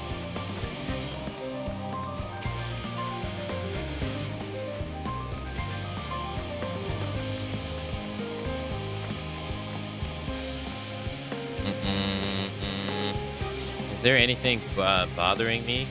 Well, I've been loading cargo for bells now, so my back feels like a void scent played as a piano. My feet and knees are drums and cymbals too. The Gleaner seems fine if needed of a break. It's like folks that make the hate donations to certain streamers they don't like. I'm sure they are upset that you gave them money. Oh my god, that one will never make sense, dude. Now, it makes sense when they donate the money to them and then they charge it back, which is an asshole thing to do, but, you know, at least that makes sense. But to donate someone money just to send a hateful comment is the stupidest thing. It's the dumbest thing. If people do it all the time.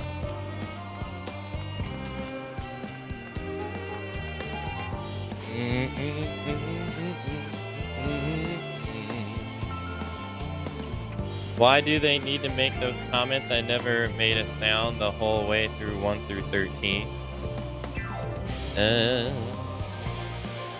Again, to get it off their chest. Worries, no, I believe I'm fine, thank you. I've been confiding in my colleagues and it helps. A lot.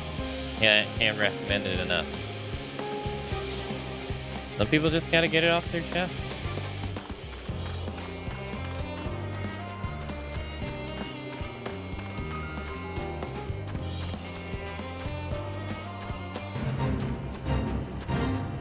I guess it's a way of trying to pay for a reaction, but it's still stupid. There's no better way to deal with them than to not react to what they said. Just say thanks for the... Oh, yeah, no, that's absolutely the best way to handle it. 100%. Ignore what they say and just accept the money.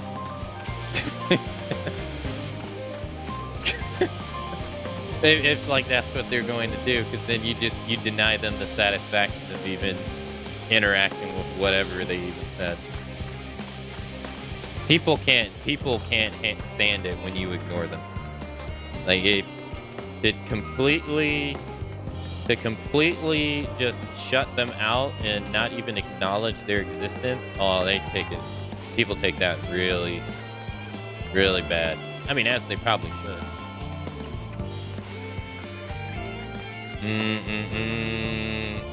You know, they say people would rather be yelled at, because at least when you're, or argued with, because at least you're acknowledging their existence. But if you just flat out ignore them, it's like they're not even there. It drives some people crazy. But if someone's going to send you a hate message as hate donation, I mean, you might as well, you know.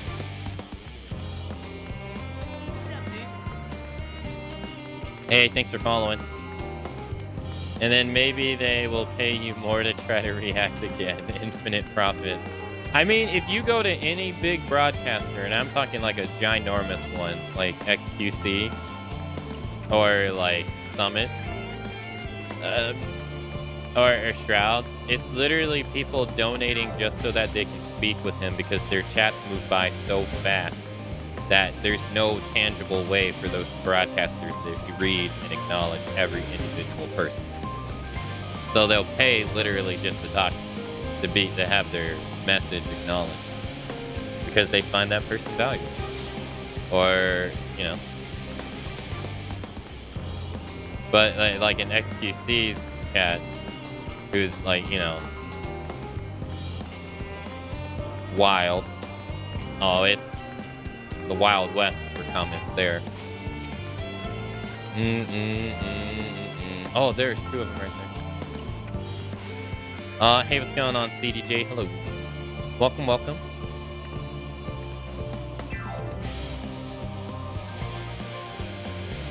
Isn't getting money for being hated and hated basically low-tier gods' whole business model? Pretty much, yep. Pretty much. My face, what's wrong with my... Oh, perhaps I'm a bit tense. I was tasked with ensuring that only proper fauna are brought with us to the moon. However, the suitability of a few species is still under debate. I can hardly make the decision myself when I know so little about the environment up there. Including the Loperites in our discussions is a wonderful idea. I absolutely will. Thank you. Perhaps their biology itself might offer some clues as well. Yay, 5 out of 8.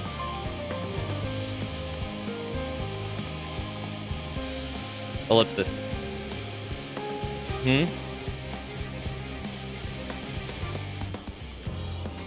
Consult with our collaborators. I suppose that would be more effective than sitting around brooding. I'm attempting to calculate how much cargo we can consolidate into fewer trips should the ether burner make our original estimations unfeasible, but there are simply too many variables, and I feel as if my brow will turn upside down. But perhaps our lunar associates will have more insight into how much weight constitutes too much weight for our purpose. Thank you for letting me know.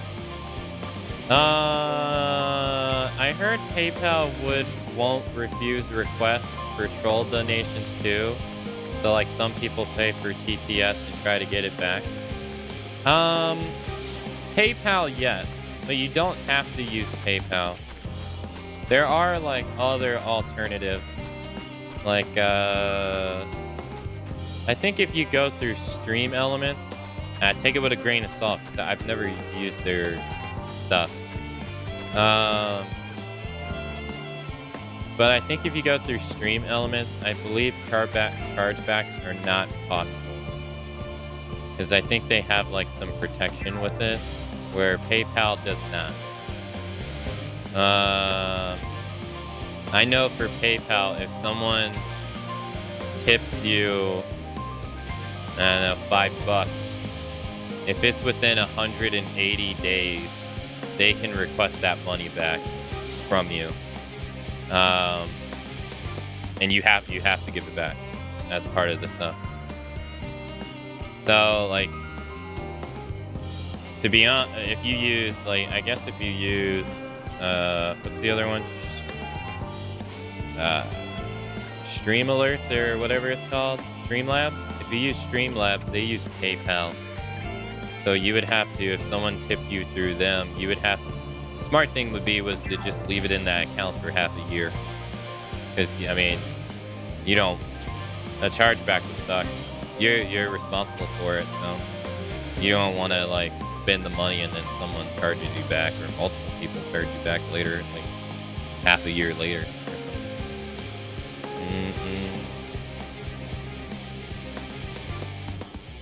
Because fraudulent chargebacks are serious BS.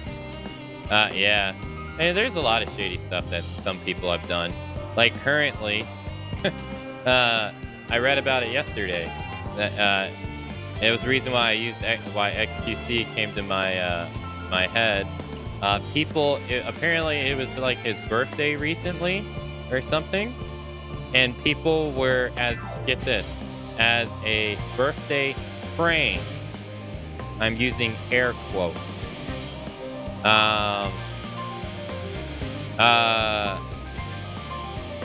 People were swatting him as a birthday prank, right?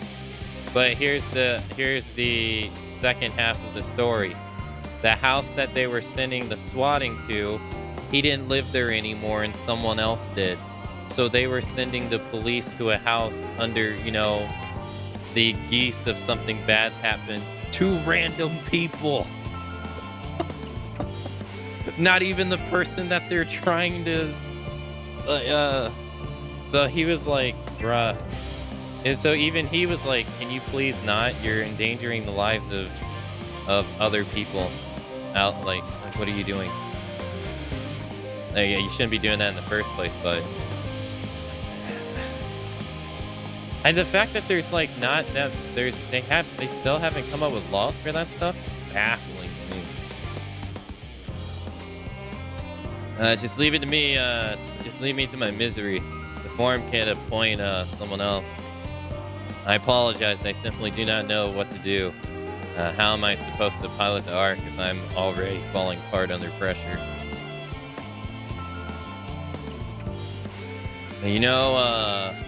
Starship pilot that might speak with truly? Well, then there's no need to waste. They can help me prepare for this monumental task. I'm not fully tapped into our current conversation. Came in halfway. I don't think Zello does chargeback. Zello? I don't think I know which. I don't think I'm familiar with that one.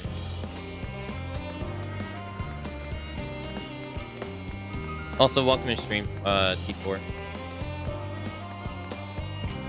Stream Elements has a PayPal option and an SE Pay option, which uses card and protects your... Yeah, I think that's what it is, Greasy, yeah. I think it's the SE one. There's also some service I see that I follow on Twitter called, I think it's VIBE Pay. It's like housed in the UK, which is why I never looked into it, because for whatever reason.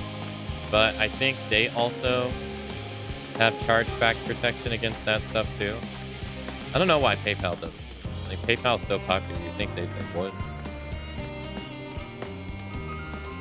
No matter how many laws they make, some people will always be trash. People who do that should be put in front of a firing squad. It's cheaper for taxpayers for the taxpayer for them to be locked away for the rest of their natural life. I mean, the only time that I know that some dude ever got trialed for that was against the stupid against the The one where that guy ended up dying for answering his front door over some Call of Duty. That was the only case where I ever heard of anyone who swatted someone else ever go to jail. Maybe they have. I don't know. It's not like it's not like it's only happened to broadcasters. I mean, even Justin Bieber has gotten swatted before. I believe numerous times.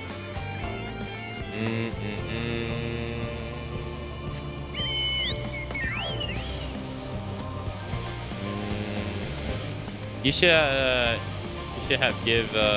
to give your information when you make those calls, and if it's proven false, that's your ass. Yeah, I believe so too. For as equal as much effort as they put in to prevent that stuff, they should also put a little bit of effort in the fraudulent ones, because if you don't, people just abuse it. Or those, some people will abuse it. By the gods, my chest is tight. Am I dying? Is this what dying feels like? Oh, do pardon me. I didn't see you there. There's no cause for concern, I assure you. No cause for concern, even though we may need to depart at any moment. And if the hull I designed buckles under strain, the entire vessel may explode on launch, claiming countless lives and dooming all mankind. But that is highly unlikely. Yes, highly unlikely. Highly. On an unrelated note, what's your physical health? Our visitors can help me triple check for structural flaws, you say? Why, that would be wonderful. I'm breathing more easily already. Freak, man, that took like 20 minutes. Jesus. Bank of America uses Zulu, but Zulu is just an app that allows people to send and receive money like Cash App. Oh, okay. I didn't know.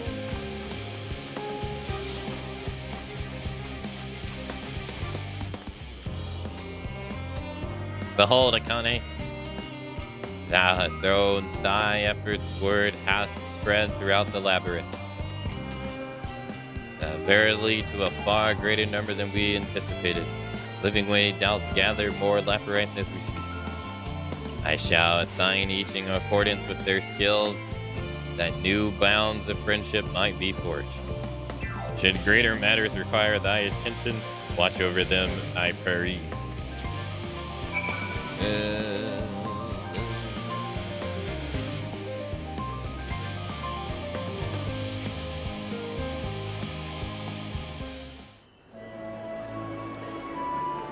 The Final Fantasy IV music.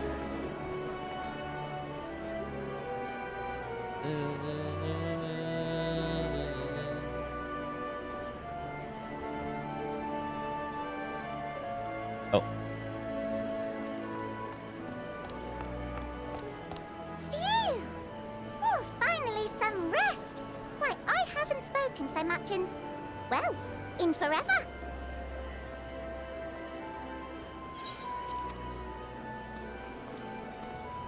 Lively, isn't it? The town is abuzz. Everyone eager to meet with our friends from the moon.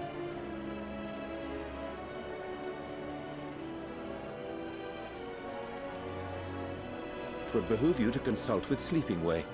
As our moon's pilot, his advice should be most pertinent. I'm impressed. Truth be told, I struggle to tell one from another. No offense intended, of course. Offense taken. None taken. After you and your friends left Mare Elementorum, we spent no small amount of time with your Urianger. Oh, the conversations we had. He told us all about Atheris, answered our every question, no matter how trifling or trivial. Look! Every page filled to the margins with knowledge. When I first arrived, I was struck by how little I knew. It was daunting. But then I realized that Were it not for Urianger and his teachings, we'd still be stuck on the moon, gazing at your world and wondering what we've been missing.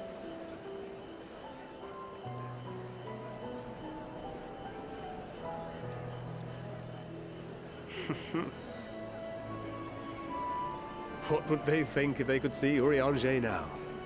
I dare say they'd be more than a bit surprised. And impressed, no doubt. Master Louisoix, Minfilia, Papalimo, and not to forget.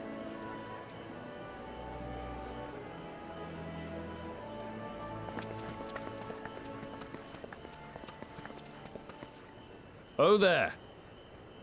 Heard there was a visiting expert who we might bother with a few questions. I take it you'd be the one.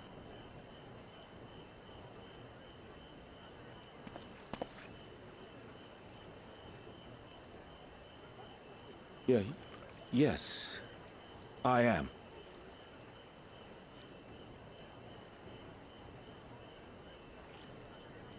Wilson and Blovida, Sharlayan's foremost researchers in the field of teleportation magic, and Moonbreeder's parents.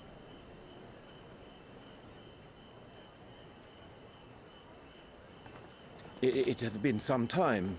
'Tis good to see you in good health.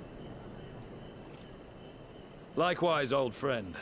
Blovida and I were most honored to answer the call. Never expected this reunion, though, did we, dear?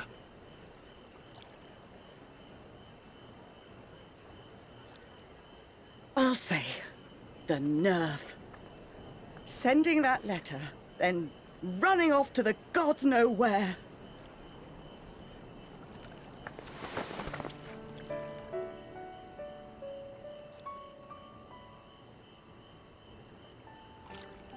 Do you have any idea how worried we were? I'm sorry. 'Twas remiss of me not to deliver the news in person. No, more than that. 'Twas I who... Our daughter was disillusioned after Master Louisoix left her behind. The day the Scions called upon her was the happiest I'd seen her in years. She made her every choice of her own free will. No one could have ever forced her to do otherwise. Don't blame yourself for her death. Celebrate her life. You know that's what she'd want. If there is one thing we resent you for, it was that we could not be there to mourn her with you. Reading the words you penned in that shaky hand, we must have cried as much for you as we did for her.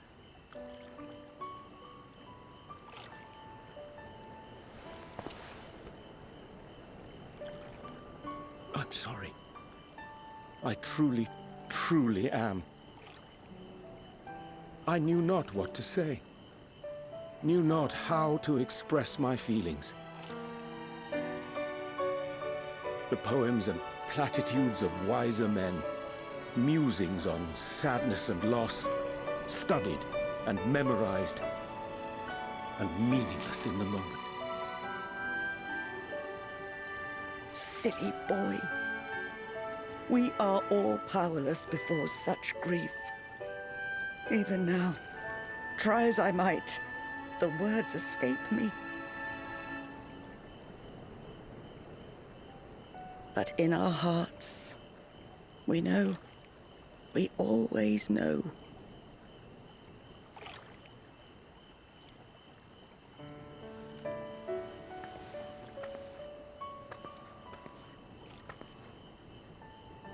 I remember when you were young, how the lads teased you for choosing the company of books over others. Our moon didn't take kindly to that. Be nice to Urianger, she'd shout, and give them a walloping. No matter how many times we scolded her. So we offered a suggestion. Rather than starting fights, Why don't you be the bridge between Urianger and the others? She had to mull it over for a while, arms crossed, brow furrowed in intense thought. But from that day on, she never let you be alone. She'd drag you outside to play, pepper you with endless questions, read the same books you read, all to try and understand you that much better. I'm sure it was annoying and exhausting at the time, but she only ever had the best of intentions. And look at you now, at the center of the crowd. The reason there even is a crowd, having brought these people together. You've no idea how proud we are. To see the boy our daughter trusted and believed in more than anyone grow into the man she always knew he could be. I can see her in you too. Feel her. She walks with you wheresoever you go. So thank you, Urianger, for being who you are.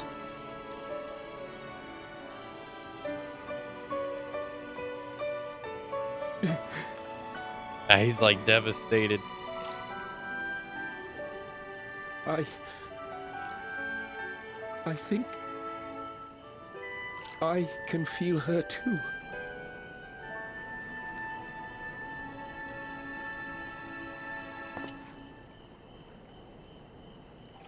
The truth of her life. Not sorrow, but hope and love.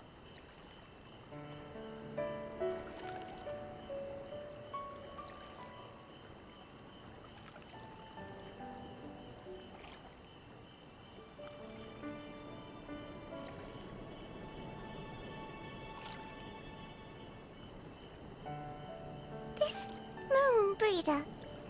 She was important to him, wasn't she? You could ask the man himself. Oh, no. But watching this exchange reminds me how much I've yet to learn about your world. And its people. You can live here your entire life and hardly learn a thing.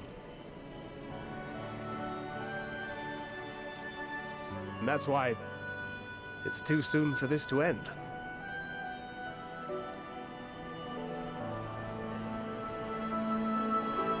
I thought they were going to scold him. I was like, uh-oh, this ain't looking good. This music? Stop with this damn music, dude. Come on. Oh my god. Enough. This is about as bad as freaking Shadowbringers and the damn We Gotta Build the Mountain music.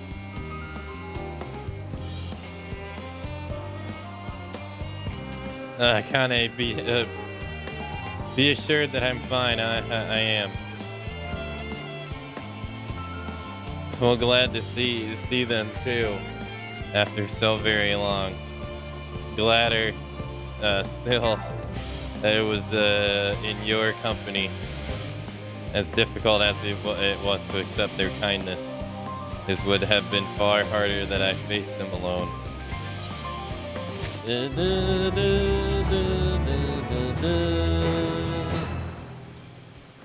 me dig this out my ass. No, I still got this stupid leggings. It's too much thigh.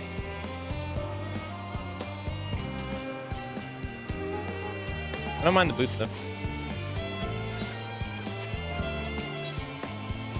Yeah, they're gonna give us the next one so fast. The pale of anxiety over Charlotte Hamlet has thinned to a more manageable level. The house has my gratitude for lending courage to the leopards. Not disposed to the rest of their Lawrence, several of our guests have have elected to accompany my countrymen to their stations. Some few may still come hither seeking counsel, so shall I remain to aid them as need be. If thou art in need elsewhere, do not let me detain thee. As a matter of fact, I was hoping you might check on LSA. Last I saw, she was struggling to carry an enormous pile of boxes on the west gate.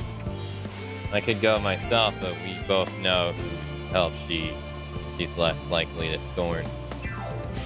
Not to mention that, much to my misfortune, I can think of several other things I ought to be doing until then. Later. Dun, dun, dun, dun. No, if I change my clothes, then I can't complain about it.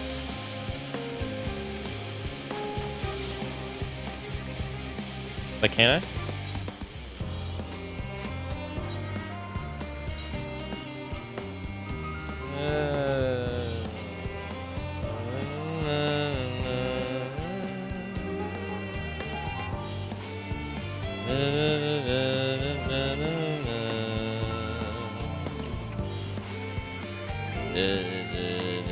That's fine.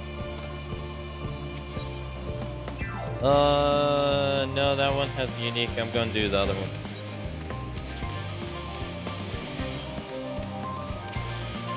Do you ever lack of subjects to complain about? Yes.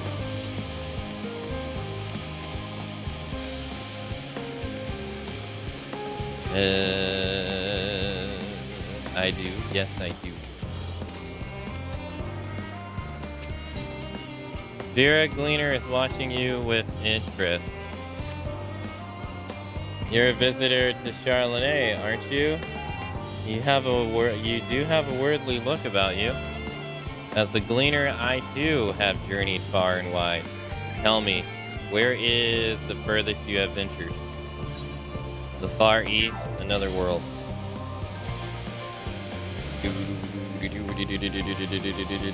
Is that meant to be a jest? The look in your face tells me you're serious. Aye, you should do nicely.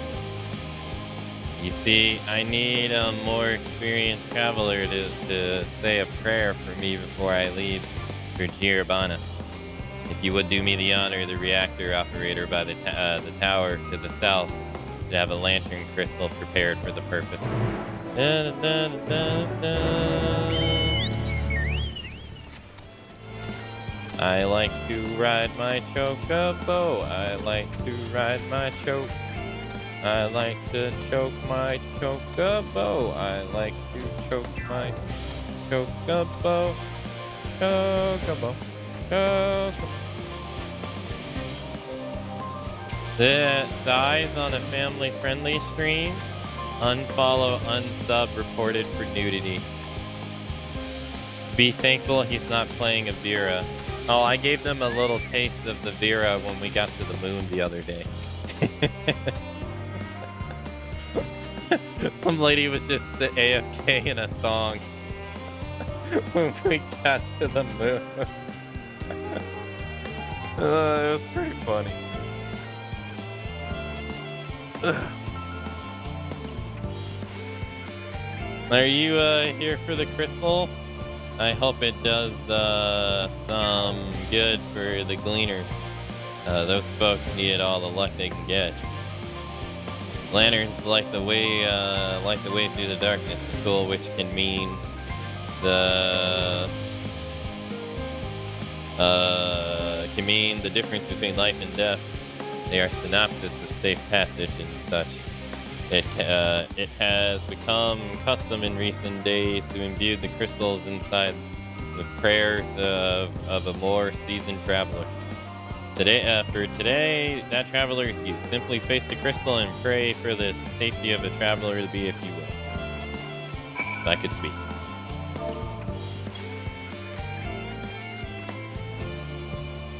Never underestimate the thirst for 14.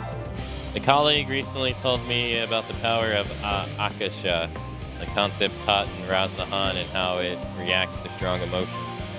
I wonder if this method of praying to the crystal is a manifestation of that power. Well, that should do it. With luck, your prayers will help guide the Gleaner safely through the perils of his journey.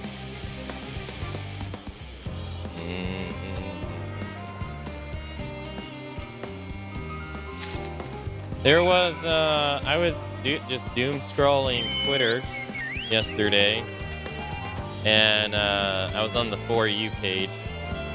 You know, if you don't know what that means, it's, you see people's posts that you normally don't follow, or someone you follow, like, retweets or whatever. And so this one post was, I'm trying to remember exactly word for word. They go, hot take, but I wish the RPing community of Final Fantasy XIV wasn't so sexualized. And then I read the comments and people were like, amen, I agree. Not a hot take at all. Da-da-da-da-da-da. I thought that was amusing since this conversation. Do you have a lantern crystal for me? Not that I have any experience with that. You have my thanks. If your prayers feeling its light, I have faith that it will keep me safe until my return. And now then, I depart for Giurbana. I hope my travels are successful as well as mine. I hope your travels are successful as well as mine.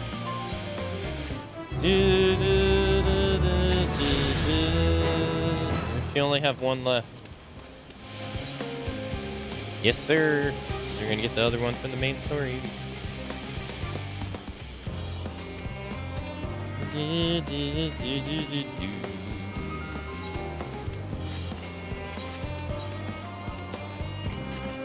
Good for them, I suppose. But I think, but if they think it's going anywhere, they have clearly never been to Lamentia on a weekend. Nah, wait, what's he gonna give me? Oh, necklace. Mooseful now. Fret is awfully worried about something. What am I to do? You're that adventurer who helped out the students of Balsian, aren't you? I suppose it's a matter. It matters not to you, but my son seems to have run away. Why was there a child here in the first place? The fever over the 2B leggings was legendary. We were looking at her hair. Yes. Simply put, my wife and I work at the Arporia, and she happened to conceive whilst we were living here in Charlotte Hamlet. I assure you, we had many sleepless nights wondering if she would quit our job, leave the laboratories, or entrust the child to a family of ours who dwells somewhere more suitable. Ultimately, we decided to continue our work whilst raising the child here. After all, our research is focused on the very future that our offspring will inhabit. The issue is, whoever that magic that prevents us from revealing any confidential. The issue is, however, that magic that prevents us from revealing any confidential is too potent to be used on a child. Of course, we can't allow the little one to roam freely. There's no telling what he might impart onto others. So he has spent his entire life thus far within the confines of Charlotte Hamlet. We recently had a slight spat with him, and well, he decided to flee. I imagine me going after him would only make things worse. Could I ask you to talk to him in my stead? I'm sure he'd be more willing to listen to anyone other than his parents at this point. Thank you. Vera Paulinia, my boy, is most likely in the plaza to the east. I cannot imagine he struck out any further on his own. Oh, that's not that far. An example of how thirsty community is, the official 14 Twitter channel posted asking, what's your favorite mount? What do you like to ride in Erosia and beyond? And there's responses was people posting pictures of Elmer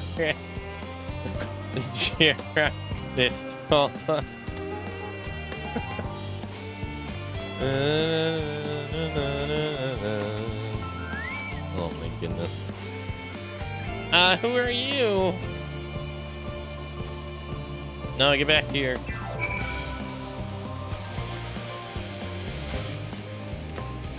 Oh, and I didn't comment on your comment about Final Fantasy VII being in your top 5 games. I like Final Fantasy VII, but I don't think for me it's a top 5 game, even though I like it quite a bit.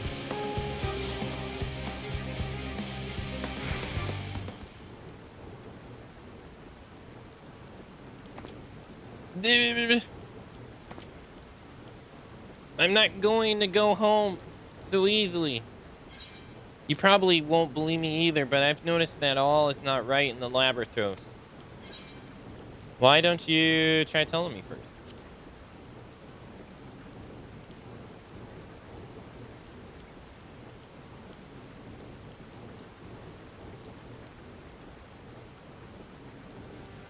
Fine, I'll tell you what I've seen in the color of the ether artificial light here will change recently.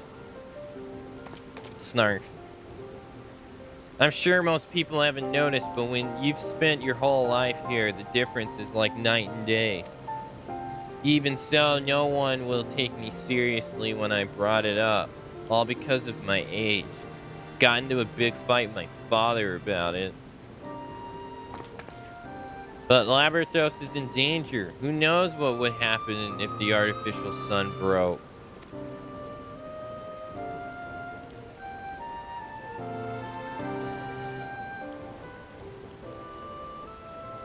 That's why I can't go home just yet. I need to get to the bottom of this first. Although I am scared to venture outside my own. They said there's countless monsters out there. I don't suppose you would come with me. I could pay you. It's not much, but I do have pocket money from my parents. So I'll gladly take your money.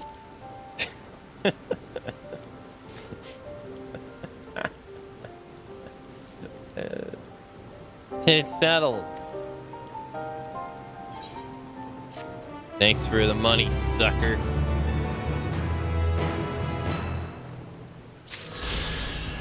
I'm not helping you. You don't have a blue thing over your head. Sorry, kid. Eat shit.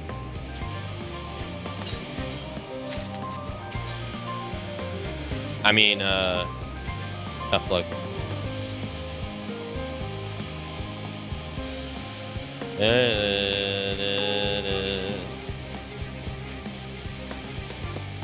Just took his money and peaced out. It's going to teach him a lesson. Don't give money to strangers.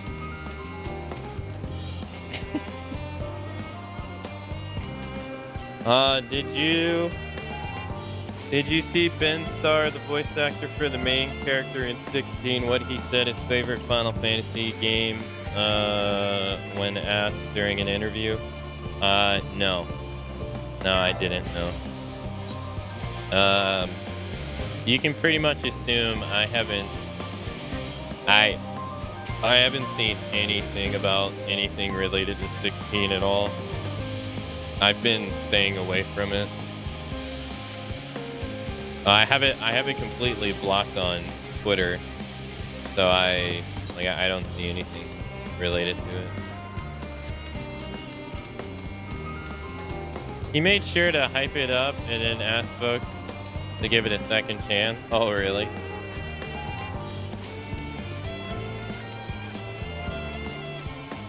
I'm a firm believer that is what I said earlier. Like the FF games that try something different away from the tried and true formula are usually the ones that get scrutinized the most. You know, Final Fantasy II, granted, I want to give Final Fantasy II leniency because, I mean, it's their second venture into the series. Like, not many, you know. And plus, I mean, not everybody's going to make liquid gold every time they attempt to do something, you know. Sometimes things aren't just going to work out. Happens. But you know, like Final Fantasy II, Final Fantasy XII, Final Fantasy VIII. All the ones that really, Final Fantasy XIII, all the ones that really try to be a bit different are the ones that get scrutinized pretty heavily. Final Fantasy XVI. Mofos are saying it's not even a Final Fantasy game.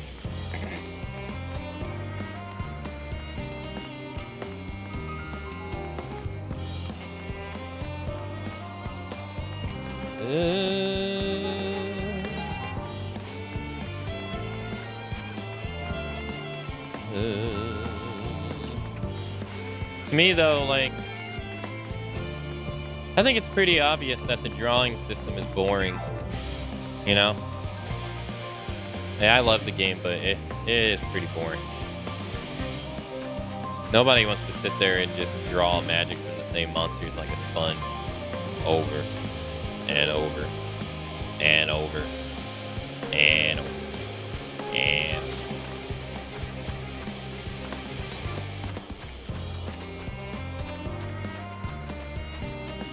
Can we get on the other side of it? The thing I find funny is how folks contradict themselves with that stuff all the time. They say they want turn-based, they get turn-based, and they complain about it being more the same. They go action, they say it's not Final Fantasy. Yeah. I mean, I can understand fans when they're like, well, look, these games sold well, and they're turn-based, so there's no reason that Final Fantasy can't. You know what? I get it, sure. Yeah, I understand. I get, you know, Persona sold 9 million copies. I get it. Dragon Quest sold 11 sold. I don't know how many copies. I think Octopath Traveler 1 sold 1 million, maybe 2 million. Probably more, maybe. I don't know. But I mean, maybe they don't feel like they can. Sure. I mean, they're not dumb. I mean, some companies make, like I said, some companies make stupid decisions, but ultimately they want your money at the end of the day. Some will make low effort attempts to get your money, but I mean, you don't spend $300 million. You don't spend $300 million on a game, but on a whim, you know? They clearly thought people would like that stuff. And they clearly thought people would like it more than they thought. And then, you know. How many Persona games have you played? The first one I played was the original Persona 5. The second one I played was Persona 5 Royal. Then we played Persona 5 Strikers, which was or Scrambled as it's called in Japan, which was the Dynasty Warriors game. After that, we played Persona 3, and then we played Persona 4, and then we played Persona 4 Arena, but I didn't finish it. In fact, I only played it for like 2 hours because the PC port was dog shit, would be an understatement. So I didn't even bother to finish that. So those so far. I have the dancing games. I just never played them. Oh, we played Persona 4 Golden and Persona 3 FDS.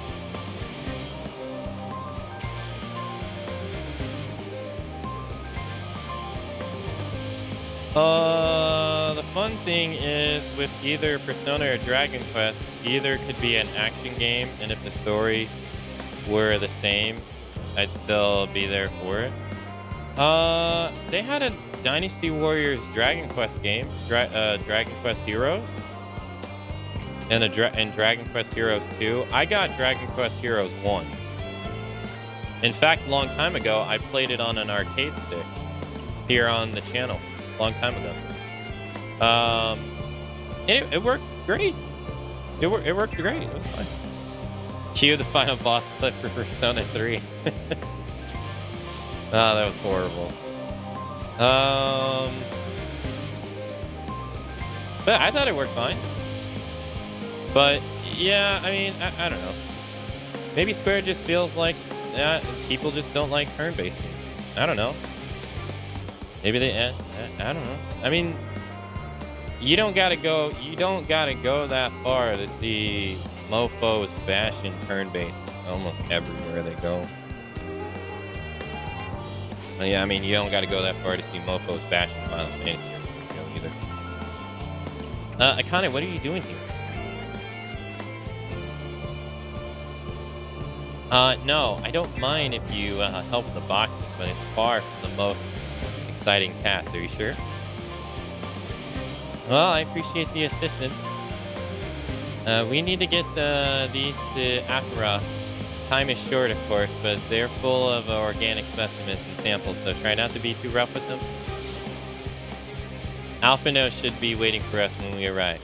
I'll see you there. Deliver the crates and samples to Alphino. You will have 3 minutes to complete the task. Should you fail, return to the starting location to get a new. I ain't feeling nothing. You go this way? No option. Oh, even 2 and 12, their potential for greatness, but 2 just tried too much, and 12 just got sabotaged with last-minute changes. Yeah, I mean, like I said, not everything that they're going to make, people are going to like. I enjoyed 13. I enjoyed all of them. I thought they were fun. I could see myself replaying them. I couldn't see myself replaying 12. Sorry. I didn't. It's not like I hate 12. It's just, it has so many. I guess what people would say against the same people would say about 13. It just has so many things that irk me, and I get annoyed. But I mean, I thought 13 was fun. I think it jumps a little bit. I think it jumps the shark a little bit too much. But, what are you gonna do? Oh, you're helping with the crates? Wonderful. You can put these down with the others. Wait, that was it? You only had to deliver 1 box? You have my gratitude, but how did you come to be involved in this?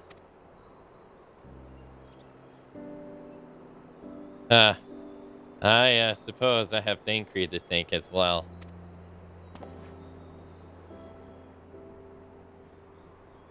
If you're wondering why we're here, why we're tasked with bringing these boxes to the Poria to begin with, so was I. It turns out that this is the base of operations of sorts. Those with the final say as to what included in the ship manifest can be found here.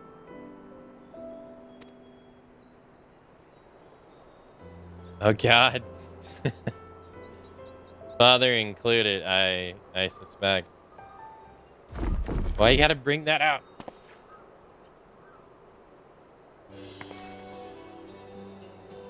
That should be everything.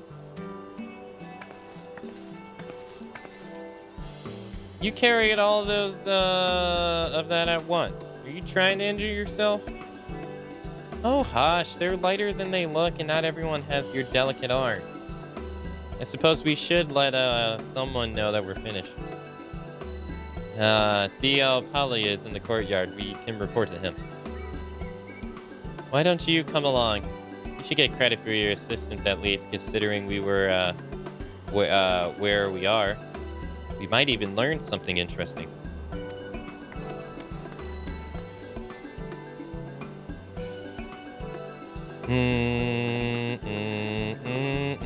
Holy shit. It's 29 degrees. And I have to go outside after work. Or after... No. Unless I can't stand showing... Can't help showing off. I know, right?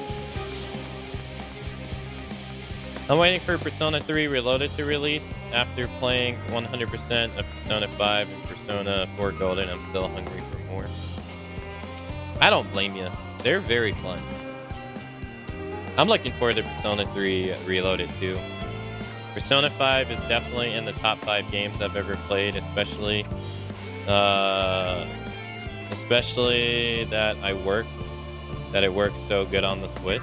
Oh, that's good to hear. I played it on the PS4. Both of them on the PS4. For me,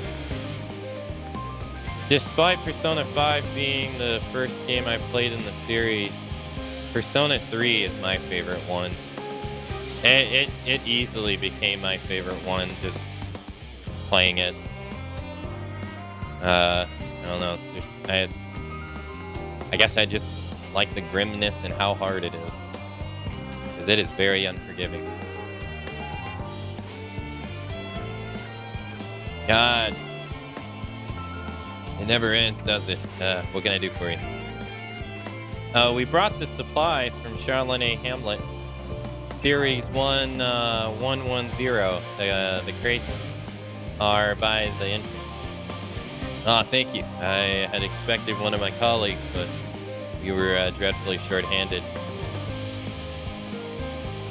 Just a moment. You are Fortunate's children, are you not? Alize and Alphino at your service. You're well acquainted with father, I take it? Quite. I've been friends with your parents since our days at the studio. I remember when you were yay high, waddling in Wilson's.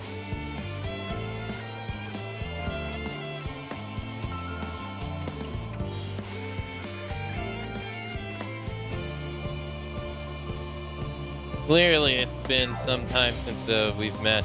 It's good to see you again. Welder, your father's Nullis. You knew our parents when they were young? What were they like? Pray spare no details. I should like nothing more than regale you. Alas, I am meant to be in charge here. Realms of paperwork want for submission. We can help with that in exchange for some stories our parents would never willingly divulge, of course. Very well then. Now, they happen to be 3 sets of documents in need of delivery, so how about you take one each? Wait, why am I in this? I'm not in Elzen. Well, wait right there.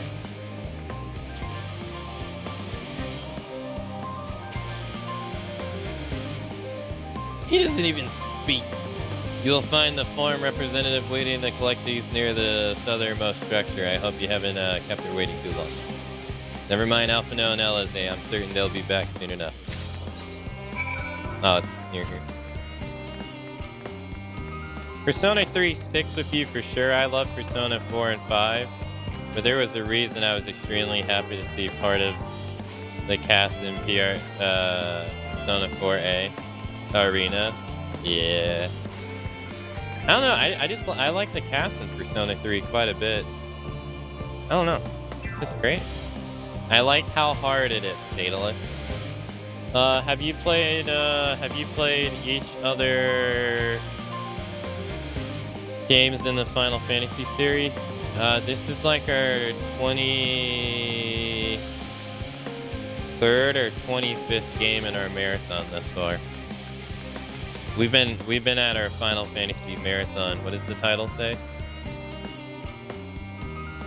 This is our 320th day of our marathon. And I started January 1st. So we've been at it for 320 days so far. And we've gone through 20-something games. Are you not one of the Salines of the Seventh Dawn? I thought you were meant to be working on the Ether Burner. Here you go. Theo Palin's paperwork. I was beginning to worry he had misplaced his quill. I appreciate your your help in seeing these documents to my hands at last. As for the other town, pray keep this between us, but I sincerely hope you alliance succeed. The Exodus is without doubt the most monumental undertaking in the form of the history, and so we must be circumspect in all aspects. In all respects. Risk is a privilege we cannot afford ourselves. At its heart, however, Charlotte has ever been a nation of the curious. His would be a tragedy indeed if we were the ones to smite your pursuit of the truth. The best part of Persona by far is getting confused and healing the the final boss. Shut up.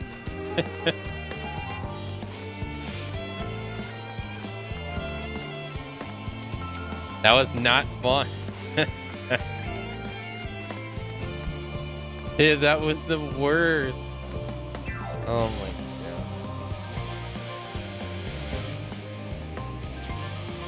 god. Quick and effective. I dare say you have a talent for this work. The twins' papers only needed to be delivered elsewhere in the facility, so they should be returning any moment. Yeah, I can't even imagine playing that game on hard. We played it on normal too. Oh my god, and that dude was such a jackass. We returned with no scrap of paperwork, reminding of our persons, you will note.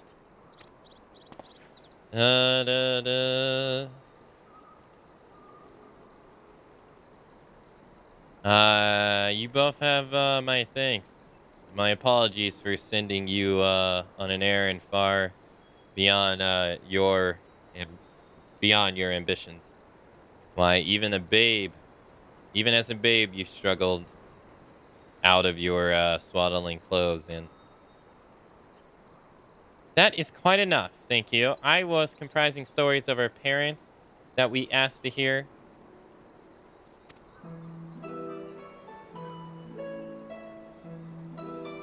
Of course.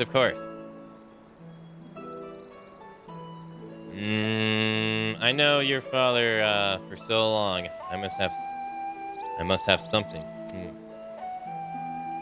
Well, as you know, part of why the Levier family's name garners so much respect in Charlotte is your family's storied history.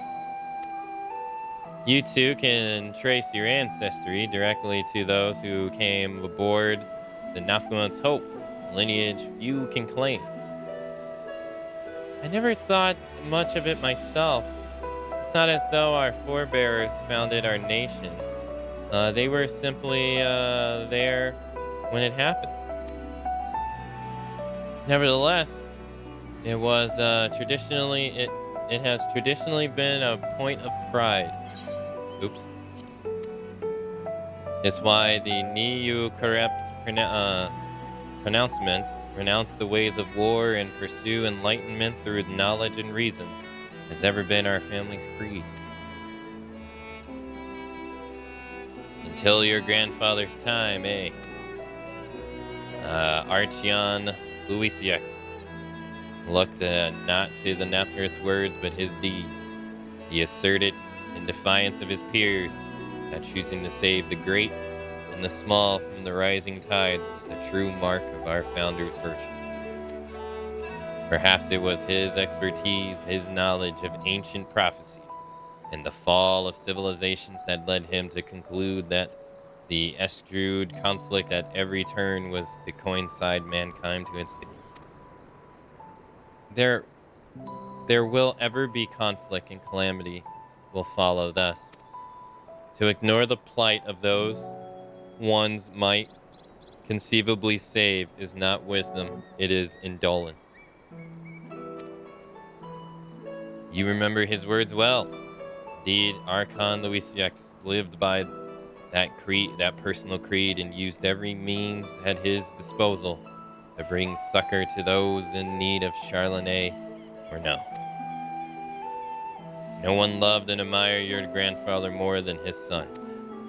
Yes, Fortunaut could not reconcile Louisiac's deeds with his philosophy of their forebears and his peers, a philosophy in which he believed so fervently, yet made a pariah of his father. Fortunaut agonized over his contradiction for much of his life. God's father. A son may carry his father's blood, but his choices are his own to bear. It is not always thus. Gods know Fortunaut's cranky old goat. So I'm sure you've butt heads often enough. Yet even so, you must know that you are constantly in his thoughts, every moment of every day. That is not an exaggeration in the slightest. You should have seen him when you were born. Barely recognizable he was, with a kind of dumbfounded grin I've not seen since he first took a fancy to your mother. He was practically skipping when he told me the news. Take my word of it, he loves you to an embarrassing degree. But he is also frustratingly single-minded. Once he decides that a given action is for the best, he will stay course no matter who or what opposes him. A profoundly annoying habit when you're on the other end of it, as I'm sure you will agree.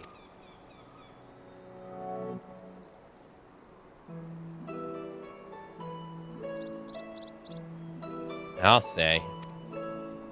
Thank you for your insight. When next we meet our parents, I shall mention that we spoke. Try not to get me into too much trouble now. I need the form on my side. Speaking of which, I ought to be getting back to work. I have to make sure those specimens you've brought make it to their proper places, or that cranky old goat will have my hide. We can speak again later.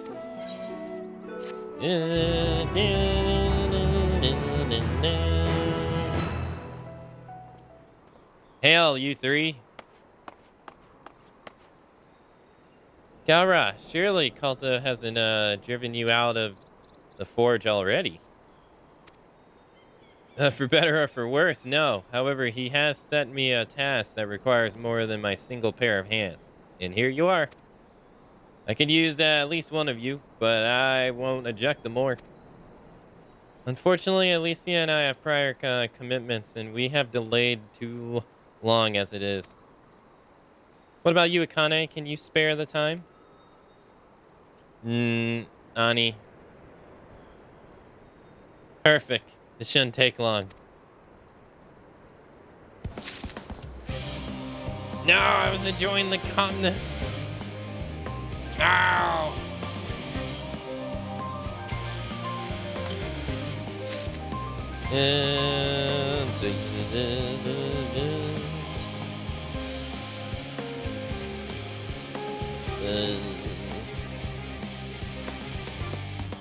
What do you want? An unexpected task awaits you. In the event that our, and I quote, promised heap of Ant-Man is tight falls right out of the bloody sky and into my lap, Master Kokolos wishes to be ready to put the proverbial hammer to the anvil at a moment's notice. To fabricate these parts, however, we need the flames of his forge to burn hotter. He sent me to increase the amount of ether being funneled to his furnace. The flow of fire aspect ether in the Labratos is regulated by an elemental reactor south of here, to which I have borrowed the key. The adjustments require 2 people to carry out safely, but I can explain the process when we arrive. This is where we part then. We'll see you in Charlotte Hamlet once the Ant-Man is tight arrives, if not before.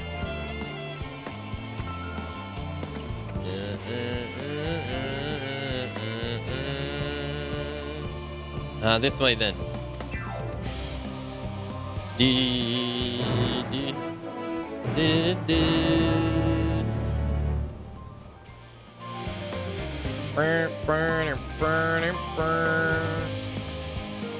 I see you haven't played Final Fantasy Tactics. She is also quite good, but still, you managed to play more than me. We tried, but Aka's pretty Final Fantasy burnt out. Yeah.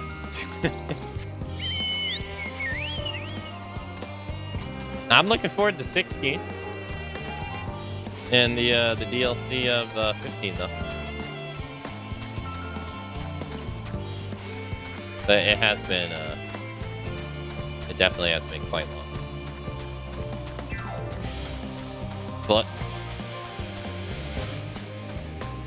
true normal, yeah, we weren't even playing on hard. Cause I heard before we played Persona 3 that I heard that it was like ridiculously hard. So I was like, okay, I'll play it on normal. Then, boy, I couldn't even imagine how difficult it is on hard mode. The reactor is housed within this facility. I'll be the one to go inside and adjust the fire ether output. When I do, a rather large amount of water aspect ethers will issue from the vent at the top. I expect this to attract at least a few elements, which we would both rather not be drawn into the reactor itself. Trust me. Can I ask that you put down any that drawn too near? They'll pose you little trouble, I'm sure.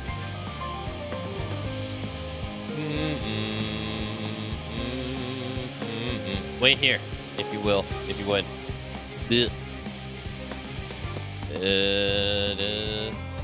Let's just say it's bad enough that most folks quit their runs at the first moon bay. Wait, what do you mean? The first moon bay?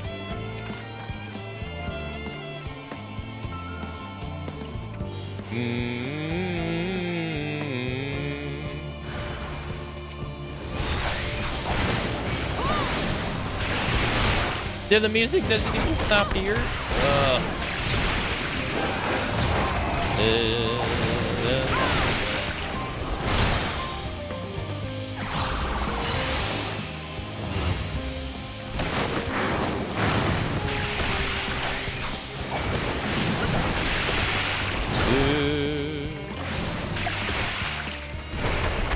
Oh, oops, I didn't mean to do that. Nah, it doesn't matter.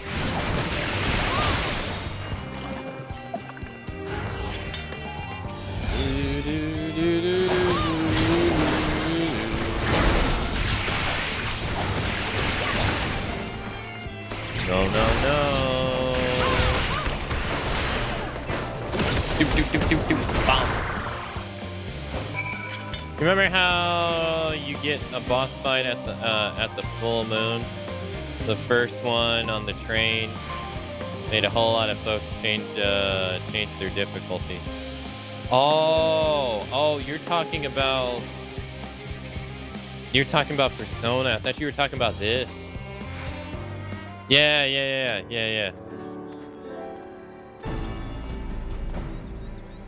That fight's hard. Did everything go smoothly out here? I thought as much. No major complications to speak inside either. And the water ether appears to be venting properly. I suspect Call will have seen a difference in his forge flames by the time I return.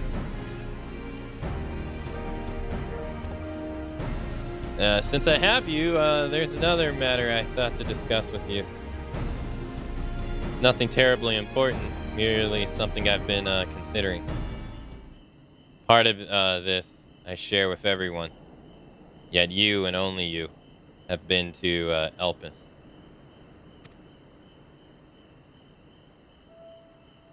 As we have established, refined antmanitite is a product of Alak, of the Empire's twilight years, in fact.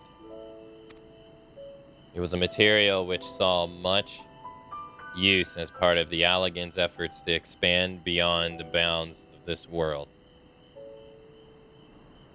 Dalamud, of course, being the most prominent. of those who would push further, expand Alag's empire to encompass the heavens and the stars above. Perhaps the greatest was its infamous technologist, Ammon.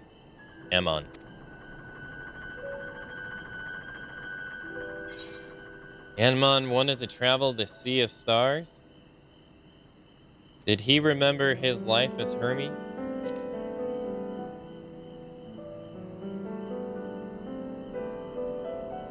I believe he had his own reasons. There's no evidence to suggest that he retained memories of his former life. He only joined the Aesians once the Empire was all but dust, as you know. But not his memory, though. What drove him to pursue the idea with such favor. This may seem far-fetched, but what if souls like minds have a personality to speak, so to speak, a natural disposition towards which they are inclined? We know with relative certainty that it was the gross decadence and inexorable decline of the Alag that moved Almon to resurrect Emperor Zandi. The Empire's people spoke lightly of death and destruction, experimenting on those they deemed beneath them to fill the emptiness in their hearts. In facilitating Zandi's return, Elmon provided these languished souls with the means to free themselves from mire of their own indolence. Or would have, had not Zandi been convinced by his own death that life itself was meaningless. Almon's desire for his countrymen to conquer the heavens could only be a means to the same end, to instill the people with new purpose. Like Hermes before him, Elmon was appalled by how those around him lived, and could never bring himself to believe that those lives were devoid of meaning. And both of them sought that meaning, that hope in the distant stars. Such is my theory, anyway. Ultimately, it's the consequences of their actions which matter. Their motives are of no moment, and not yet. To reach those stars on wings of Ant-Man is tight. To travel to the ends of the creation and beyond, the promise of hope everlasting, that much I do understand. But enough musings for now. Why don't we see how Coco's getting on?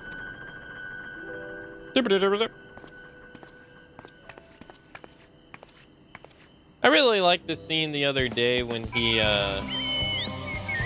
when they had him channel his inner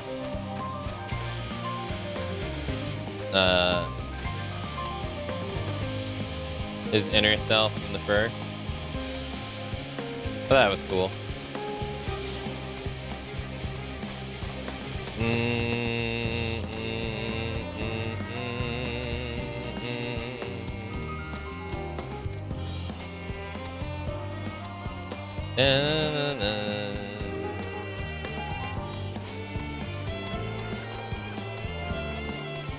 When he had to go X-Arch to keep the folks from Thavanel from turning, yeah. It reminded me, I like him more as the X-Arch than I like him now, but, like, not to say that I dislike him, but I quite like the X-Arch persona.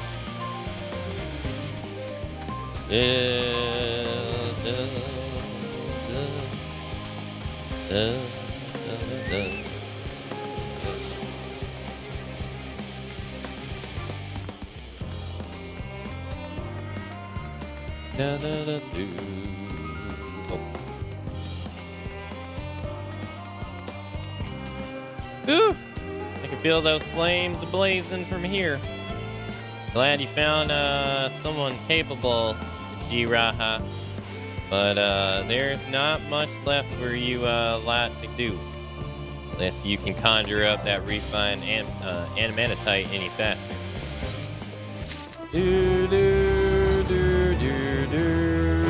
Bounds of Ant-Man is tight. Oh, we about to get the hell out of here. Conadongra is, as usual, worked up over the ether burner.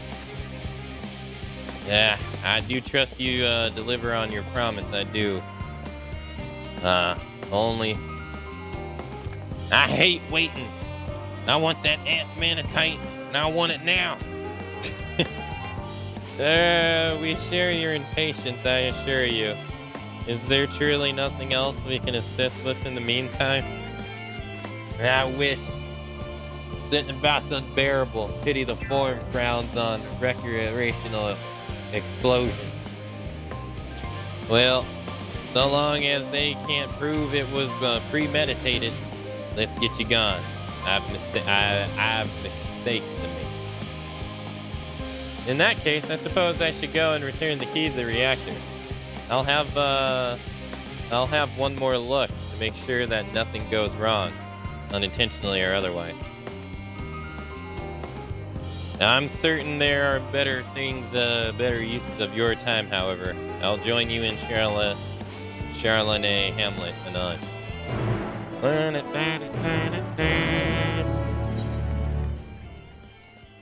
You want me to go all the way over? I can just teleport. His voice, accent, the mustache, and the mullet.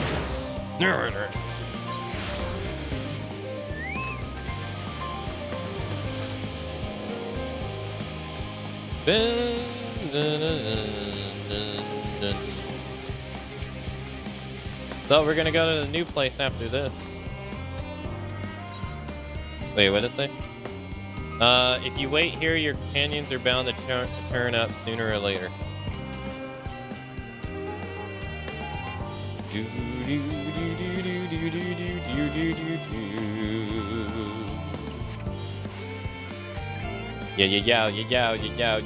Yo.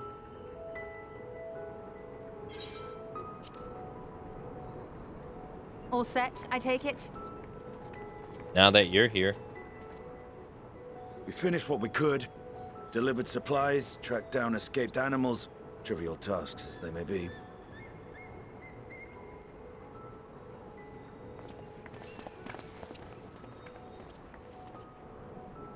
That's enough, don't you think? If there was anything more important still undone, that would be a problem in itself.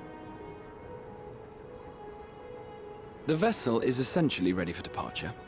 All that remains is to load the final batch of supplies and see everyone on board. Once we've readied the ether burner, that is.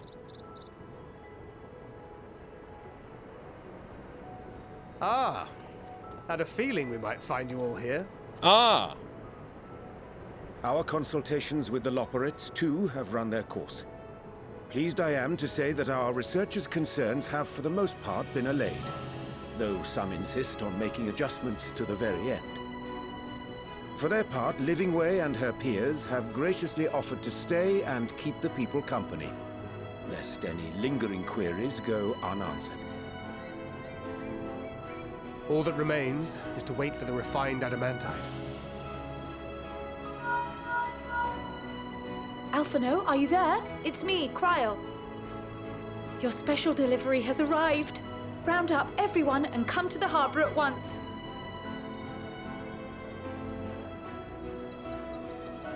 Speak of the devil. Let us go at once.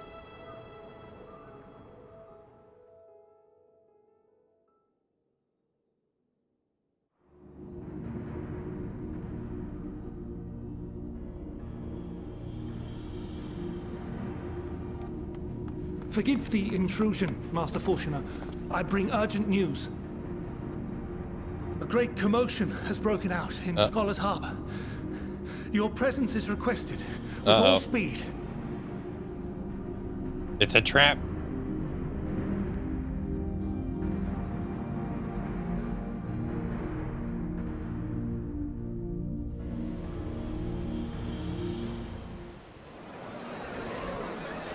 Now, where might this delivery be?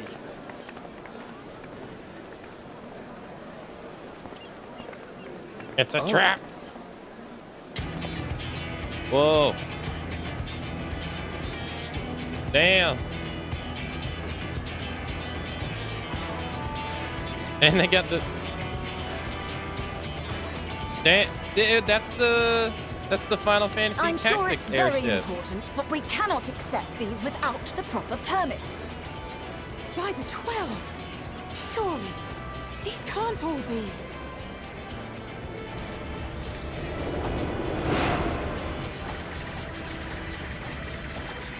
Damn, even the Alliance Grid dudes show up.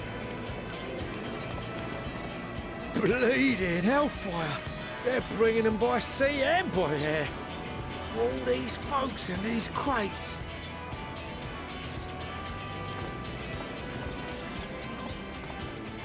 And more on the way. Got your adamantite right here. A bigger haul than any of these sorry bastards brought, and that's no lie.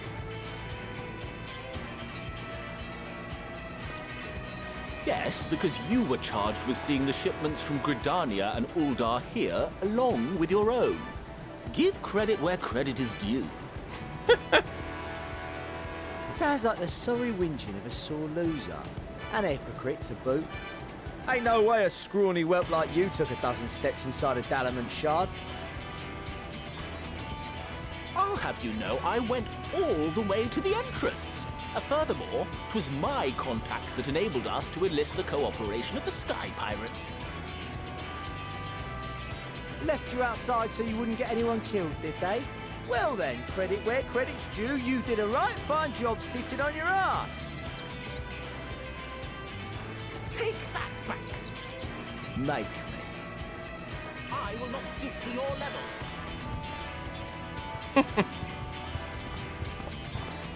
My, what a grand welcome party. Hancock and Saraban. We come bearing relics both sacred and elegant, as well as a few other gifts that may be of help, to be presented with best wishes from the Eastern Alliance.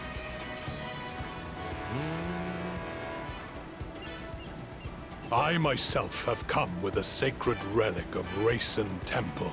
'Twas passing fortunate that Senri's dango craving brought us to Kugane. We arrived precisely as Hancock was making his arrangements. Upon learning of your need, we made haste back to Hell's Lid, with our dango, never fear, and consulted with the other auspices. All consented to the lending of Tenzin's legendary Phoenix Blade for this noble cause. Ray, I can't believe you didn't realize Tenzin was from Final Fantasy XI. And Seiryu were nevertheless worried that it might be lost in transit, however, and insisted upon accompanying me to Onakol, where I had intended to entrust it to our Confederate allies. I thought instead to give it over to Hancock when we chanced to cross paths yet again. But alas, Seiryu remained ill at ease and ordered me see the blade into your hands personally or die trying. We did, of course, need quite the impressive vessel to get it all here in time.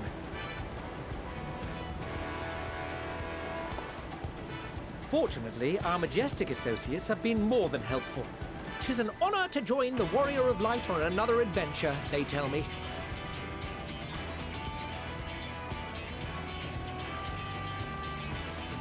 That is all wonderful to hear, but what of the extraordinary cost? I shudder to think of the ransom we must pay for such a bounty. Fret not for your coin purse, young Alphino.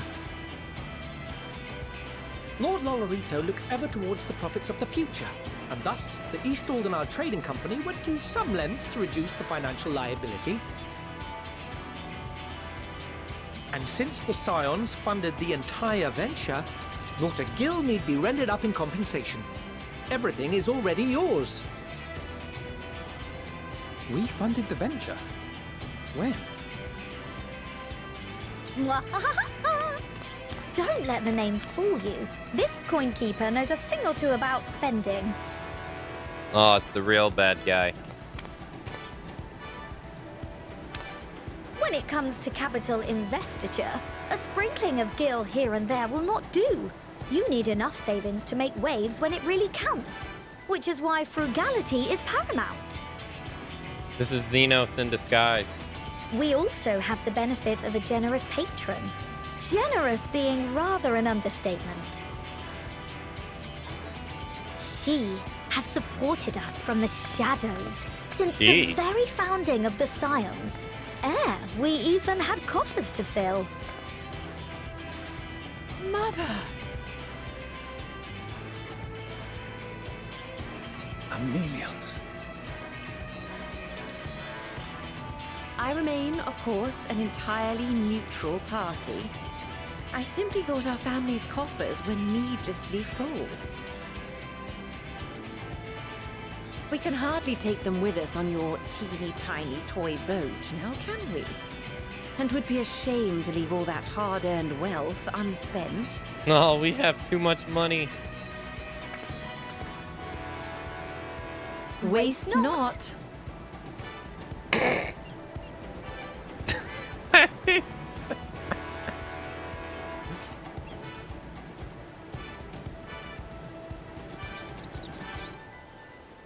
However did you manage so much in so short a time, then?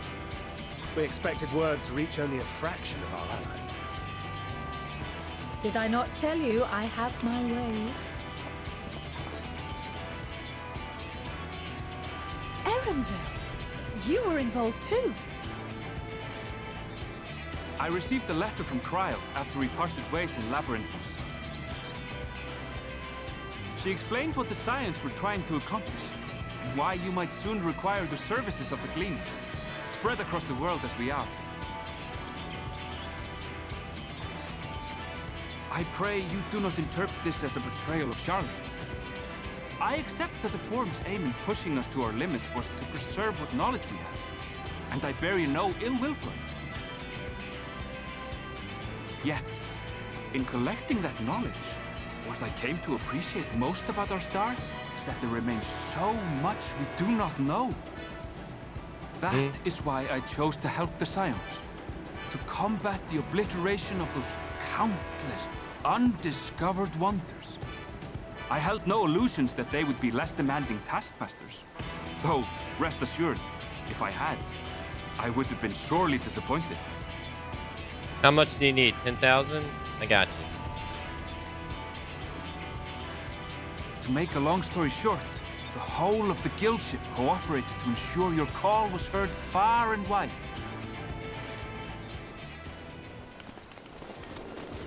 Whoa! What's this about a ship that can fly to the moon? And why didn't you mention it sooner? The one time you don't beg my aid, your problem's a bloody ship that can fly to the moon. Sid, you brought the team. Of course. Garland Ironworks' finest. You need only point us towards my new favorite ship. They got Boko. Oh, I nearly forgot. We stopped by Whirlit before coming here and picked up a package from Gaius. He's still of the mind that actions make for better penance than words, contrite or otherwise, so we offer none of the latter.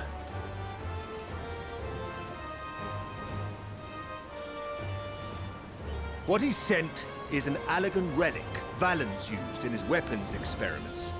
Has a fair bit of refined adamantite in it, too.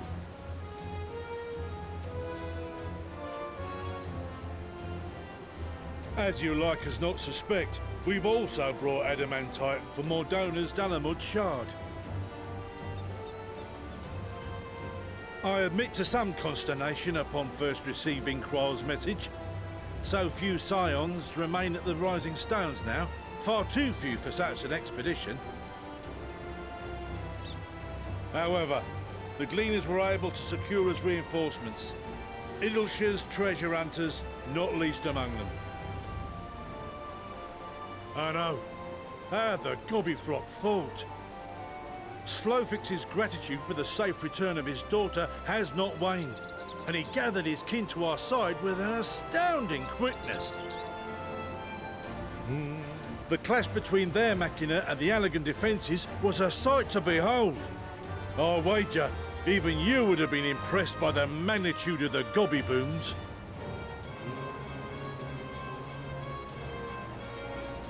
Fascinating as all this is, I fail to see how it explains your presence here.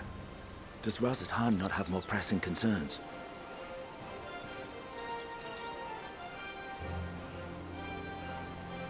We do. Yet averting the final days would be the most expedient solution. That, and I am indebted to you.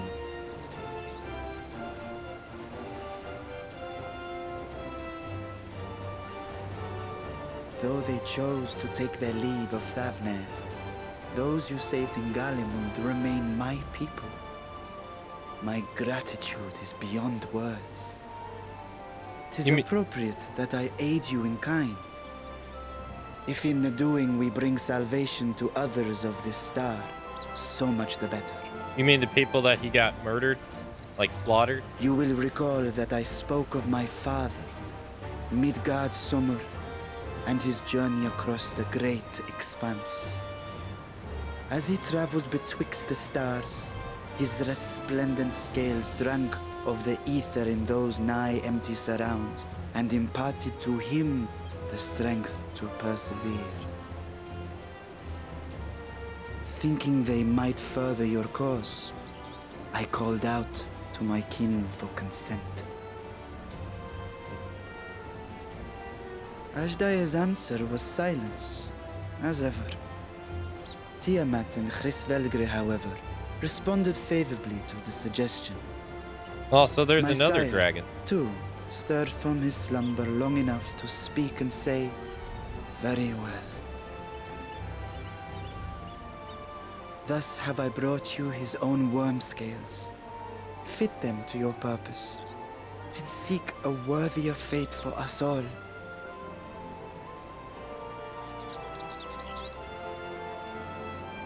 You'd be hard-pressed to find someone else so familiar with the unique properties of dragon scales. So I invited myself along.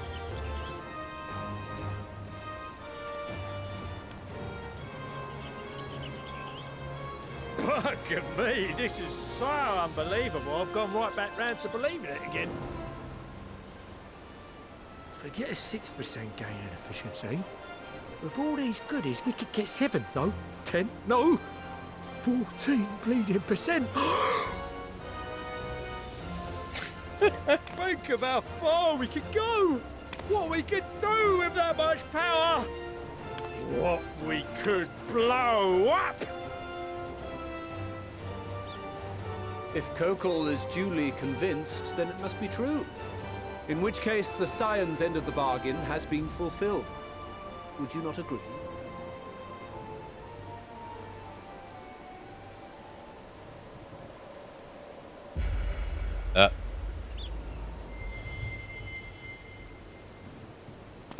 Can you imagine if he just like shanked them? That'd be insane right now. Yes, Father?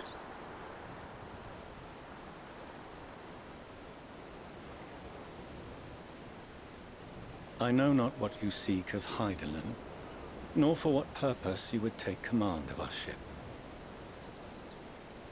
Yet this much is certain. To do so will be to dictate the fate of this star and the lives upon it. The lives of each and every creature, in their magnitude and their fragility. Do you understand? And are you prepared?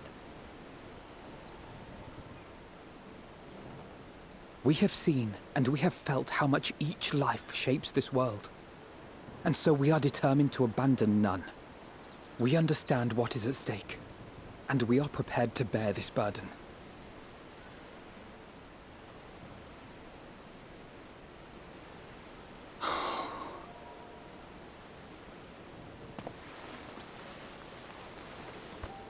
Then I I will bear it with you. I beg you, share your struggles with me. As family. You're no father of mine. You abandoned me.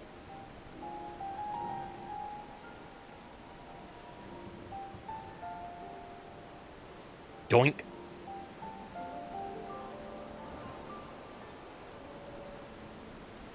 You grasped my fingers with such tiny hands the day you were born. I thought my heart might burst. 'Twas love and happiness beyond expression. Overwhelming. And a conviction so powerful that I trembled with something close to rage.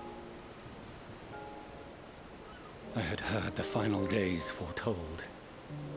I swore to myself then and there that I would not let them steal your futures.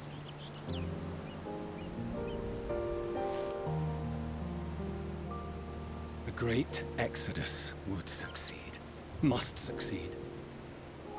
No sacrifice or sin was worse than the alternative. If anything gave me pause, 'twas mine own father.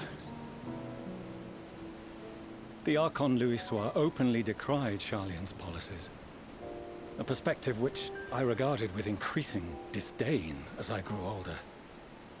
Yet even as part of me thought him a fool, perhaps I also hoped that he, of all people, would devise a brilliant means to save my children. A naive hope, but stubborn enough that I could never bring myself to keep you apart.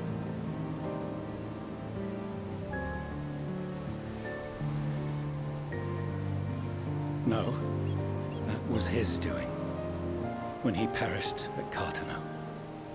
As we pulled that twisted slab of Dalamud from the sea, I remembered the warmth of your newborn touch. Chastened, I vowed never again to suffer any interference in my mission to protect you. No matter that you yourselves wished otherwise. Detest me, fight me tooth and nail, I would suffer it, and more, and be satisfied so long as I could force you onto the ship.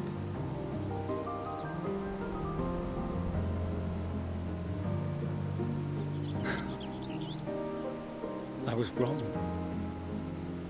You two have grown so much stronger and so much wiser than I dared dream. You have earned the right to walk your own path, and already begun to do so. Good.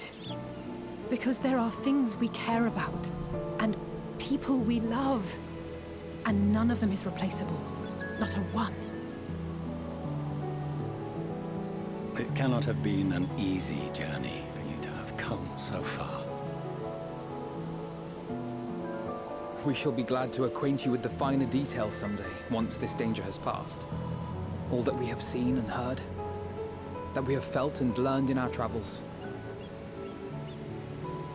Ours is not a kind world, but it is beautiful. Always. Oh no. Are you quite sure that's wise? After all, someone turns pale and flees the room when he sees so much as an envelope containing word of your adventures. Whatever will happen if he learns what you were really up to? Man, she's just ratting on him.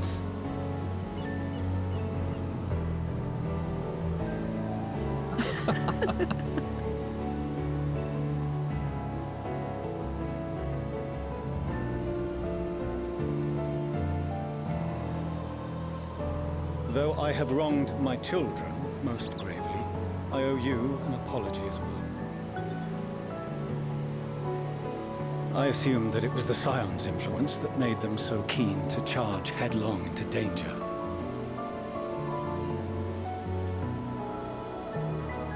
Yours, in particular. I see now that said influence instead brought them together with the many fine people gathered here today. In which case, I hope you continue to guide them.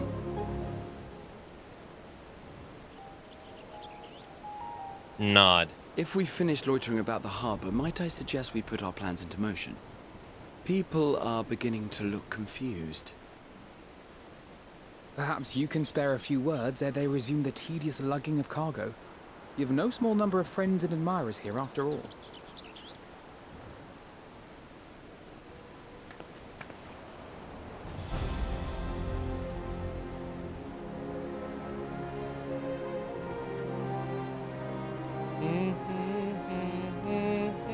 I like how the chocobo's in the background.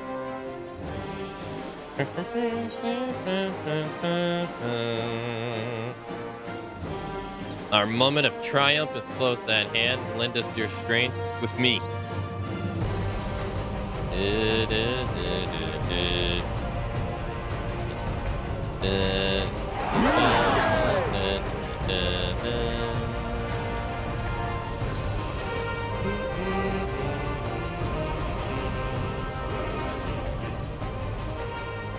Your assistance is appreciated. Now, in an orderly fashion, if you please.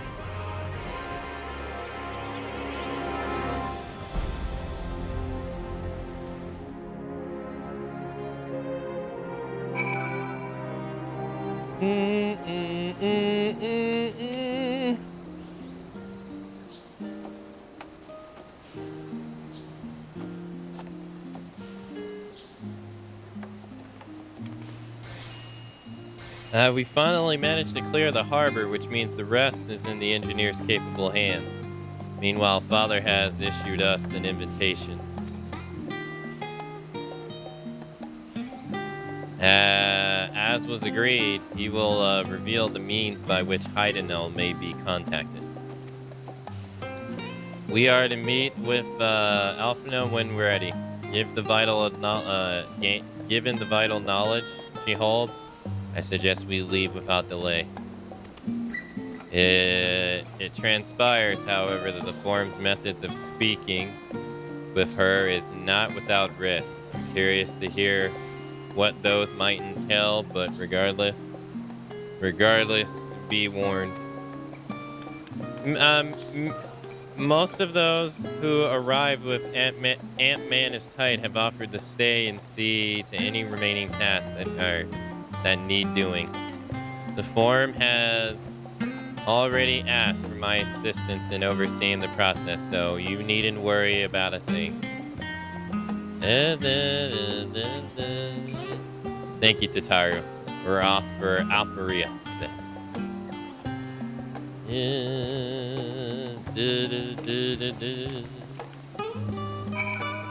Tataru. Look at this face.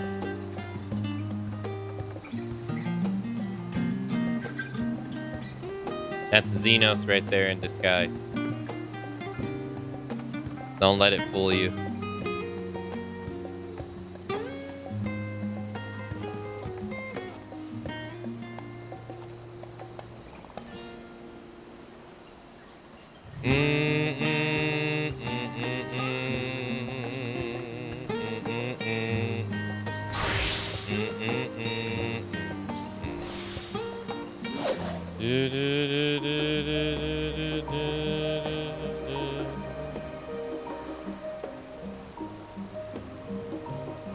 Alpha, Mega, and Alpha are two favorites for sure.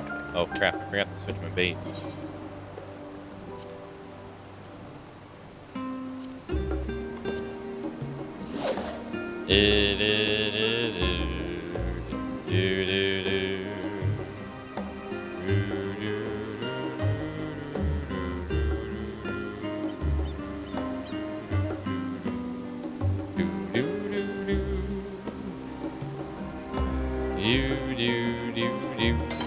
Oh.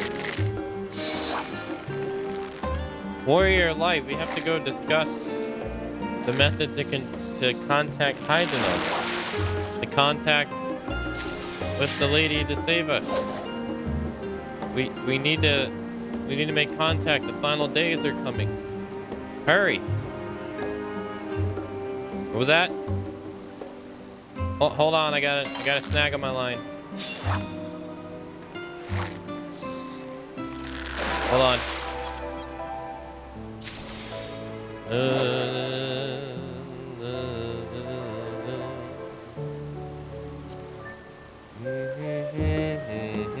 You were saying final what?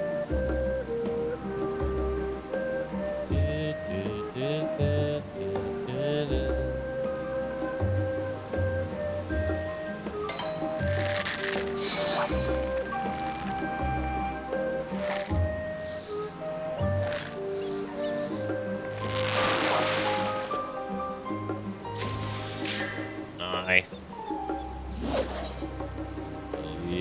Yeah, buddy.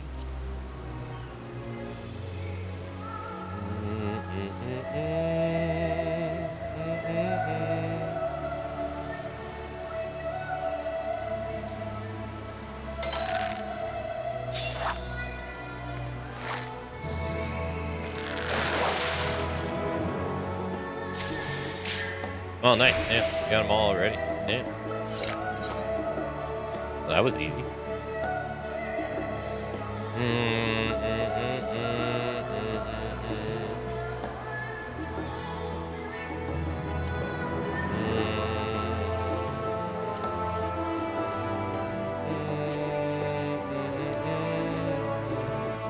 Man, I'm shocked I haven't got this.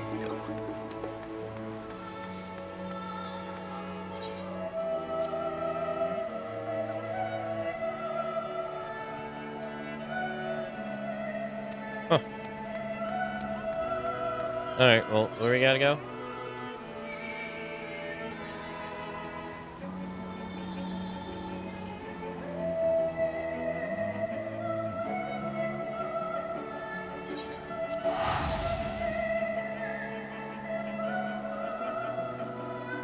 Amateur. That was fish. Oh, why am I getting on the... Okay. Akane, I have already shown the others inside. You will speak, you want to speak to Clarina. She has the key to the lift and will send you down after me. Stop looking at my legs. Or stop looking at my thighs.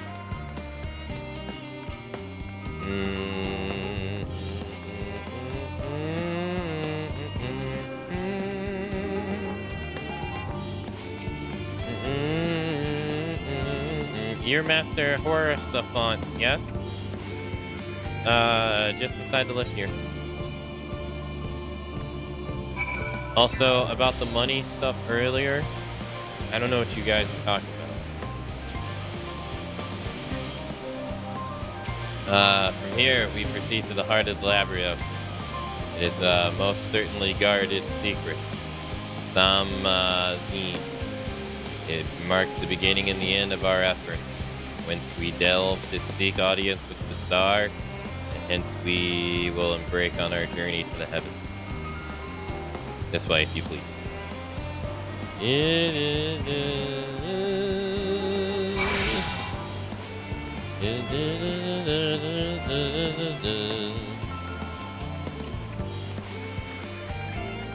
Oh man, this is the one where I got the freaking booba top. One I got Thai showing, the other one I got booba.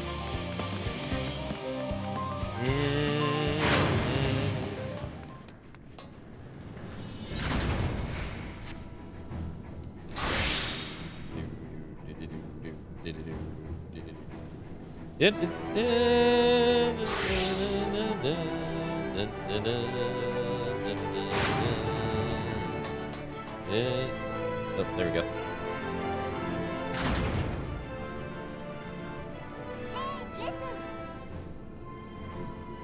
Yo, Miss Series of Blurs, thank you for the raid. Thank you.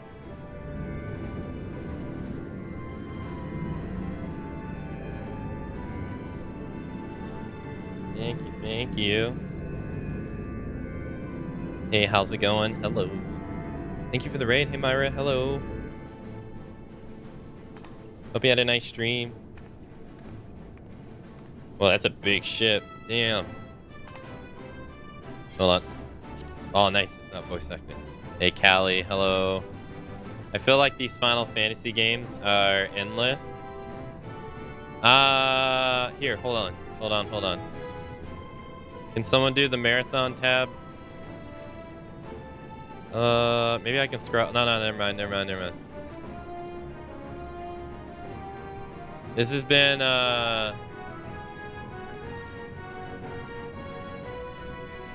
this has been our journey so far, to give you an idea.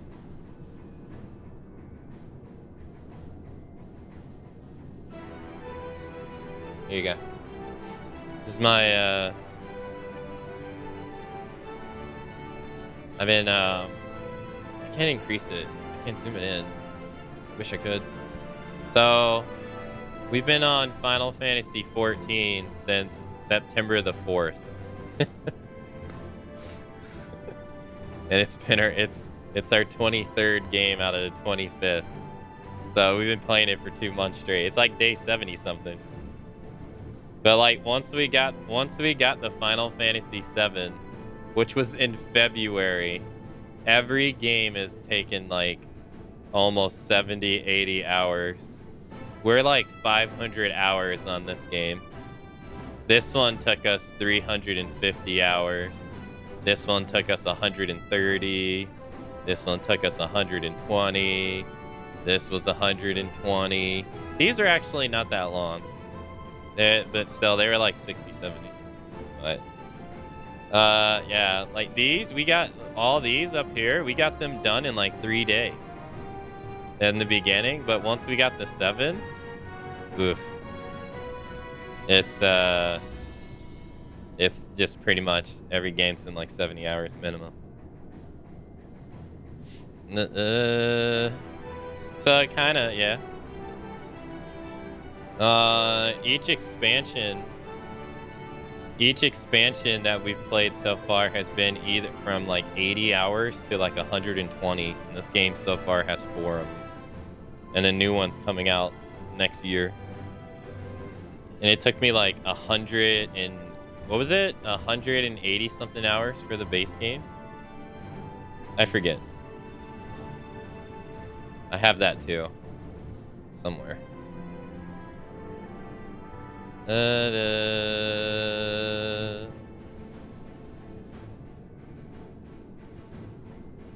It took us 154 hours for the base game. Yeah. So, yeah. Hey, Attack on Bees. Hello. Should I try and play 7 Remake if I only have 2 weeks? Yeah. I mean, it depends on how much you played in those 2 weeks, but I mean, I replayed it in this marathon, and I did the DLC, and that took me 52 hours. I mean, I knew what I was doing. So maybe it'll take you longer if you don't know what you were doing, but it's shorter than the original game. The original game was like 70 something hours, and I've played that. It was 71 hours for me, and I've played it at least like 10 times. So, yeah, 2 weeks should be plenty.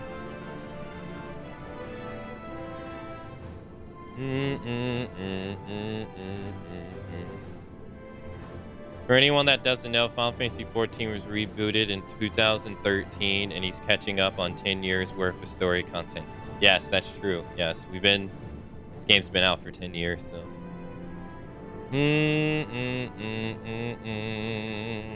But yeah, thank you for the raid. Thank you. Thanks for doing the command. Yeah, thank you. Hope you had a nice stream. It's very kind of you.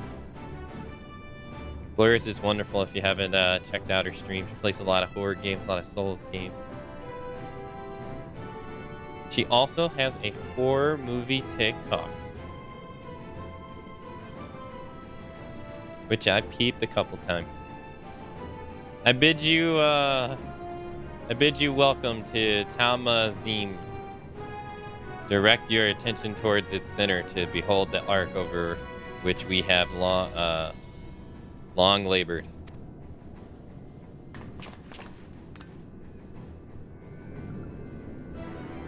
Right now we're like I'd like to say we're either like 6/8 or 7/8 done with this like current story right now. As you can see, his was designed as a medium size craft. The better to reduce the fuel consumption, miniaturizing magics have been applied to its interior to ensure that the thrust to rate ratio, does not place too great a limitation on its freight capacity. Thank you. I admitted to peeping. I was peeping her TikTok.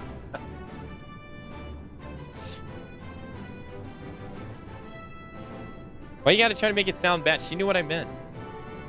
Ether burners are, as you know, have been removed to further modifications. We shall reattach it soon enough. I shall receive word from Kokolo, and several of the allies are working on it with an intense fever. Yo, Daedalus, hey, thank you so much for gifting a sub to Blurs. Hey, Blurs, enjoy the gifted sub. Courtesy of Daedalus. Enjoy the emotes and the ad-free viewing. Thank you so much, Daedalus, for the gifted sub and support. Thank you. Kamsamida.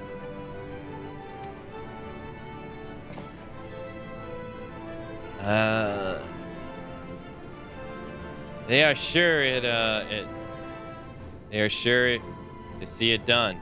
This was by experience that many are privy prior disasters was averted. If anything, I fear that we will not afford. If anything, I fear they will not afford us much time for speaking with Haydn or they finish. Ugh. Point taken. Let us move on. I must warn you again. However, that even with the benefit of our device, the treat with her is not a simple feat. Okay. I was nuts about 7 as a teenager. I can't wait to try the remake. I am. When I saw the trailer for the second part of the remake, oh, it was like a kid in a candy store. Oh. I have done what I can to impress upon you the gravity of what lies ahead. Are you prepared?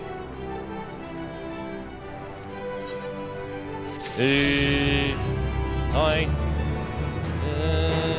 Let's get ahead. Nice. Thank you, sir. Alright, hold on before I... Nah, I'll do it later. Alright, let's switch this. Take this. Are we at 89 now? Whoa, we're at 89. If it's anything like the previous ones, there's not many 90 missions. Forsenelt is ready to lead you to Heidenal at last. We make for the lift at the center of the chambers. Come. Thank you. 67 months, I miss you, Maximum. You don't miss me, you liar. You keep cheating on me with that Dan_survival. Get your lying mouth out of here. Coming up. What are you talking about? Thank you for the 67 months. Thank you. Thank you, Sam. Nice seeing you. We make for the center of the chamber. Come.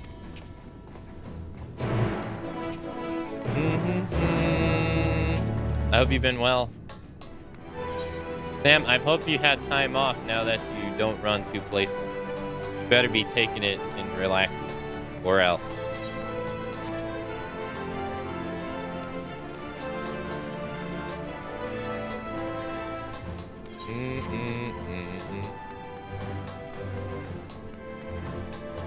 Please let me be here in 2 months.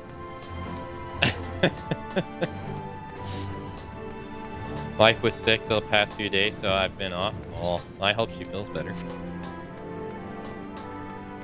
And I hope you haven't been stressing too much.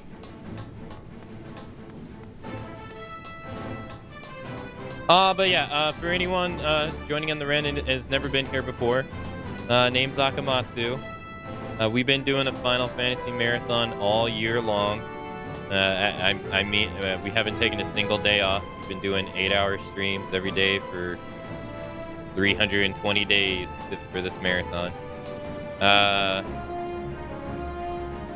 And I'm kind of projected to finish sometime in December. Can't target you. So welcome. This is a big subathon incentive that I put on myself.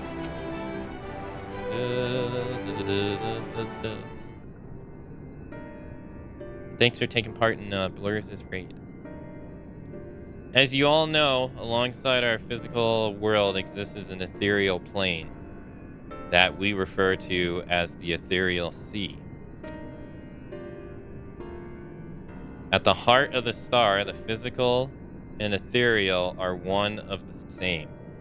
Thus, the deeper we go, the easier it becomes to pass between said planes. We utilize this principle in constructing the anti-tower, and once more here in Thablu Mazin.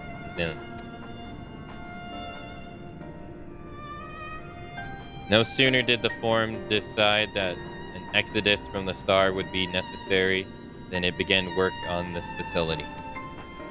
Our work accumulated a device that allowed us to peep deep into the ethereal sea than ever before in search of Heidenel's ever-faint echoes. Okay. The Atia scope. And you communicated with her through this device. For a time, yes. But since the 7th umbral calamity, it's been rare to hear even a whisper. If you wish to reach her, you must journey closer to the center of the star than we have ever dared, beyond the Antioscope. Even so, I make no guarantees that you will find her, nor of your safety, not so deep in the ethereal sea. We understand, but if we are to deliver this world, we have no choice but to try.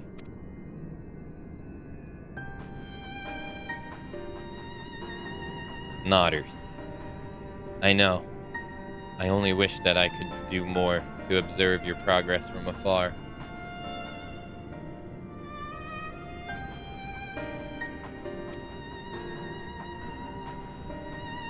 The Antioscope, ocular lens by which we may peer into the ethereal sea without placing ourselves at hazard, lies just above us.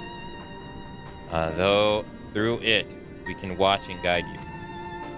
In those swirling depths, there are pockets of ether so dense and turbulent that they can unravel one's soul.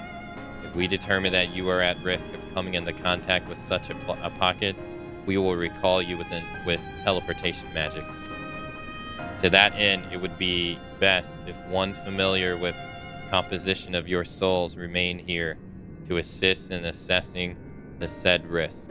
Otherwise, there is an increased probability that we will extract you too early or too late.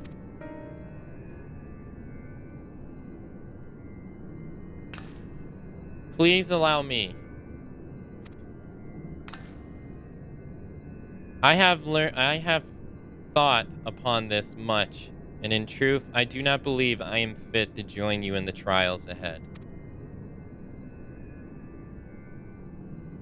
The events at the Tower of Babel drained me, yes, but even before that, your capabilities far outstripped my own.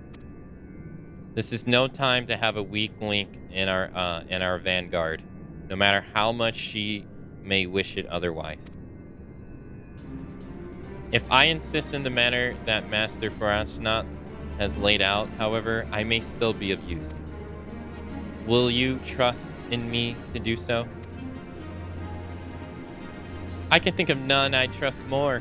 Compared to all the effort you put into keeping us alive while our souls were in the first, preventing us from dissolving in the ether on a single expedition ought to pose no challenge at all. And even if we did, I expect you would hunt us down and restore us to health somehow.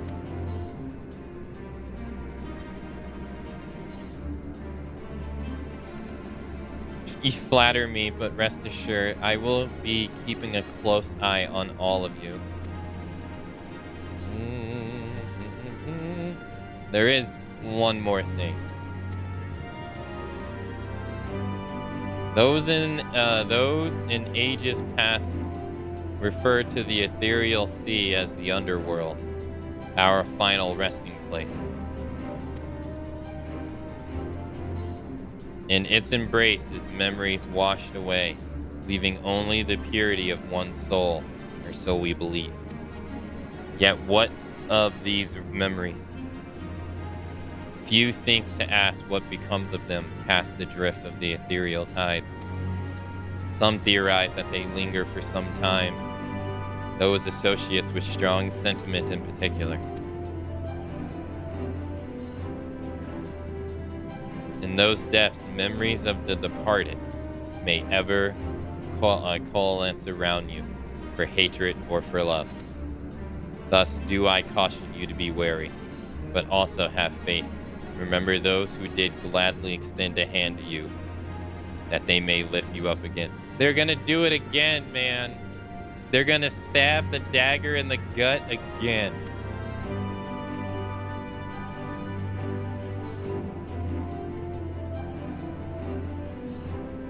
This will be the perfect opportunity. Oh, this is a dungeon. Oh. I didn't see that coming.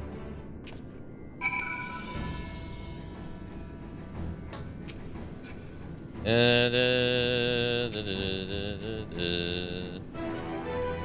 had no idea. On your way on your ult? Okay. No problem, no problem. Anyone else want to join? We got one spot left.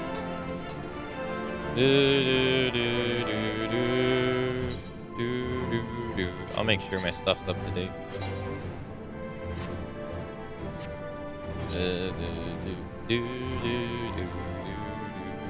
I think so. Keepers.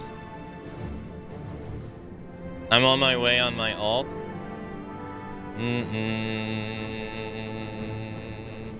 Need any repairs? No, my stuff is at like 95. 87. No, it seems fine. 100, 100, 100, 100. I barely even use this stuff, to be honest. Let's go. Let's go!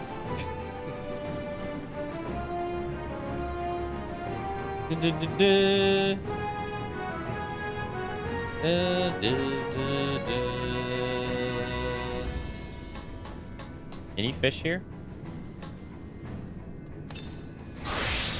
What? Oh, come on. Why? That would be perfect. It'd be space fish. Or underworld fish.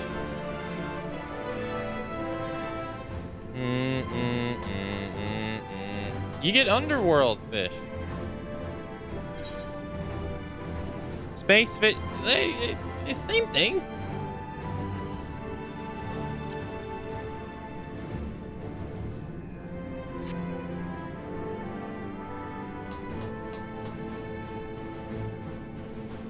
Chances of surviving either one is slim, but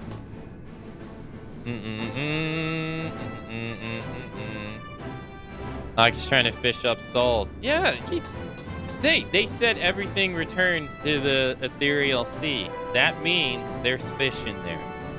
You should be able to fish there. That only makes sense.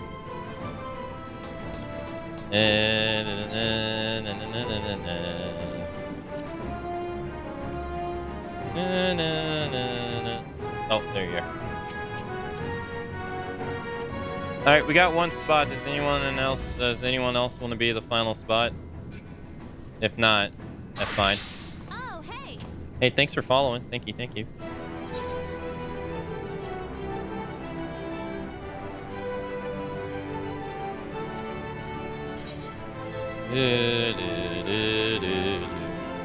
Guess we can go in.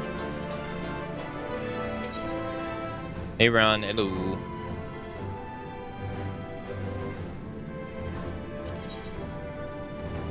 And there's only been 5 dungeons so far?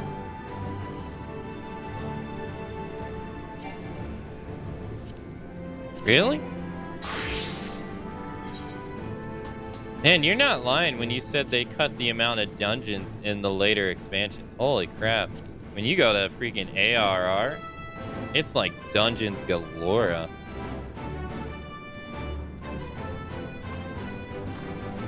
Oh, it said one of us doesn't meet the qualities of the duty.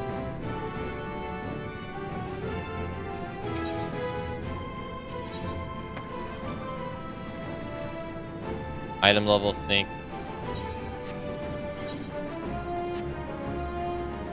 Yeah, that's the cap, yeah.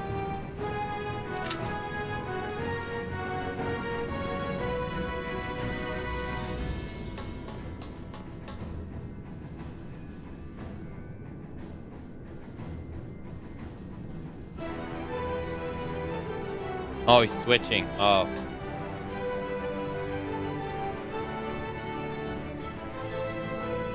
I can switch to Vic. Oh. Oh no, it's fine. Oh, are you not at this part yet?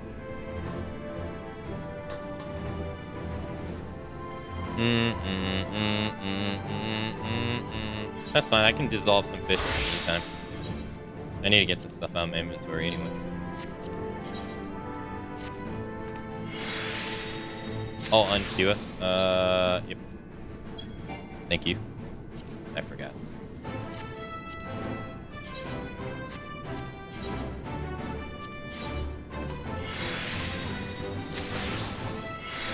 No waiting? I am waiting. I didn't realize.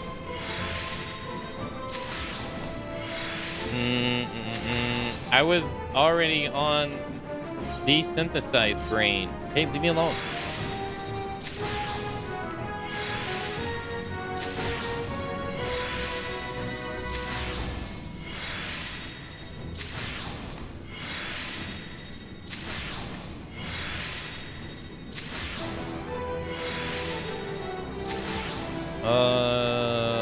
The Sea of Stars. Isambard in the northern.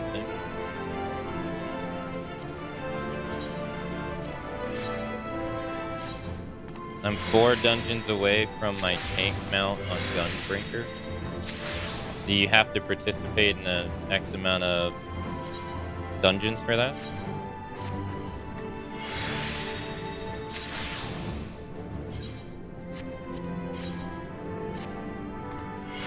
+61 dungeons, 300 of them. Oh my gosh.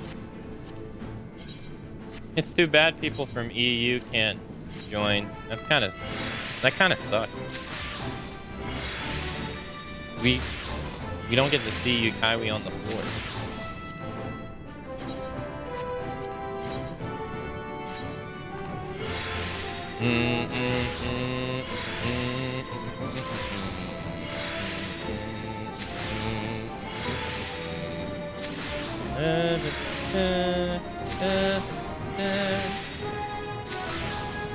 This one has a craft. Yep. I remember that one. Just let me know when you're here. The issue is the difference in etiquette between the 2 regions. Oh, really?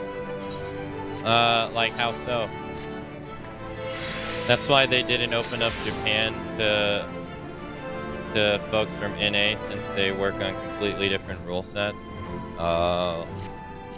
Yeah, they kind of had that in Final Fantasy XI, right? They didn't have the separation of people, but they did have the playing differences between the people. Yeah, I remember that.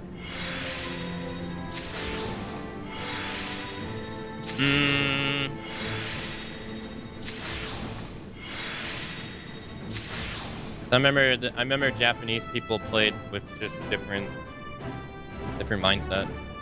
I'm pretty sure that only the PvP servers are in Japan, and that's why it has like a 1 to 3 second lag. We don't even have cross-data Duty Finder either. Now, if Duty Finder can pull from other NA centers. Oh, that sounds helpful. Yeah.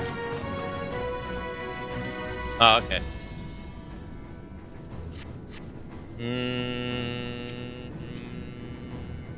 Alright, waiting on you, Hot Loop. I'll just be breaking down fish.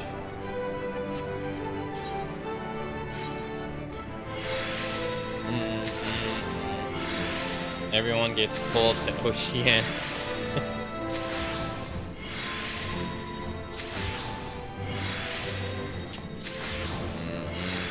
One rule I can use as an example is raid etiquette. For those that don't know, we're setting up the party for the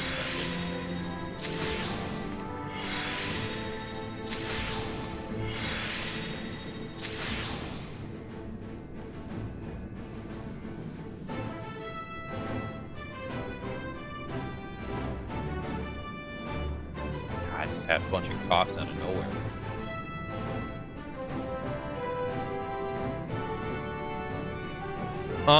In Japan, if you get an item from a raid, you leave so others can get something. In NA, it's basically be selfish as fuck.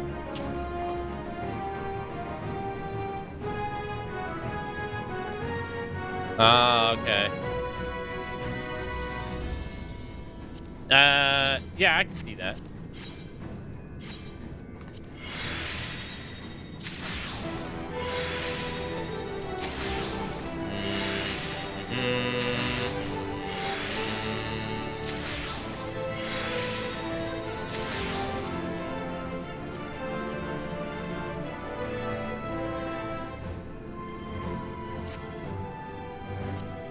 Oh my god, I still have more to break down. Please.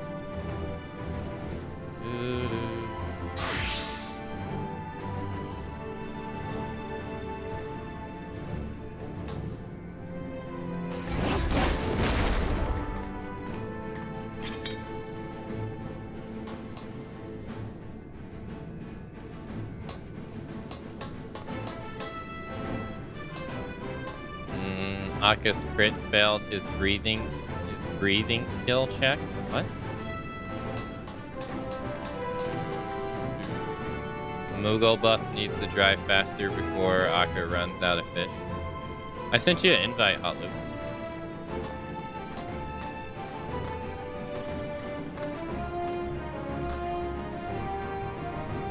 Alright, where?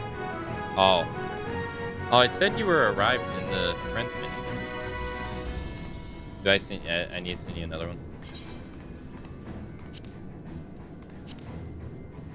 Here you go. Okay.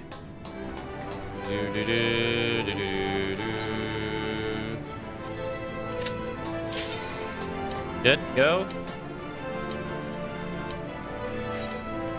Japan would be, oh hey, we killed this boss, and the weapon that drops is for my class, so I'll get that and pass on everything else. NA is like, ha, my weapon dropped, and I took all the loot. Later, suckers. Peace.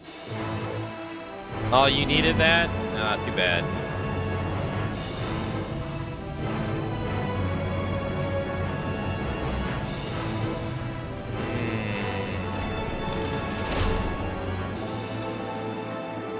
I didn't expect this to be a dungeon. I was expecting this to be the final area. That's what I get. Oh, I guess that's gonna be. No. I guess that's gonna be where we go to confront Mitra. All seems in order with the lens, and I trust you can hear me. Those things are pure malcontent, the residue of lives unfulfilled. It's the super boss from Kingdom Hearts 1 in the Peter Pan world. The Phantom!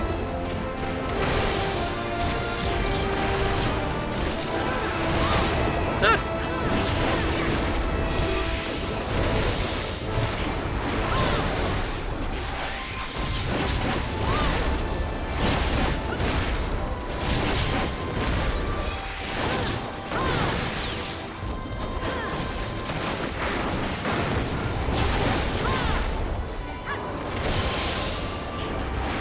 Yeah, it's just like the Phantom in Kingdom Hearts 1.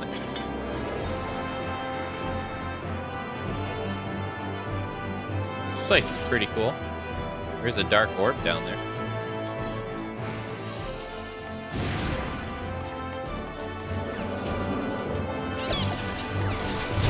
I swear there's an enemy in SMT that looks just like this multi-headed enemy monster.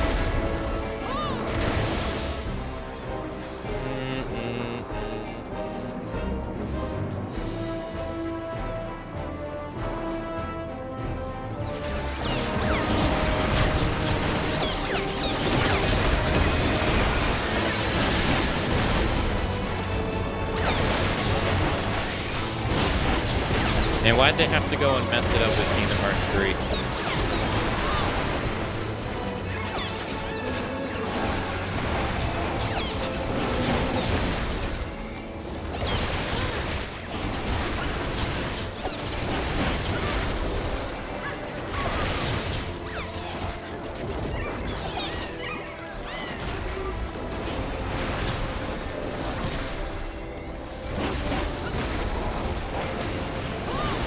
Alright, nice.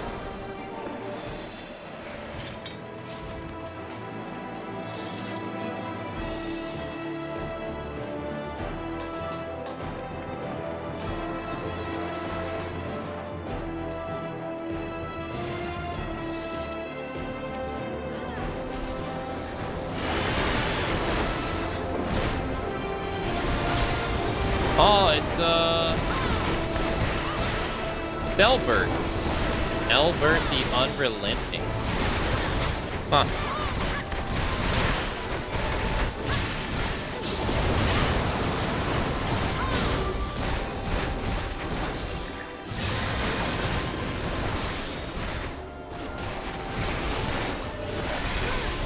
Buffer.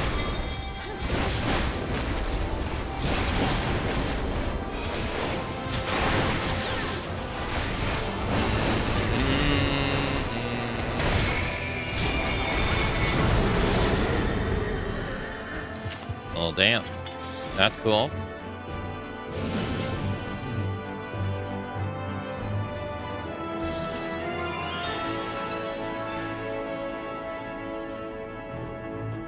For Alamigo!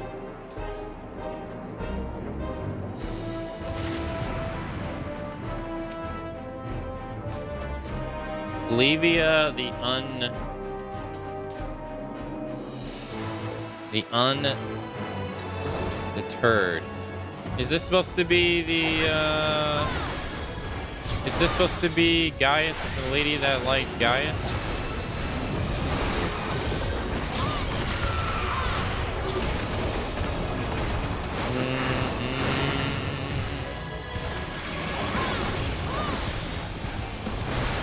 It is? Damn.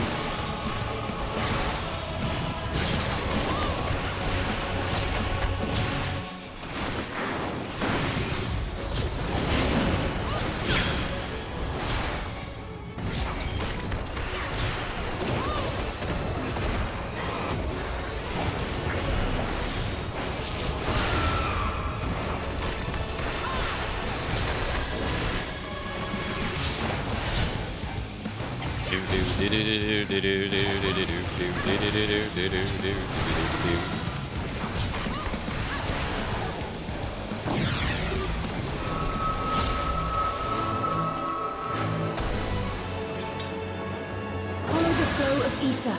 It will guide you.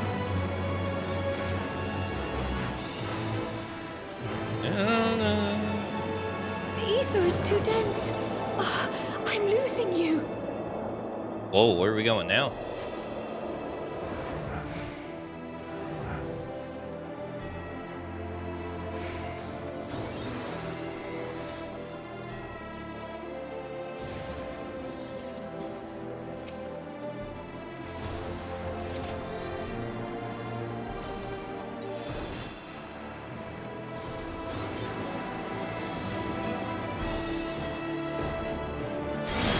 In Gray One, earlier, what you said, everything is Final Fantasy XI with Pinson. Don't think I haven't forgot.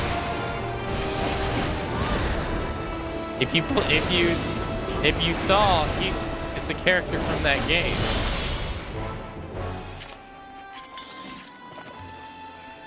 When we were going through the storyline, I pointed it out.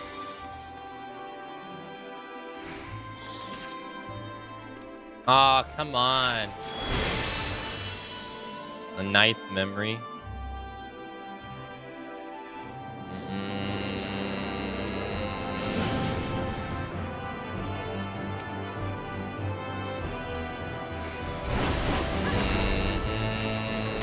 But when we were going through the storyline, I pointed it out, and even Ray was like, man, I never realized that this is Henson from FF11.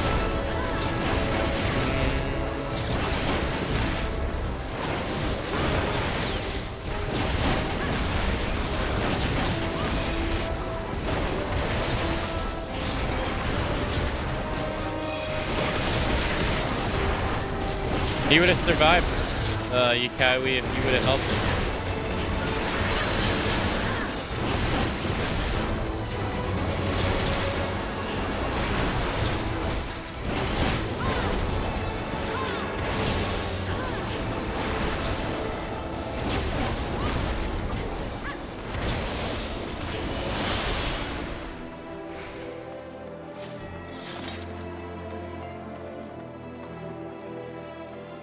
Zero compassion?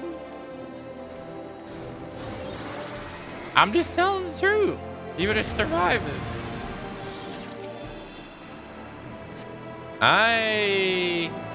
Wait, is this the...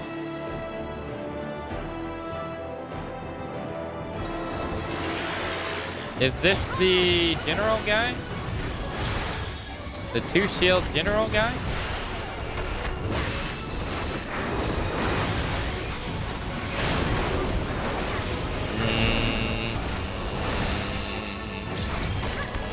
Sure is. Man, that was so long ago.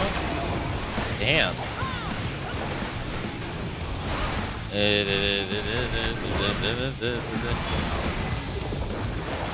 Ramsa learned everything from me. That's not true.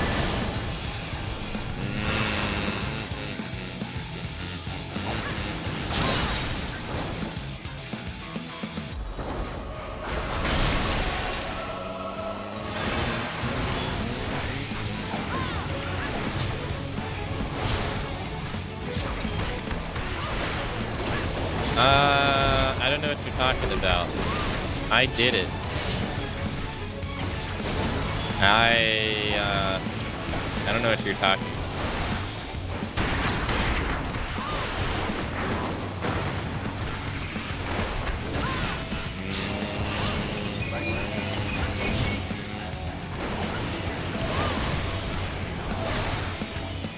Look, I'm doing my part of the team. I'm not dying.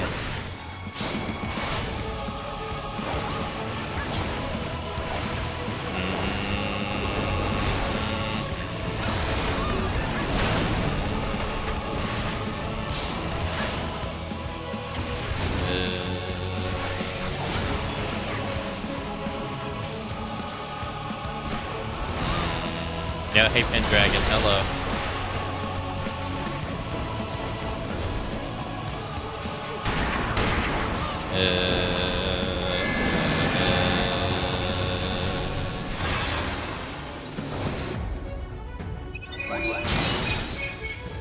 Was it True North?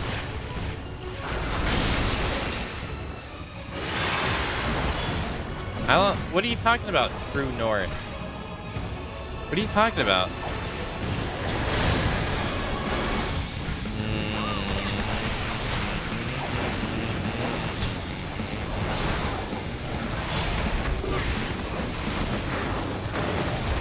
Oh, it's a character action? Alright, hold on.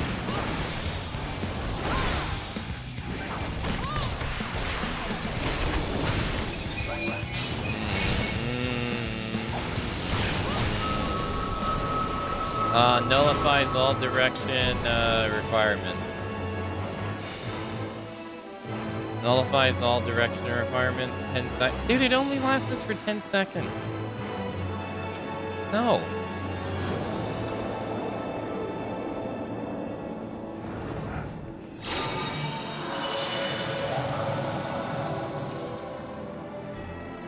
I'll have to just go in position anyway.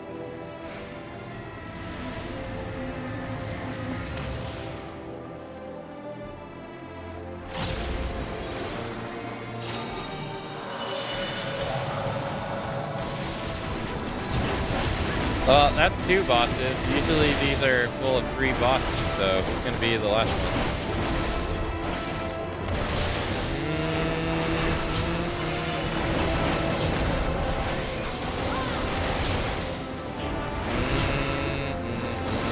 It lasts 9 seconds longer than I can. Alright, dude.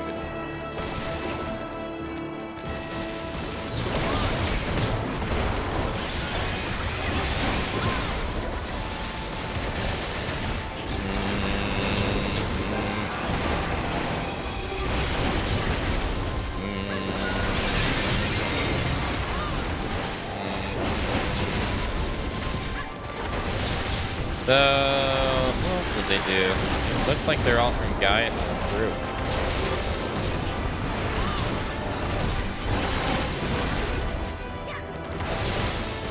And I don't know what you mean by I have no compassion. I'm the most compassionate person there is.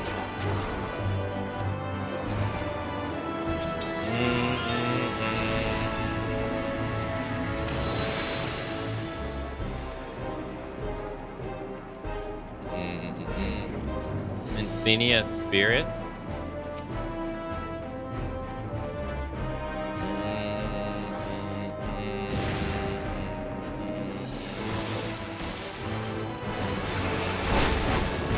I haven't died here in this dungeon, excuse me.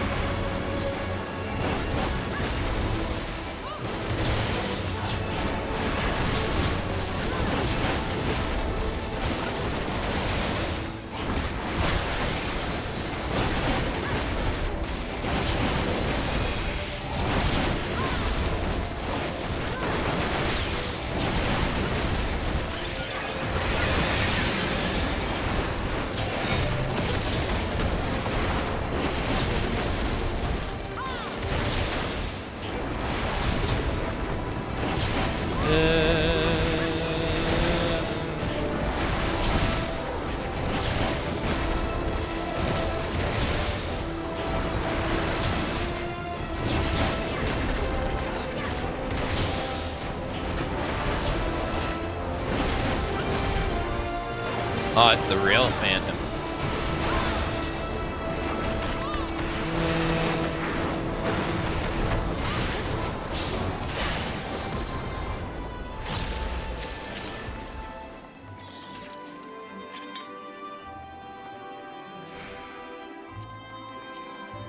Sorry, Kyrie, I'm passing on loot. Sorry. Oh, it's the final one. Who's it gonna be?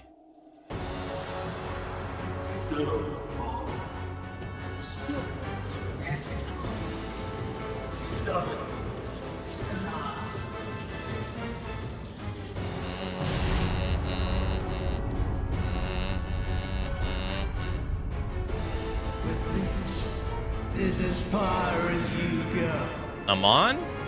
Oblivion beckons! Amon the Undying. Yeah, I wasn't expecting that.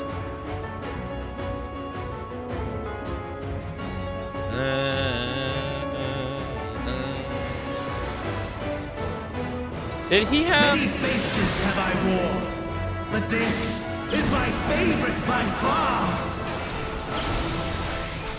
This is the voice actor for Hermes, right? You will persist in this folly no longer.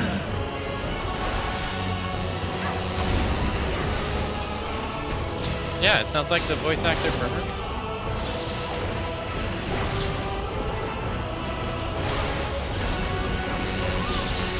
The stage is set.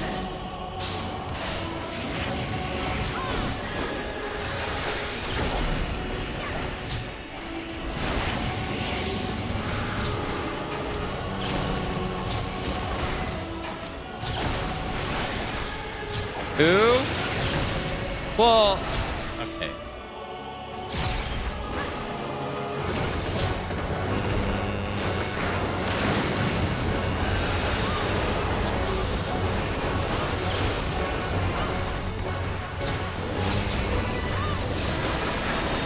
The nice thing about when we finish this game is I'm going to be able to go on the Wicca finally and read. Let the curtains rise for the main attraction.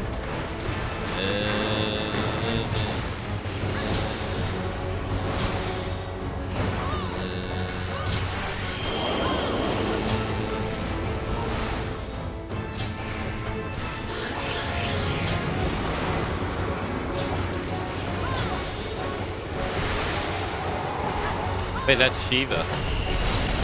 The hell is she doing here? Oh, thanks. What a boorish audience you are. I would have lived that regardless.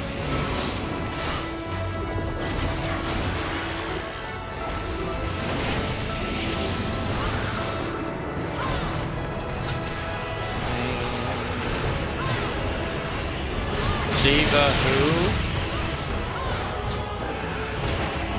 Lady Iceheart.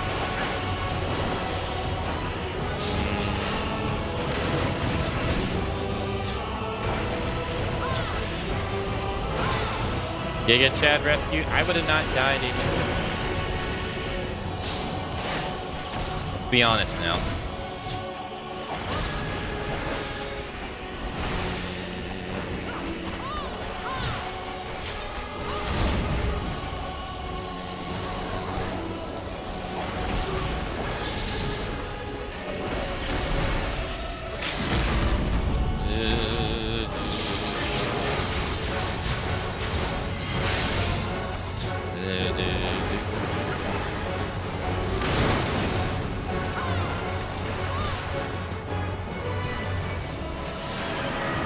See, I'm fine.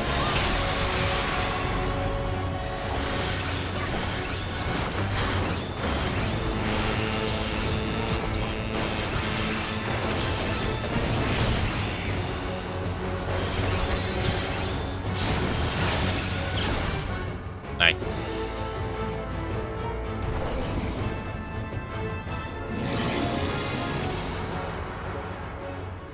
Lies.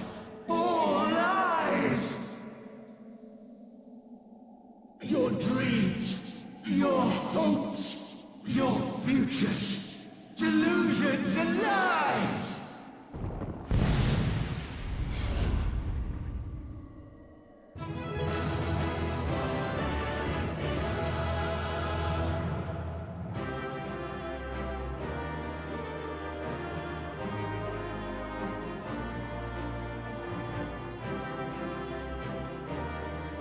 Hey, thanks for helping.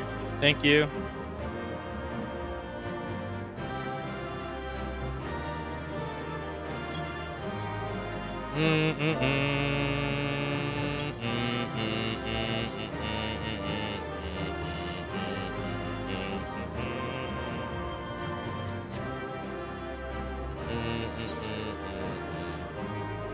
Thank you, thank you.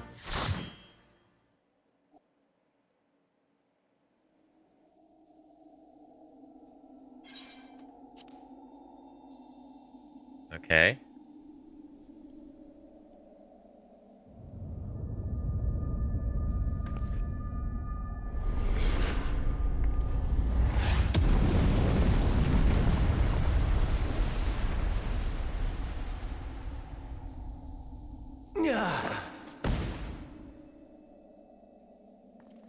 My very essence begins to wane. Sweet, sweet agony.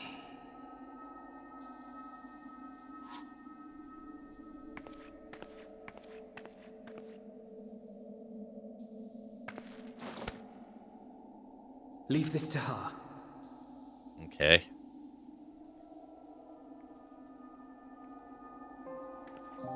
Come to deal the coup de grace.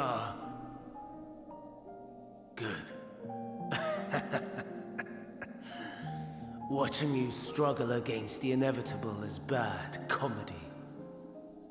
Erase me from existence, soul and all.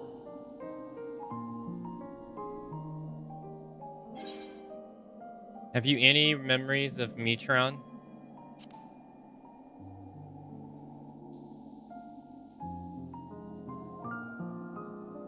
How would you know that name?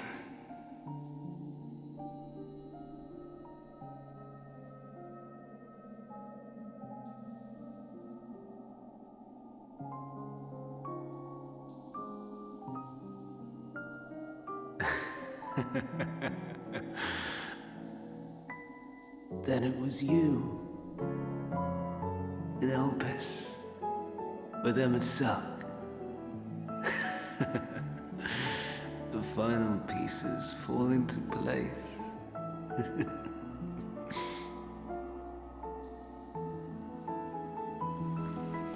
In my halcyon days, as the mortal Ammon, I was haunted by a dream.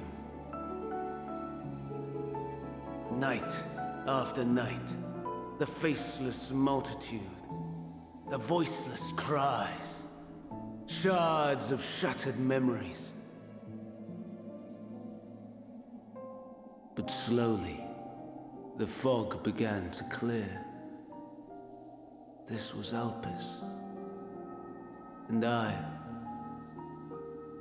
was Hermes.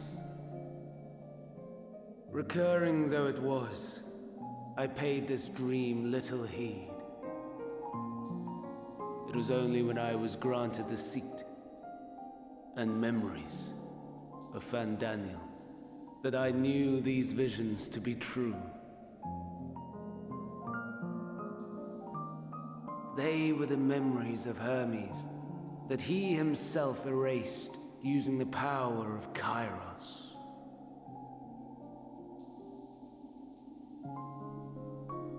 Or so he thought.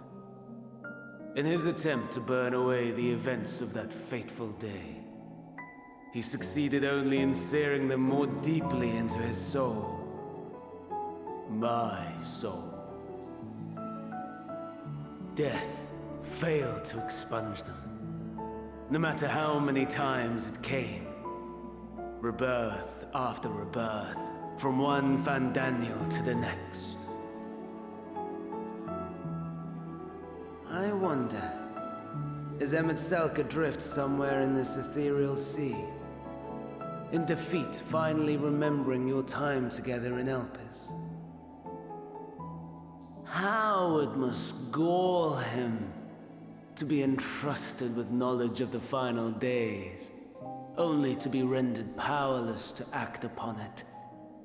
So many lifetimes dedicated to restoring his beloved Amara in blissful ignorance. Oh, folly! But make no mistake, my life as Hermes is not the reason I invited the world's end. I have lived. Okay. I have struggled. I have dredged the very depths of despair. And in the detritus of existence, I found the truth. I served a great ruler, powerful beyond measure. The world his dominion. Yet even he and his vast empire were destined to fall, to become one with oblivion. At the end of life's journey lies only death.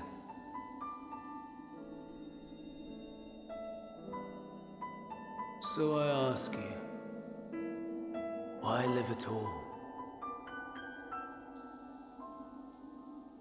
We betray, we torment, we murder. We are wicked, spiteful creatures, without exception. If life is so sacred, so precious, why fill it with such misery? Man wallows in a hell of his own making without purpose or meaning. To live is to suffer, and I would end that suffering by my own hand. It matters not if it flies in the face of all believed right and just. Death is the only solution!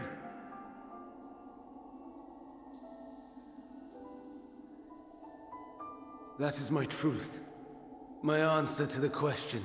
And yet, even as the words pass my lips, I am filled with doubt. Has my search reached its end?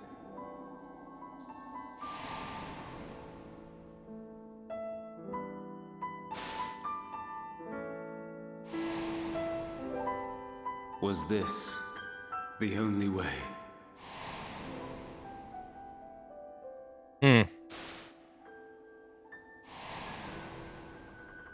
After all these years,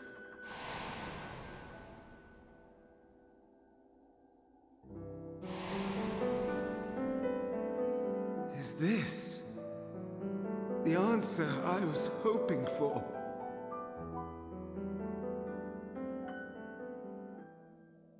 The lamentations of the damned. How it vexes me to see your conviction falter at the last. Well, who's this? Van Damme. Still clinging to existence, I see. You, who champion death so fervently, unwilling to accept your own, refusing to be purified and swept into the sea of souls. As do I. We prisoners to men, watching as the world turns.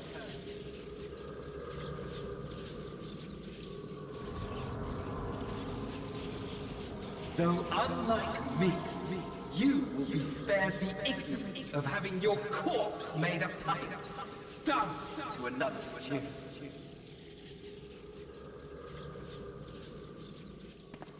Is that Arsahi? How very astute. But let me be clear, I have not come to consort with the likes of you.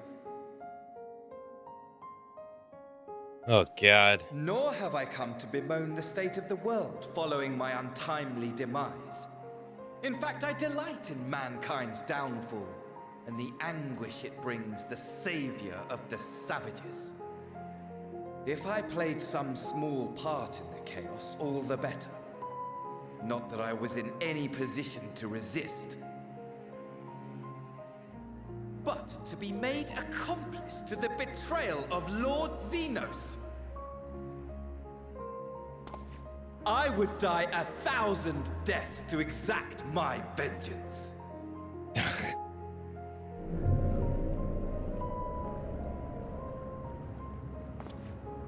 Now you are at my mercy. I shall drag us both into oblivion, and you will never see the fulfillment of your magnum opus. even should you be reborn. Your desperate search for answers must start again.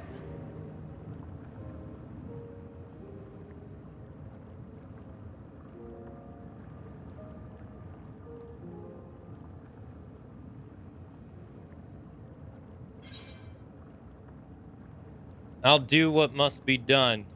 Next time we'll find the answer together.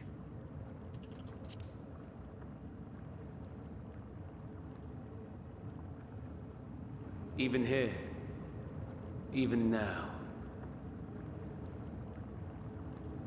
you have every right to hate me. For the fool I was, for the monster I became. But I will not beg forgiveness. The tale of Hermes, the man who knew so much, yet understood so little, ends here.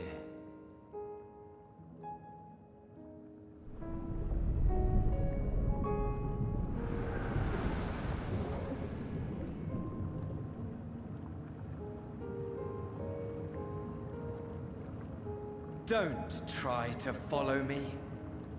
I had more of you people than I could stomach in life.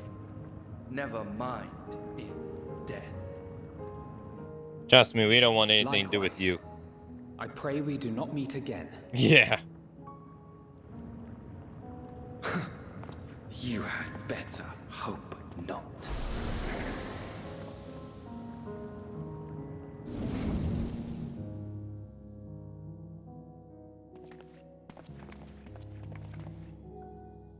I had better not. Hope not. You just lose again.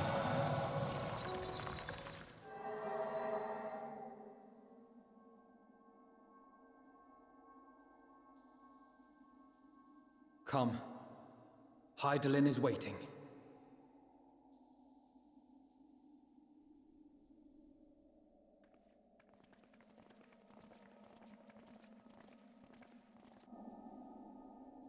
Okay. Do.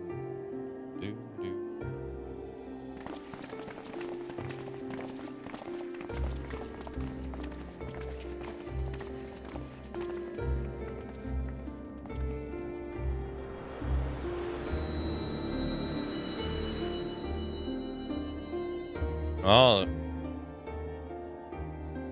Brave travelers, I welcome you. What the hell? Okay. Why do you look like that?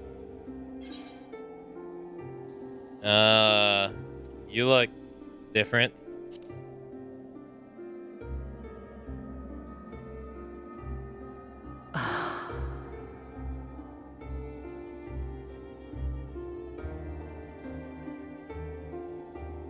I see.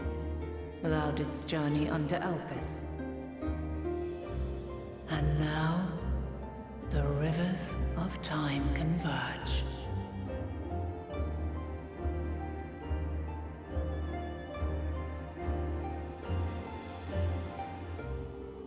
I know why you have come. Yet I would hear you speak your reasons all the same.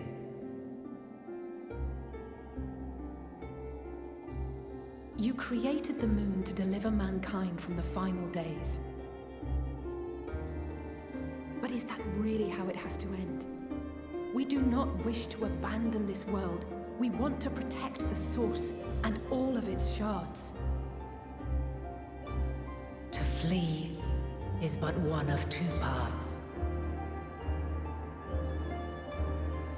Okay. The other leadeth to Meteon, far beyond the stars, where she doth chant creation's requiem.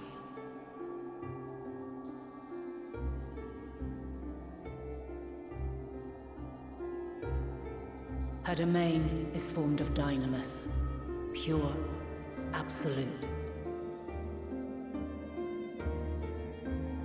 Where emotion and memory govern all, ether will avail you naught. Meteon hath gathered the pain and despair of countless stars, and to go unprepared is to go unto your doom. We'll beat her. We'll win. I swear it. Is what I might have said once. After everything I've seen, all the times I've succumbed to my own anger and fear. I can no longer pretend that courage and faith will be enough. But are we truly so powerless that our only choice is to flee? Far from it, my child. Oh?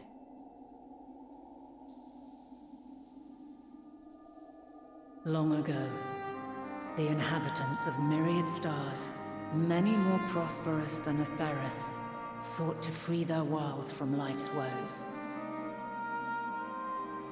Mm-hmm. Sorrow and anger, conflict and hostility, despair, and even death itself.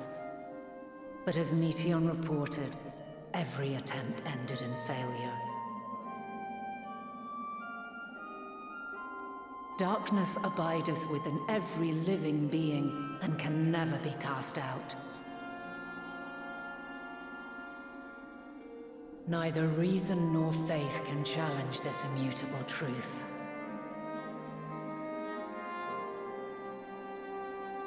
To live is to suffer. And in suffering, find strength and purpose and hope.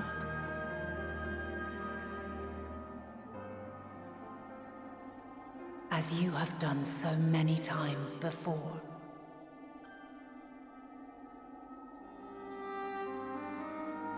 Thou dost pursue an impossible dream, yet knowing this, you pursue it nevertheless.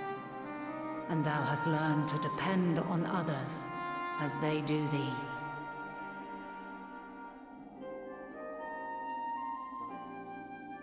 Thy yearning for the power to save the powerless hath ever driven thee to greater heights.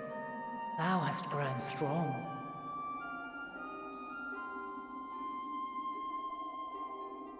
Though those closest to thee no longer walketh by thy side, their love remaineth thy guiding light. For duty's sake, thou hast been bound by truths unutterable time and time again. Yet thy heart hath never wavered, as thy companions will attest. In thy pursuit of mysteries great, all thou believest is brought into question. Undaunted, thy thirst for knowledge remaineth unquenched.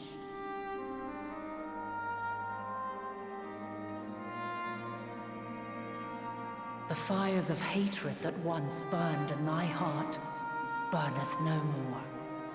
From their ashes doth spring the light of love, warm and pure. As witness to black calamity, thou despaired at man's helplessness. Resolved, thou didst unite a distant world on the brink of collapse.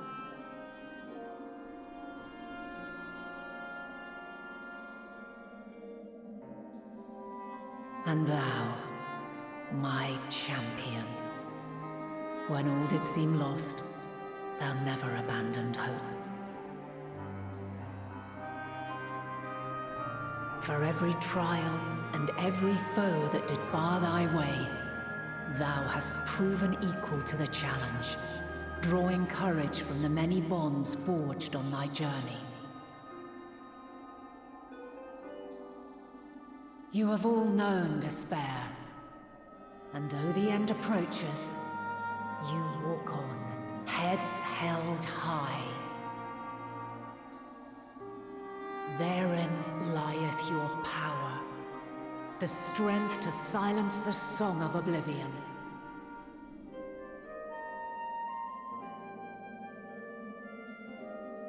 Then there is a means to confront her. Yes, if you should prove yourselves worthy. Prove yourselves worthy. Hark!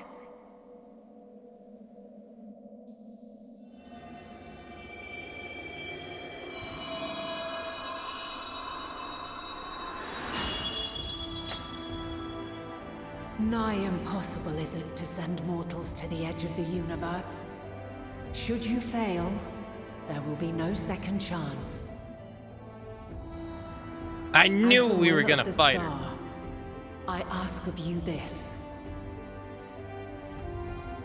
Do you possess the fortitude to stand firm when all around you does crumble? Do you possess the faith to vanquish despair itself? Should you lack the strength to best a supreme deity, I cannot allow you to make the journey. You must leave this star and never return.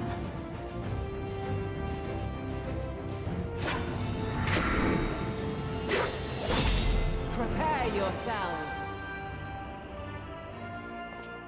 That's probably why they made her look different. Sounds straightforward enough. Aye. No room for confusion there. In any case, we've come too far to back down now.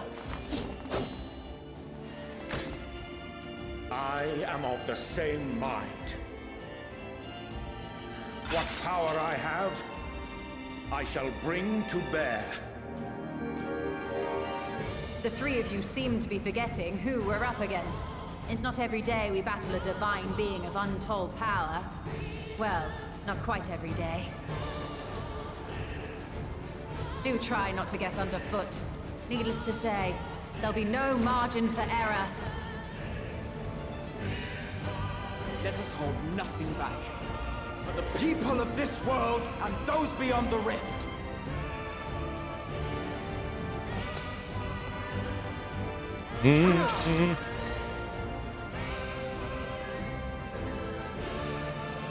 Alas, the question I posed to thee in Elpis hath remained unanswered these long years. I would hear thy response, warrior of light. Shouldst thou emerge victorious?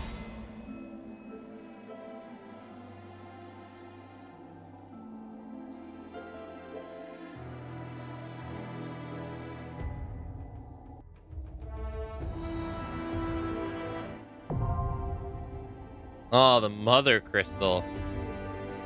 Oh, so this is a trial. During this quest, and when using duty support, you have the opportunity to undertake the trial with a party of Scions. Some of your allies' roles will differ from those who are normally respected.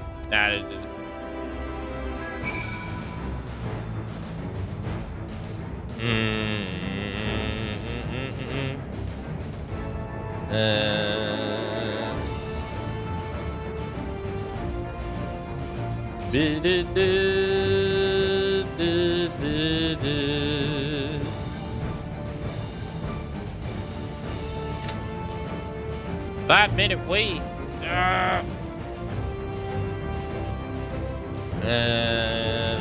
Is this the first trust trial?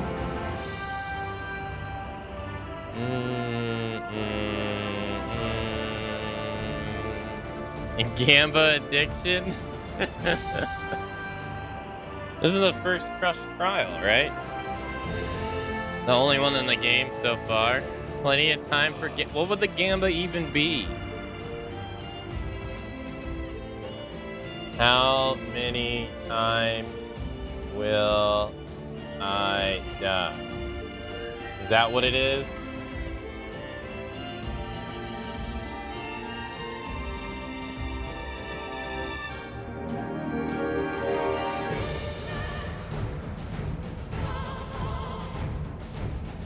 Okay, got.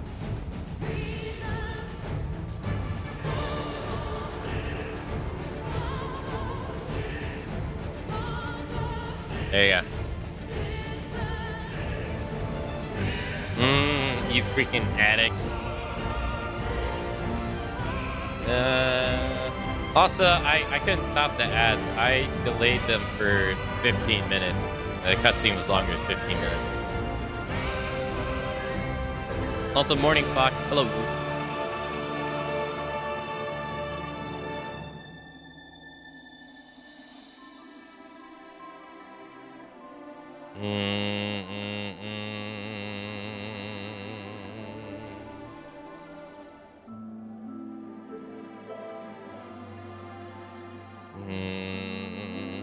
Oh my gosh, it's 50-50.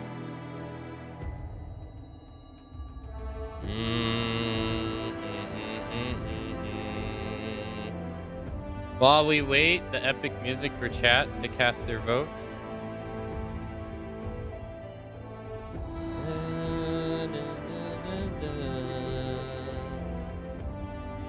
Who put 250K? Someone put, there's 377,000 on one side.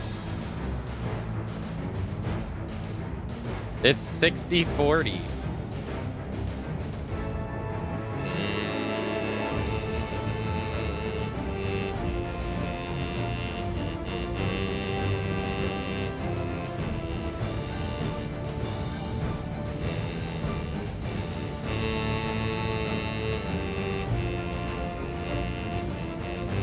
Yo, where's the believers at? Come on now, where's the believers? Come on, 40% believers? Come on, you can do 41%, there you go.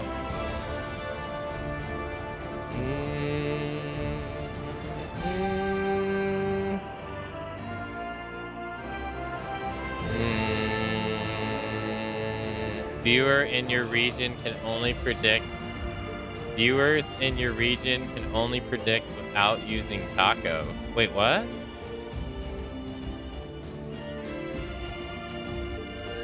Can't have shit in EU? That sucks.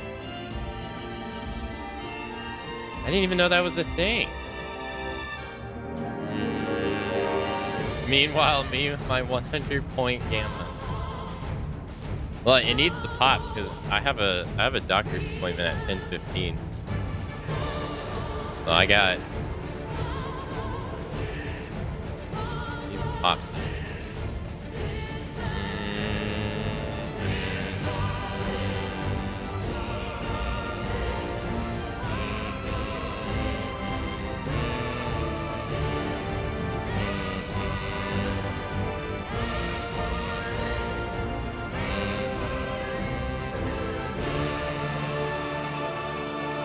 I didn't know Poland also had its gambling restrictions.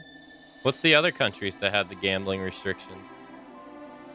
I thought it could post this without a message. No, I made it where it's required a message. Okay, hold on.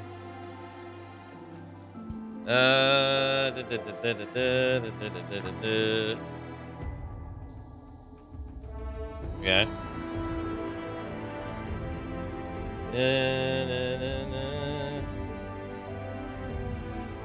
Citizens in Norway only pay half their taxes in November so they can have more money for Christmas.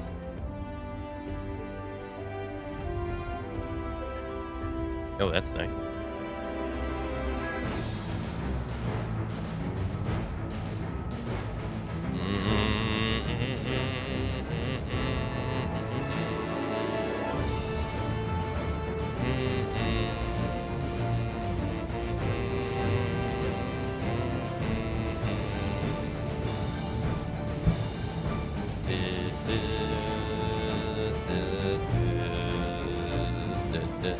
I think NA would actually die foaming at the mouth if anyone suggests that.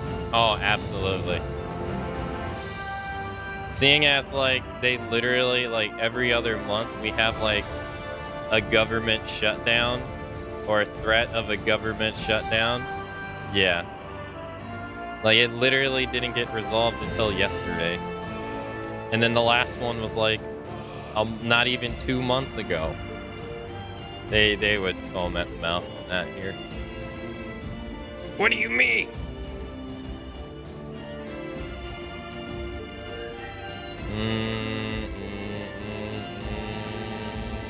Can you even choose how tax you could pay?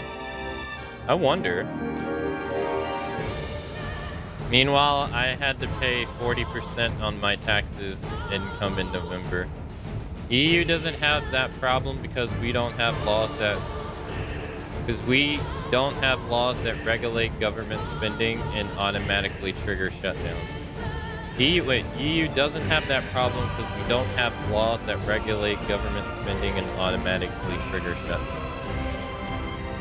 I don't understand. I don't fully understand the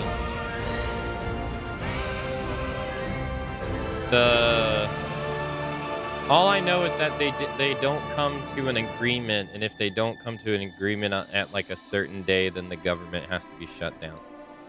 But the thing that sucks the worst, the thing that sucks the worst about it is those people, the 500 people who are bickering amongst themselves, still get paid during that time. So like if you're a government, if you work for the government but not in those positions, well, you're fucked. Or like you're out of a job. Meanwhile, they get to still get paid while they're bickering with each other. That's the most like fucked up part about it. If they also didn't get paid during that time, I don't think it would ever, it wouldn't come around as often as it does. Because I think it's happened like in 2023. I think it's happened like 3 or 4 times. I guarantee if their pay got affected, they'd never let their... Oh, absolutely. I personally don't think it's political to say, like, as in, like... Again, we talked about the other day. I feel political is talking sides and refuting people's beliefs on whatever side you believe in. I ain't talking about that.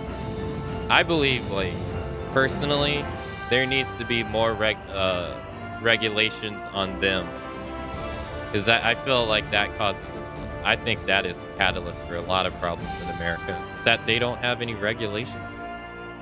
Like, can you, like, is it really crazy to think that people who really don't represent the average citizen make rules and vote on rules that govern people that are like majority of people who are less fortunate than them? Like they wouldn't even, you're most likely like they're not going to understand, or like they're going to vote in their own interests, which is out of the interests of the majority of people. Like they need to have more regulations on them. Unchecked power only breeds more unchecked power.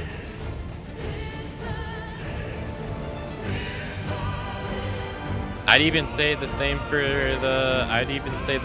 same thing for like police. Like police need to have more penalties placed on them. The Supreme Court needs to have more penalties placed on them. Like you can't let power just go unchecked. People, even a toddler can tell you that people will abuse power when there's no checks and balances. It's like one of the oldest known things.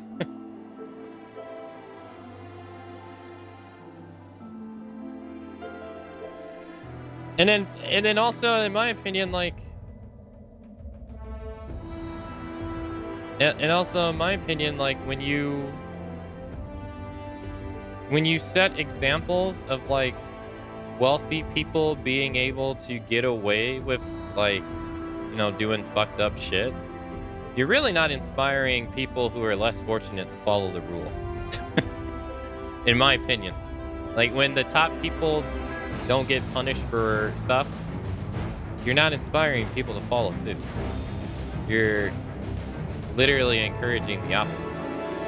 Because you're kind of demonstrating to people like, oh, this is okay.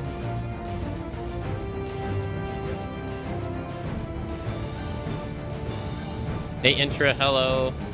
Yeah, I only got 20 minutes. I have to leave at 10:10. So it's like 30 minutes total. I won't have time for it. Damn.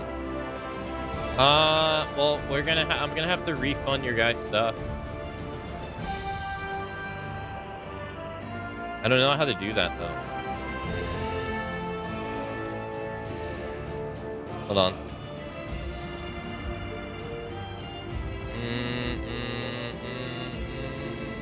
No, I did that one. Marcus complete.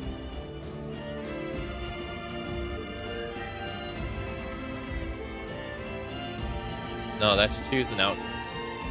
Okay, so I'm gonna delete it. Let me know if that You can cancel with prediction? Oh, I can.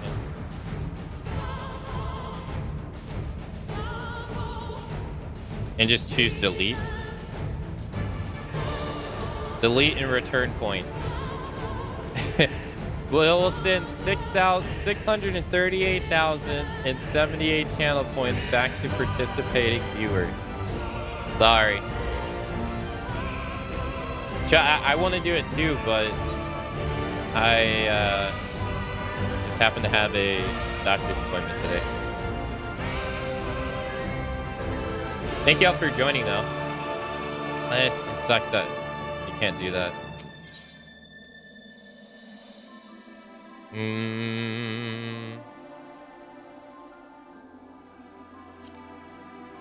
That 20 minutes is precisely the reset time of the day when roulettes go active. Oof.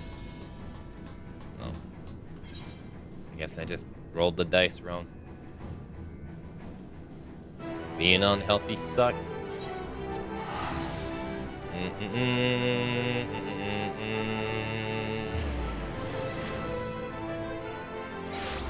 How you doing, Intro? It's funny because stuff they have in place is there to keep them from being bought off. Yet literally most things that cause the shutdown are a result of them being bought off one way or another. EU countries just don't shut down if that happens. It creates a political scandal or crisis. It might cause EU monetary fraud to intervene, like Greece.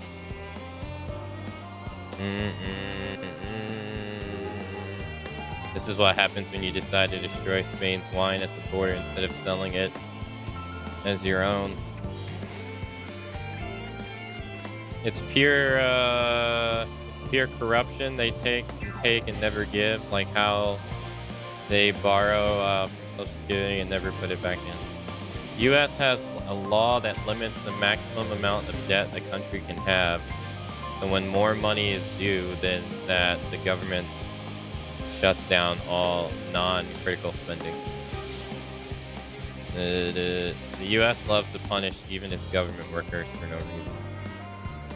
It's meanwhile, TH still argues if they would have digital wallets or not, and if you're deemed too rich, you can't get a cent. Wait, who's TA?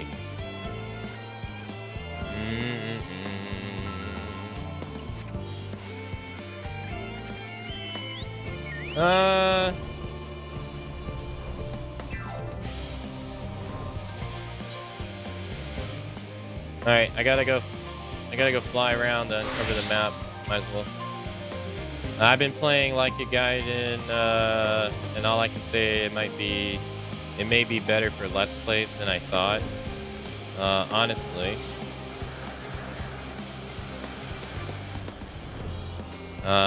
Honestly, it may be the most Let's Play friendly of the series. Oh, really?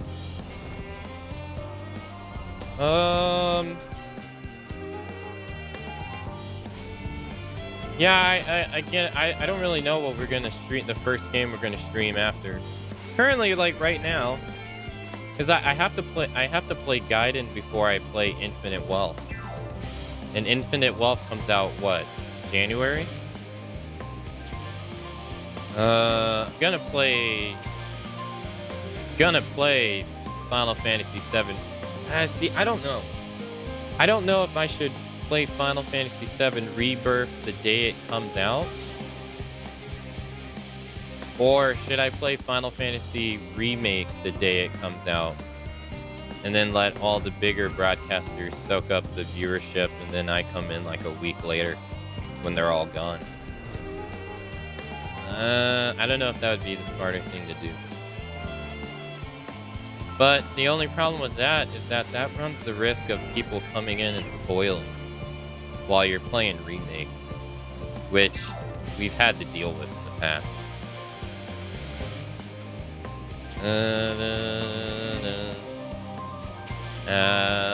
So that's like the only worry I really have about that, going that route.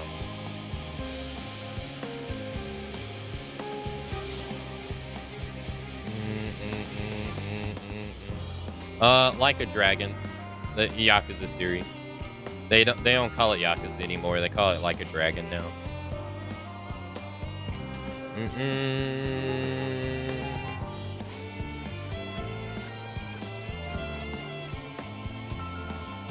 Yeah. They just came out.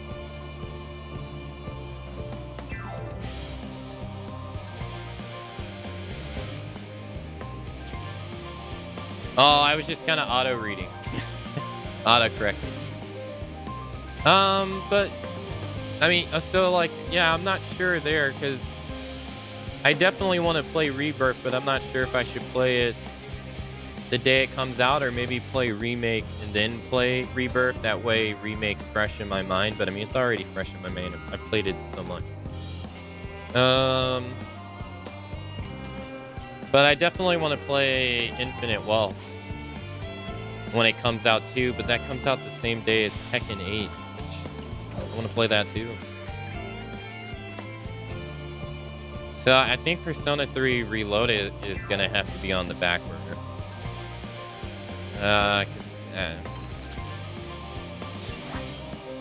But I also want to do the professional run in Resident Evil 4 Remake.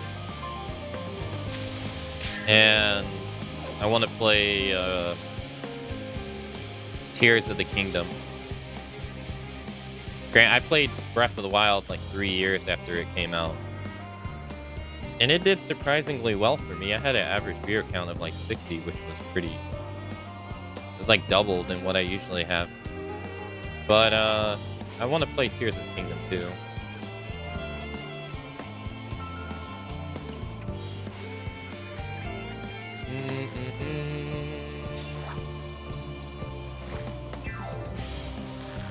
And then there's like small games. Like, you know, like Fatal Frame.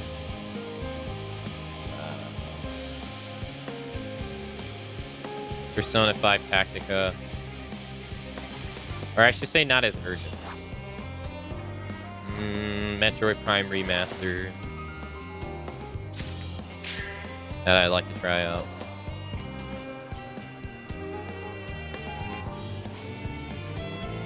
Spider-Man 2. Which means Miles Morales, because I haven't played it. At that point, I might as well play Spider-Man 1. So I'd probably play all 3 Spider-Man games in a row.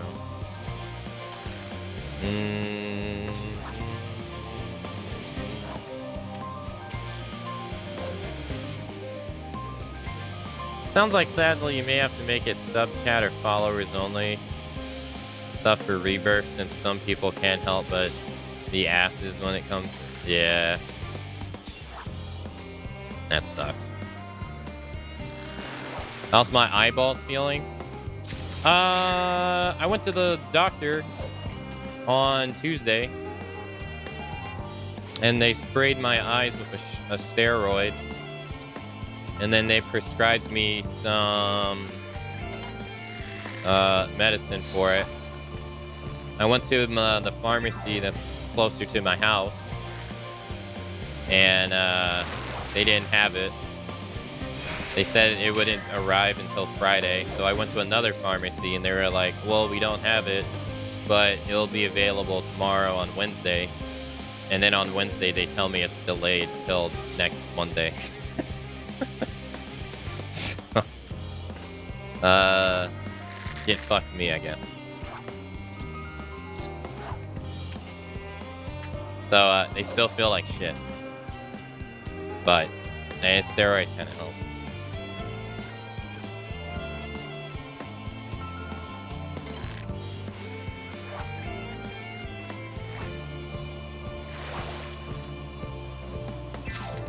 It's definitely getting better, as it wasn't nearly as bad as it was the first couple of days, because that was really bad.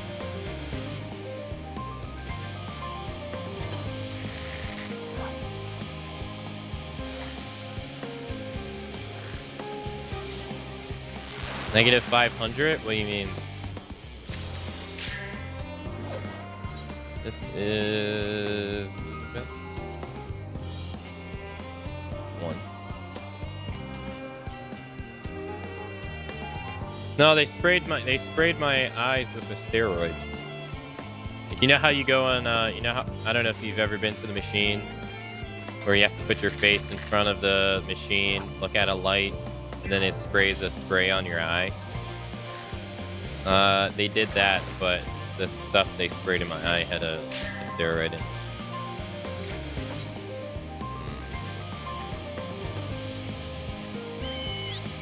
My eyes were killing me for like weeks. You should have seen my desk. It was like covered in like freaking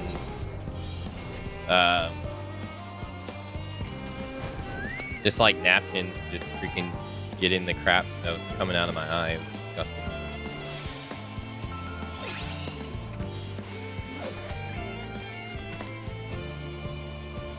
Never had that, but it sounds awful. It sounds more awful than it actually is. Like, it's not pleasant, but it's 5 seconds later, it's fine.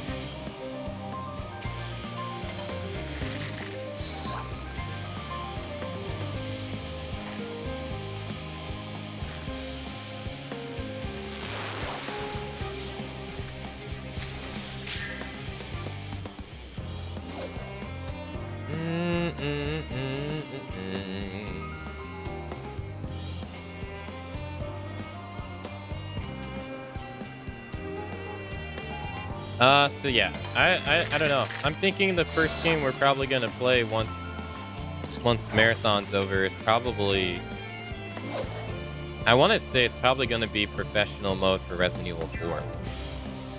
Probably. Most likely. At least that's how I'm feeling right now.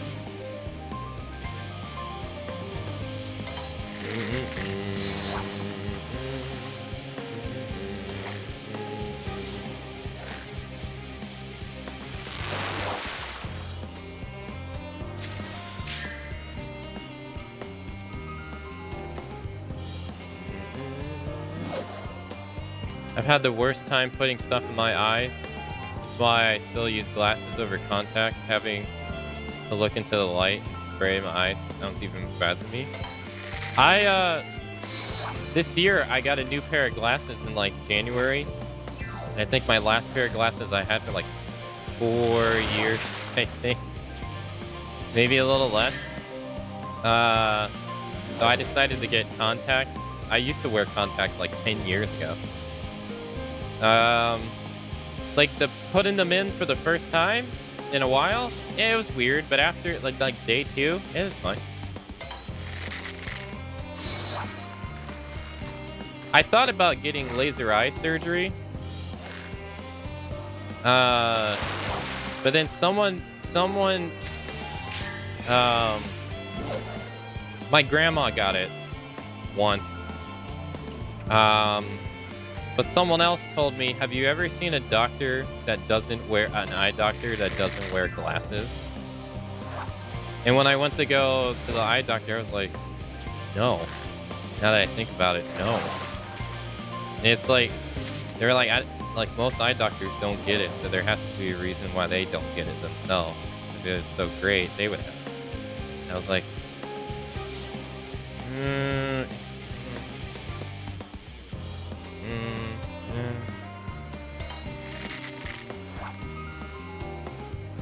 And I was reading about the complications on it. Like, apparently you can have, I mean, apparently it could be fine, but apparently it can also like make it to where you can't like drive at night because like a poor vision or something at nighttime, or like for some reason your eyes get like extremely dry.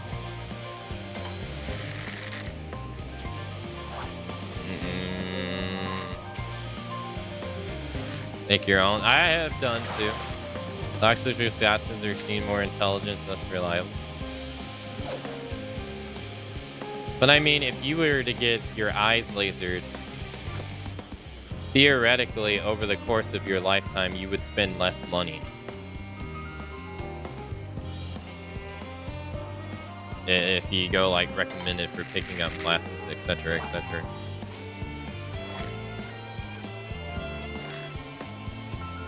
Especially contacts. Contacts are like stupid expensive. Like if you use it continuously, they're like really expensive.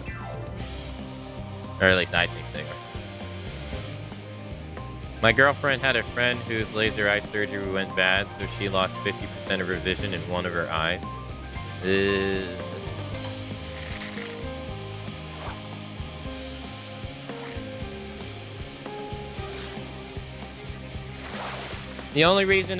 The reason I consider it, or I came up with the option, it's gonna sound gross. It's because the parts of your nose that the ridge of your glasses that lays on your nose. If people have been here for a while know that I've been battling a skin disease for a long time. It weakens my skin, and so it resting on my nose actually removes the top layer of my skin, and it's very annoying.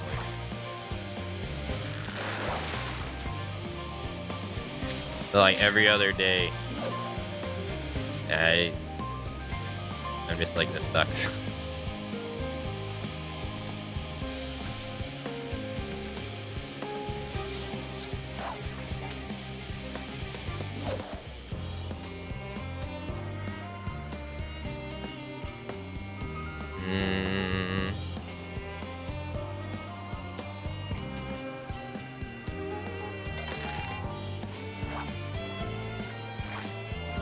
And then when I was using the contacts for that short period of time and I didn't have to think about it or like deal with it, oh, it's so nice. Oh, I got them all here.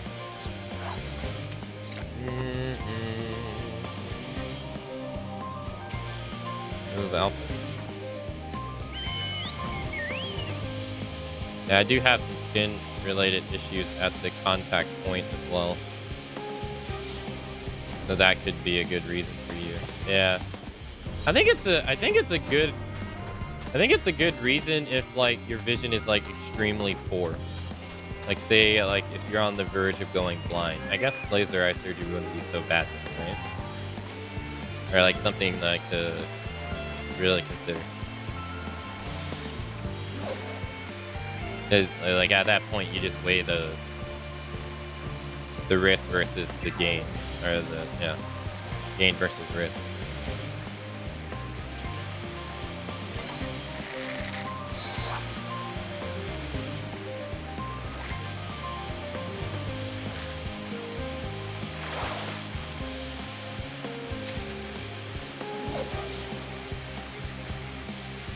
But I've never had a problem with like contacts and stuff. The only thing that I have a really hard time with is eye drops. I was watching a broadcaster the other day, and they literally put eye drops. They put the eye drop case like right up to their eye, like from horizontal, and they just put it in their eye as they were talking to chat. And I was like, how the fuck, dude? I have to go to the bathroom, look up, open my eyelid. Pray to Poseidon that it even lands in my eye. Like, how do you do it so easy? It freaking misses, do it again. Lands on your eyelid. Dude, I hate it. It sucks. They were just one eye, other eye.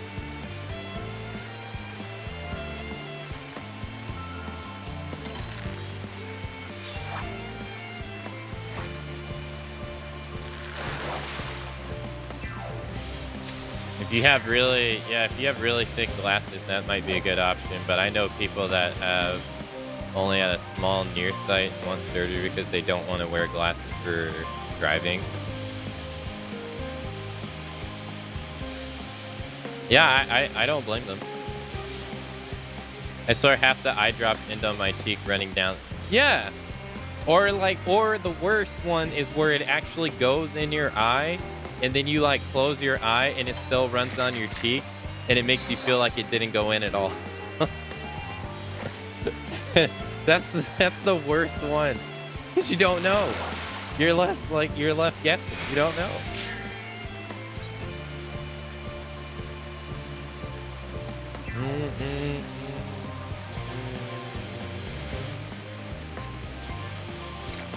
Well, chat, I'm sorry. I didn't really want to end on a cliffhanger, but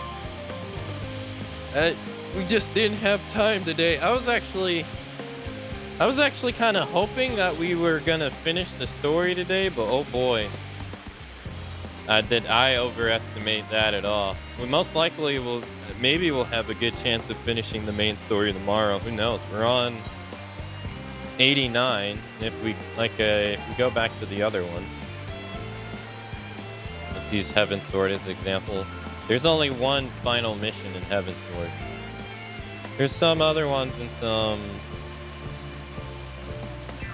Stormblood. There's 2. And they got like what?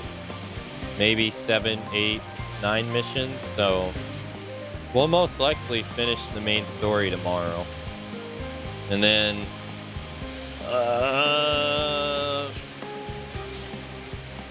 yeah, because we're at 88 and we're on 89 right now. The first 89, so we'll most likely finish the main story for Endwalker tomorrow. And then Ray was like, I guess you'll have to see how I feel about once we finish the story tomorrow to see if we'll decide to do the post-game stuff, because unfortunately the post-game stuff is not finished yet. It won't be finished until January. So if we start it, we won't be able to finish it or see its conclusion. All of the conclusion for it. So. But we'll have to see. But either way,